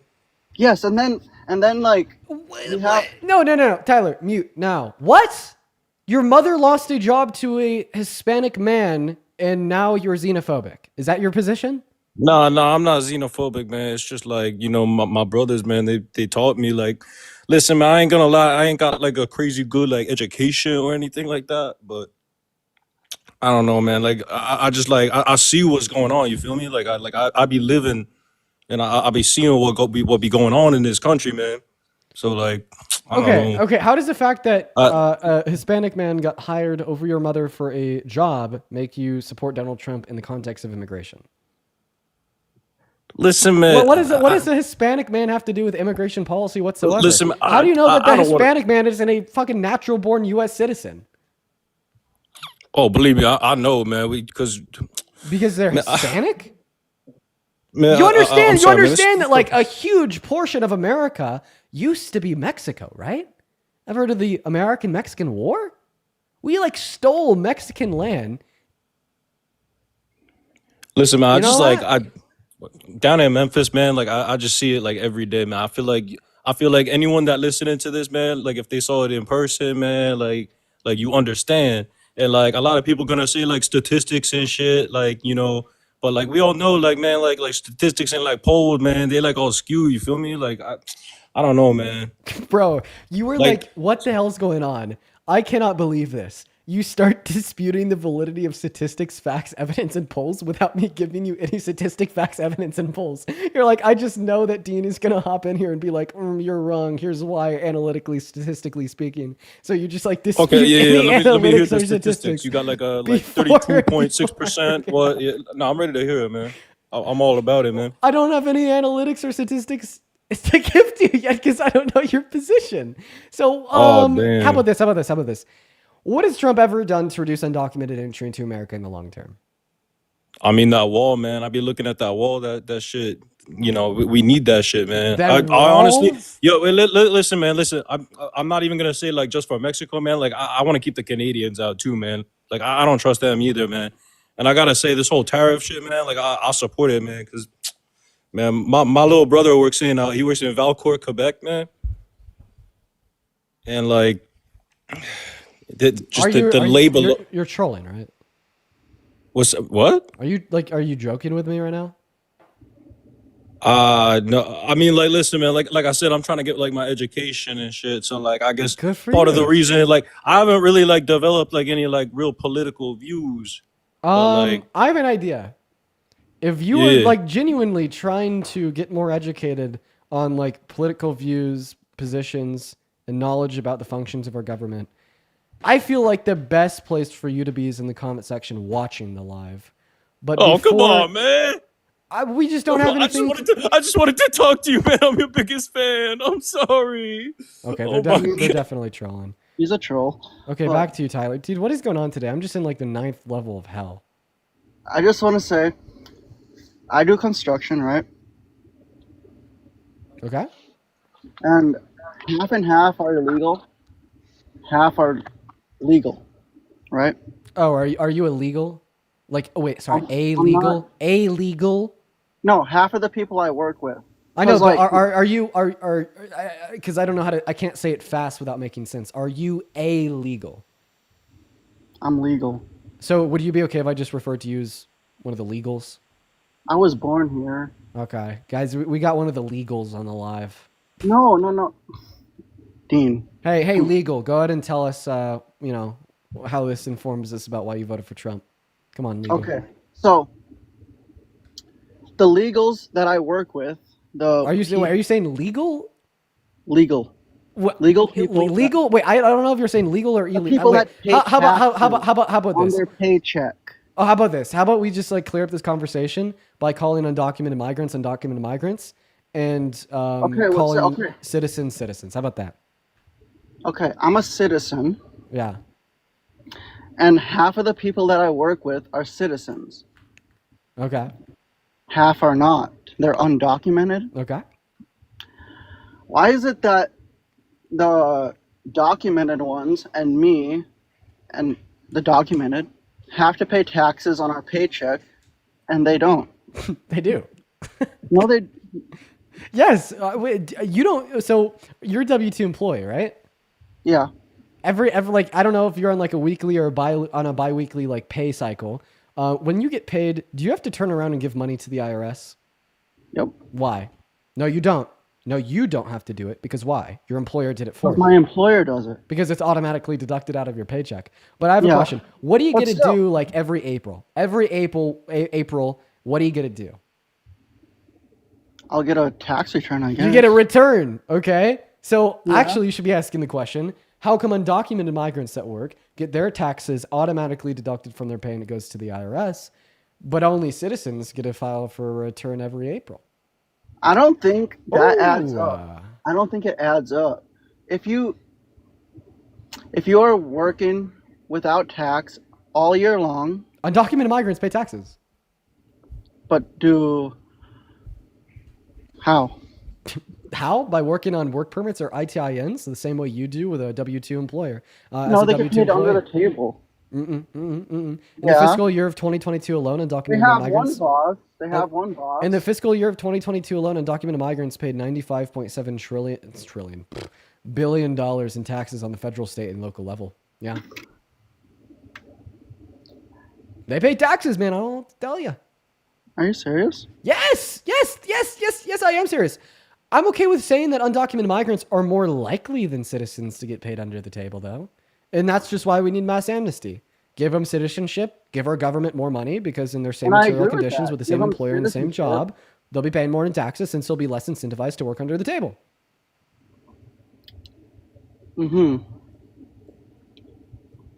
That makes sense. Yeah, congratulations. You're further left than the Democrat Party. That is a far left belief. What? What I just described to you, giving undocumented migrant citizenship, that's a far left belief. Yo, we got a communist in the live. Why? You're a communist. You just told us that you agree with the far left ideology. No, I just want them to pay taxes. They do. Yeah? Did he just emote and then leave? No, never mind. He's back. All No, right, I'm playing with my AirPods right now. is there anything else you want to talk about, Tyler, before I move on to the next guest? Nope. There Great. We're going to go to is. move on. I appreciate you so much for popping up, man. That was a decent conversation. I appreciate you for being respectful. All right. What is up, Mikey? Did you vote for Trump? Yeah. All right. Why is that? I know you want to ask me why is that, but I want to ask you a couple questions. Yeah. Okay. Whatever. Go for it. What's the best thing that Trump has done in your eyes? Since his first term, probably Operation Warp Speed. Okay. And are you familiar with that Biden deported around 4.4 million people? Yep. Very high deportation numbers. That is true. But not all were, but they were like from South Africa, from Europe, all that. Completely harmless. Yeah, Yeah. I disagree with Democrats too, man. Okay. Ask me a question. Why'd you vote for Trump? I like what he has done so far. Okay. Like what? He stuck to his word, as a business owner and, a few things like that. Inflation has went down 0.4%. You know, that's not a good thing. It's not a good thing, but I like the tariff Do you know why inflation's gone down? because he's putting things in full effect as the first day he got in office. No, because America's heading towards a recession. That's why. Like How typically is it heading towards a recession though? What about Hyundai, whatever? Are you rejecting that before Donald Trump's inauguration, the Atlanta Fed projected a 4% growth in the GDP of America in the first financial quarter of 2025? 2 weeks after his inauguration, they projected a negative 2.8% rate of growth, and now they're projecting a negative 3.7% rate of growth. I don't know about all that. Economic projections are only getting worse, and stock markets are only falling. And of course, That's just projections. Just give him. He's been in office for 3 months and stuff has already changed. Imagine it's not a projection to say that we've had the quickest and fastest drops in the American stock market since the 2008 recession. Inflation climbed up 0.2% as he got inaugurated. Let me ask you this question: what did he do to reduce inflation? He's already had some major investments come to America. He's had some major. So typically, spending money actually causes more inflation. There's been what? No, I'm saying there's been billions of dollars from companies coming to America and investing in America's land, and actually, Would you be able to name one of these companies? Hyundai. Hyundai? Yeah. Okay. I mean, I'll look into that while you're describing to me how that reduced inflation. How about that? Hyundai Motors came over and invested $15 billion to put a car, because they're Korean, so they came over here. They want to put their car manufacturing plant made in America here because of what the tariff threat is doing. So it's the tariff threat. It's making them all come and invest in land and make their stuff in the United States. Yeah. So how does this reduce inflation? Because the government's getting money from that. What is inflation? Inflation is when nationwide prices and stuff like that's going up. Okay, I'd also like to clarify that I just looked up into EV investment from Honda into America. Mm-hmm. I'm actually seeing that last year Honda invested approximately $20 billion into U.S. manufacturing. Well, And not if Honda. you would just allow me to finish speaking, they've Okay. been pretty consistently investing more and more and more in American manufacturing. It just must mean that their American production is going all right. But this is completely unrelated from inflation. What is inflation? Um, I'm not avoiding what inflation is. I don't know the exact definition. I know inflation is when the worldwide prices, everything in that nature is going up. Yeah. Listen, we'll just use a really simple working definition. Inflation is when prices increase. Okay. Yeah. The rate of of inflation is the rate at which the pricing of goods increase. So Yeah. what has Donald Trump done to slow the rate at which the prices of goods in America increases?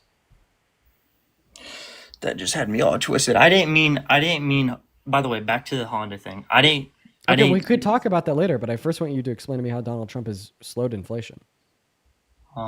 he has slowed inflation because I'm telling you, people have already invested money into our country.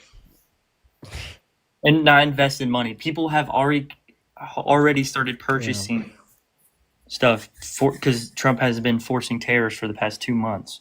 So he's been getting billions and billions of dollars. Not he himself, but America has been getting billions and billions of dollars from all that, and also worldwide. So I just want to clarify: spending money causes inflation. So in investment, I'm not saying investment's a bad thing. Sometimes inflationary pressure is a good thing, right? But that's definitely not going to slow the rate of inflation by spending money. I know, but what? But okay, can you tell me why inflation has went down 0.4%? 0.4%.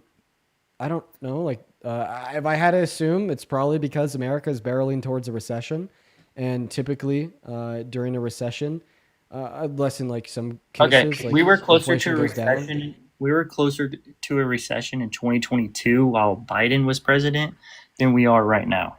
But As we see, said. the Biden- difference is that we actually might already be in a recession right now. But listen, the main point here is I wouldn't be able to identify anything that the Biden-Harris administration did that caused America to be barreling towards a recession. In fact, I'd only be able to identify things that they did to keep us out of a recession. They had really good domestic policy insofar as their management of COVID. Additionally, I can identify things that Donald Trump has done that has slowed GDP growth in America and has led to institutes such as the Atlanta Fed projecting, a potential recession. So for that reason, I would probably blame Trump for this, but I wouldn't blame Biden and Harris for this at all. What did Biden and Harris do that caused America to be very close to a recession during their 4 years? Yeah. So do you think that the country would be way 10 times, 100 million times better inflation, everything wise under the Biden Under Harris? I can definitely argue because our country, one moment, our GDP would at least be around 8 percentage points better because before Donald Trump was inaugurated on the trajectory set by the Biden-Harris administration, our GDP was expected to increase by 4% in the first financial quarter of 2025. Now, under Donald Trump's administration, the trajectory the country has been sent on with his economic policy is expected to go down by 3.7%. So I actually can demonstrably argue that our economy would be better if Kamala Harris was president right now. Okay, you can argue that, but I can mainly just talk on I can't go into the deportation side of the deportation side of Trump because I'm not affiliated with anything that has to do with deportation. The only thing I'm worried about is when I went to go, prices are up, not down. I'm just reading the comments, but they're distracting me. But I'm into business and I have my own business, so I voted particularly based off of based off of prices and pay and business basically. So inflation is going down.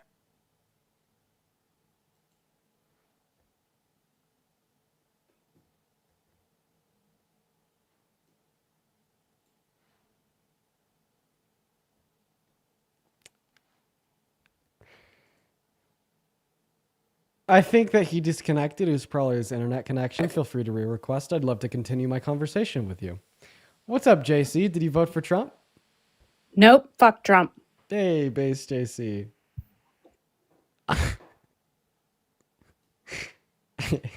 I think I'm probably getting tired. I mean, to be fair, I've been live for over 5 hours and just haven't even noticed.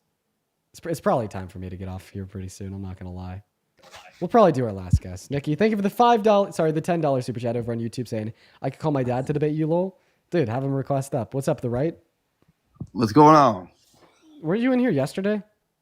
Yeah, we only talked for like 90 seconds, and then we got cut off because somebody else got you banned or something. But I was the one that you asked whether I'd rather vote for Putin and Kamala, and I said Kamala, but it took me a second, and that's when we got cut off.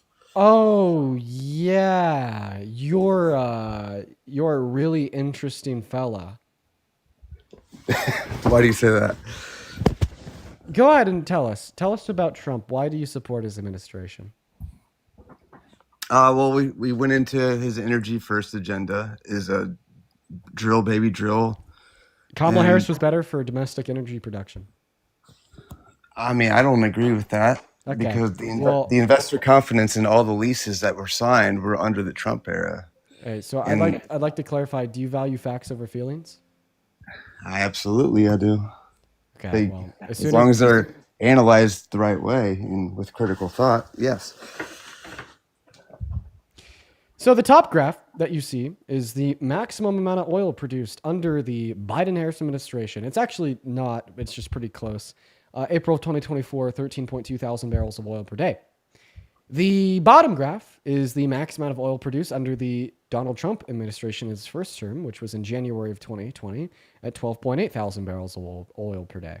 Now, if we look back at this top graph, it may be a little hard to see here. Now you can find this on EIA.gov, but all up here, right by where it says reset zoom, we had 12 months under the Biden-Harris administration where they produced more oil, domestically speaking, than Donald Trump did in the most he's ever done in a month under his first term.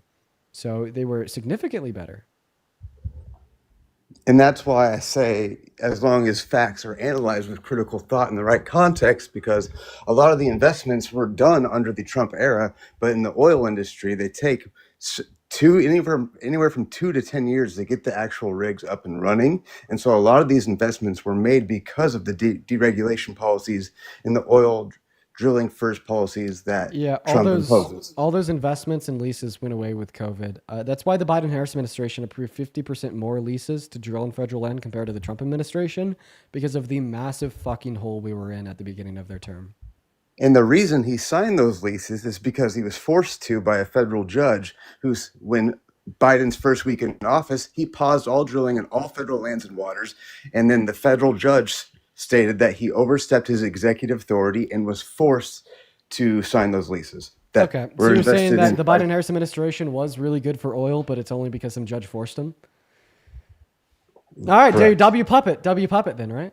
Like we obviously, W Puppet. Well, no, I mean, these leases were negotiated and invested in under the Trump policies, and that's why Biden wanted to stop them. I'd love. Can you just give me evidence that a judge forced Biden to approve 50% more drilling permits on federal land compared to Trump's administration? I mean, that sounds a little outlandish, man. I can show you where he blocked all drilling and tried not to sign the permits, and yes, the judge did. I want a source where a judge said you got to approve 50% more permits on federal land compared to Trump. Well, okay. Well, if he tried to stop all of them, and the judge forced him to do it, that obviously. Listen, I don't know anything about Biden trying to stop drilling on federal land. It's possible. Reuters, they all reported on it. All you gotta do is judge. It's possible that he tried to do that related to the pandemic. Good thing it didn't happen. And then he ended up being the best president ever for domestic production of crude oil. This from a lag effect that was anybody in the oil industry will tell you that these are all from Trump's policies and investment strategies that he made. Dude, no, Trump was actually like rather bad for domestic production of oil. No, that is not true at all. Dude, he was so bad. He tried to get really cheap foreign oil from Saudi Arabia and Venezuela, and he just went in between the two countries. And he told them, give me cheap oil or I'm going to go and ask Venezuela for the same thing. And then he went to Venezuela and he was like, give me cheap oil or I'm going to go and ask Saudi Arabia for the same thing. And then he just brokered Saudi Arabia, OPEC, and Venezuela down to very low prices for foreign oil. And I bet he had a big old smile on his face, but he didn't see the unforeseen consequence that would switch a lot of American reliance to foreign oil because they're significantly cheaper than American produced oil. And it got so bad that he had to go back to OPEC and beg and plead that they decrease their output by 10% to artificially increase their prices. So if we were so reliant on foreign oil, how we were the number one exporter of oil in the entire world under the Trump presidency for the first time. Also, he became a net energy exporter for the first time in 67 years under Trump. We actually imported more under Trump than under Biden and Harris. So what does this tell us about Biden and Harris? They were even better than the best, I guess. No, there's called a lag effect in the oil industry. It means but any investments were made, they take years to come up and running. So arguments dead in the water because of COVID. COVID fucked this lag effect up. No, there were still investments and leases that were signed that were made under the Trump deal. But the COVID just delayed at the actual permits getting signed from the leases. Right. So wait, I'm so sorry. If there's so many leases approved, how come they approved 50% more? Because there was a backlog. There were so many that were negotiated under the Trump administration that not all of them could get signed. So there was a backlog of over 6,000 leases. Dude, you're telling me that all of the drilling was negotiated under Trump's administration? They were just ready to go. They were just ready to go. And then Biden and Harris walked in office and got forced by a judge to put their signature on it all. You're grasping for straws and you're annoying the shit out of me. No wonder you support Putin. I want to ask a question. Do you agree? I never said I supported Putin. I said I supported Kamala Harris. Do you agree with must Russia? Have misheard. Do you agree with American sanctions on Russian oil? Yeah, I mean, I think so. Yeah, I don't see why that's a bad thing. I think anything that sanctioned countries like Russia, Iran, Venezuela, who are not our allies, I think that's a great thing. Anything that helps oil production in our allies like us or Canada, like the Keystone pipeline that was brought down, like that would have helped put a lot of jobs in the Midwest.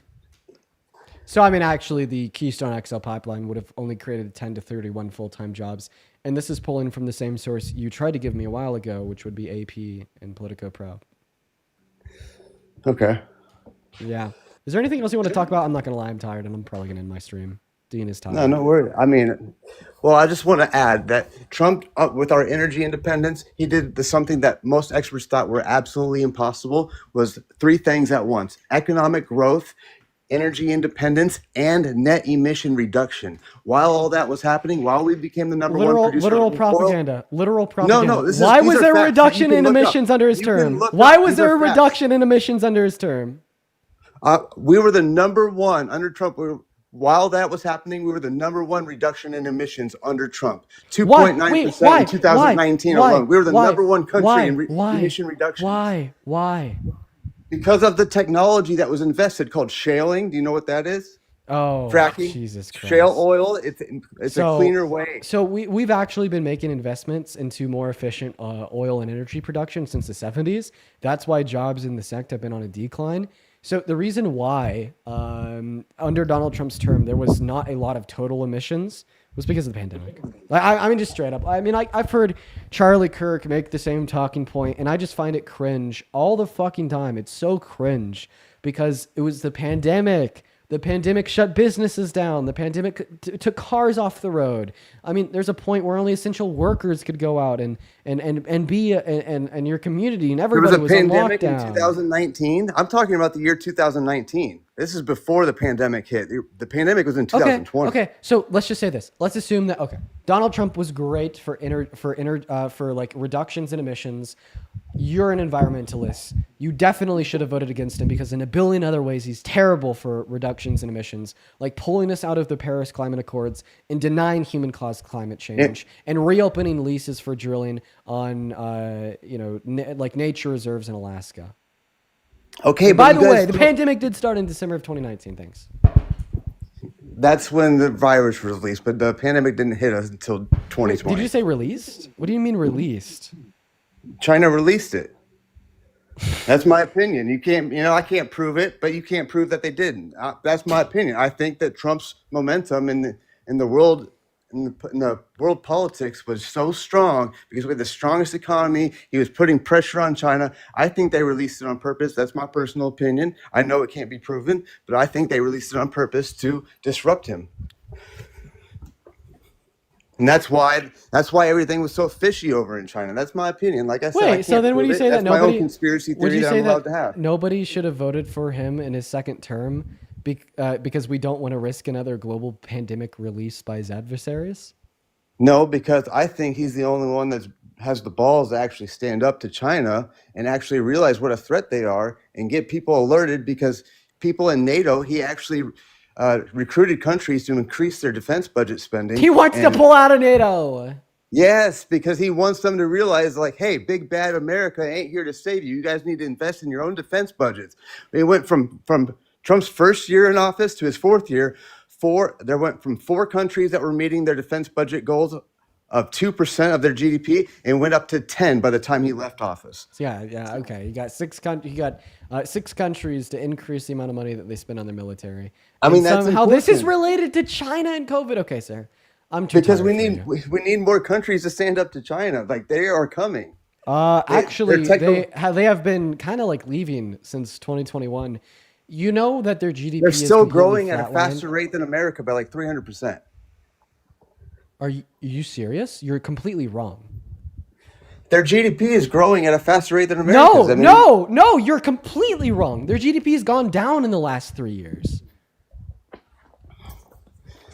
You're completely wrong. You are completely fucking wrong. All you got to do is go to Google and type in China GDP and then go to another tab and type in American GDP. American GDP looks like that. Yes. Chinese yes, GDP looks their like military that. investments are going up. Their spending, their technology, their investments in quantum computing. Quantum computing is going to break the damn world, bro. And they're the number one investor in it. Okay. All right. And Trump. Okay. All right. Somebody in the chat said he's actually tearing up. Yeah, I gotta pop off. Listen, you guys. I've been debating for 5 hours. I didn't mean to. I don't know how we got here, but we're here. I'm going to go ahead and end the stream for the night. I'm tired. I love you guys. I'm going to go get some dinner. I hope you all have a good rest of your evening. Go show some love to some other debaters. And have a good rest of your night. Bye-bye. Make sure to follow before you leave. Goodbye. Hey, for everybody watching over on YouTube, you always know that I end Sane Bite y'all last. I love you guys as per usual. Long day. See you tomorrow. Peace and love. And take care.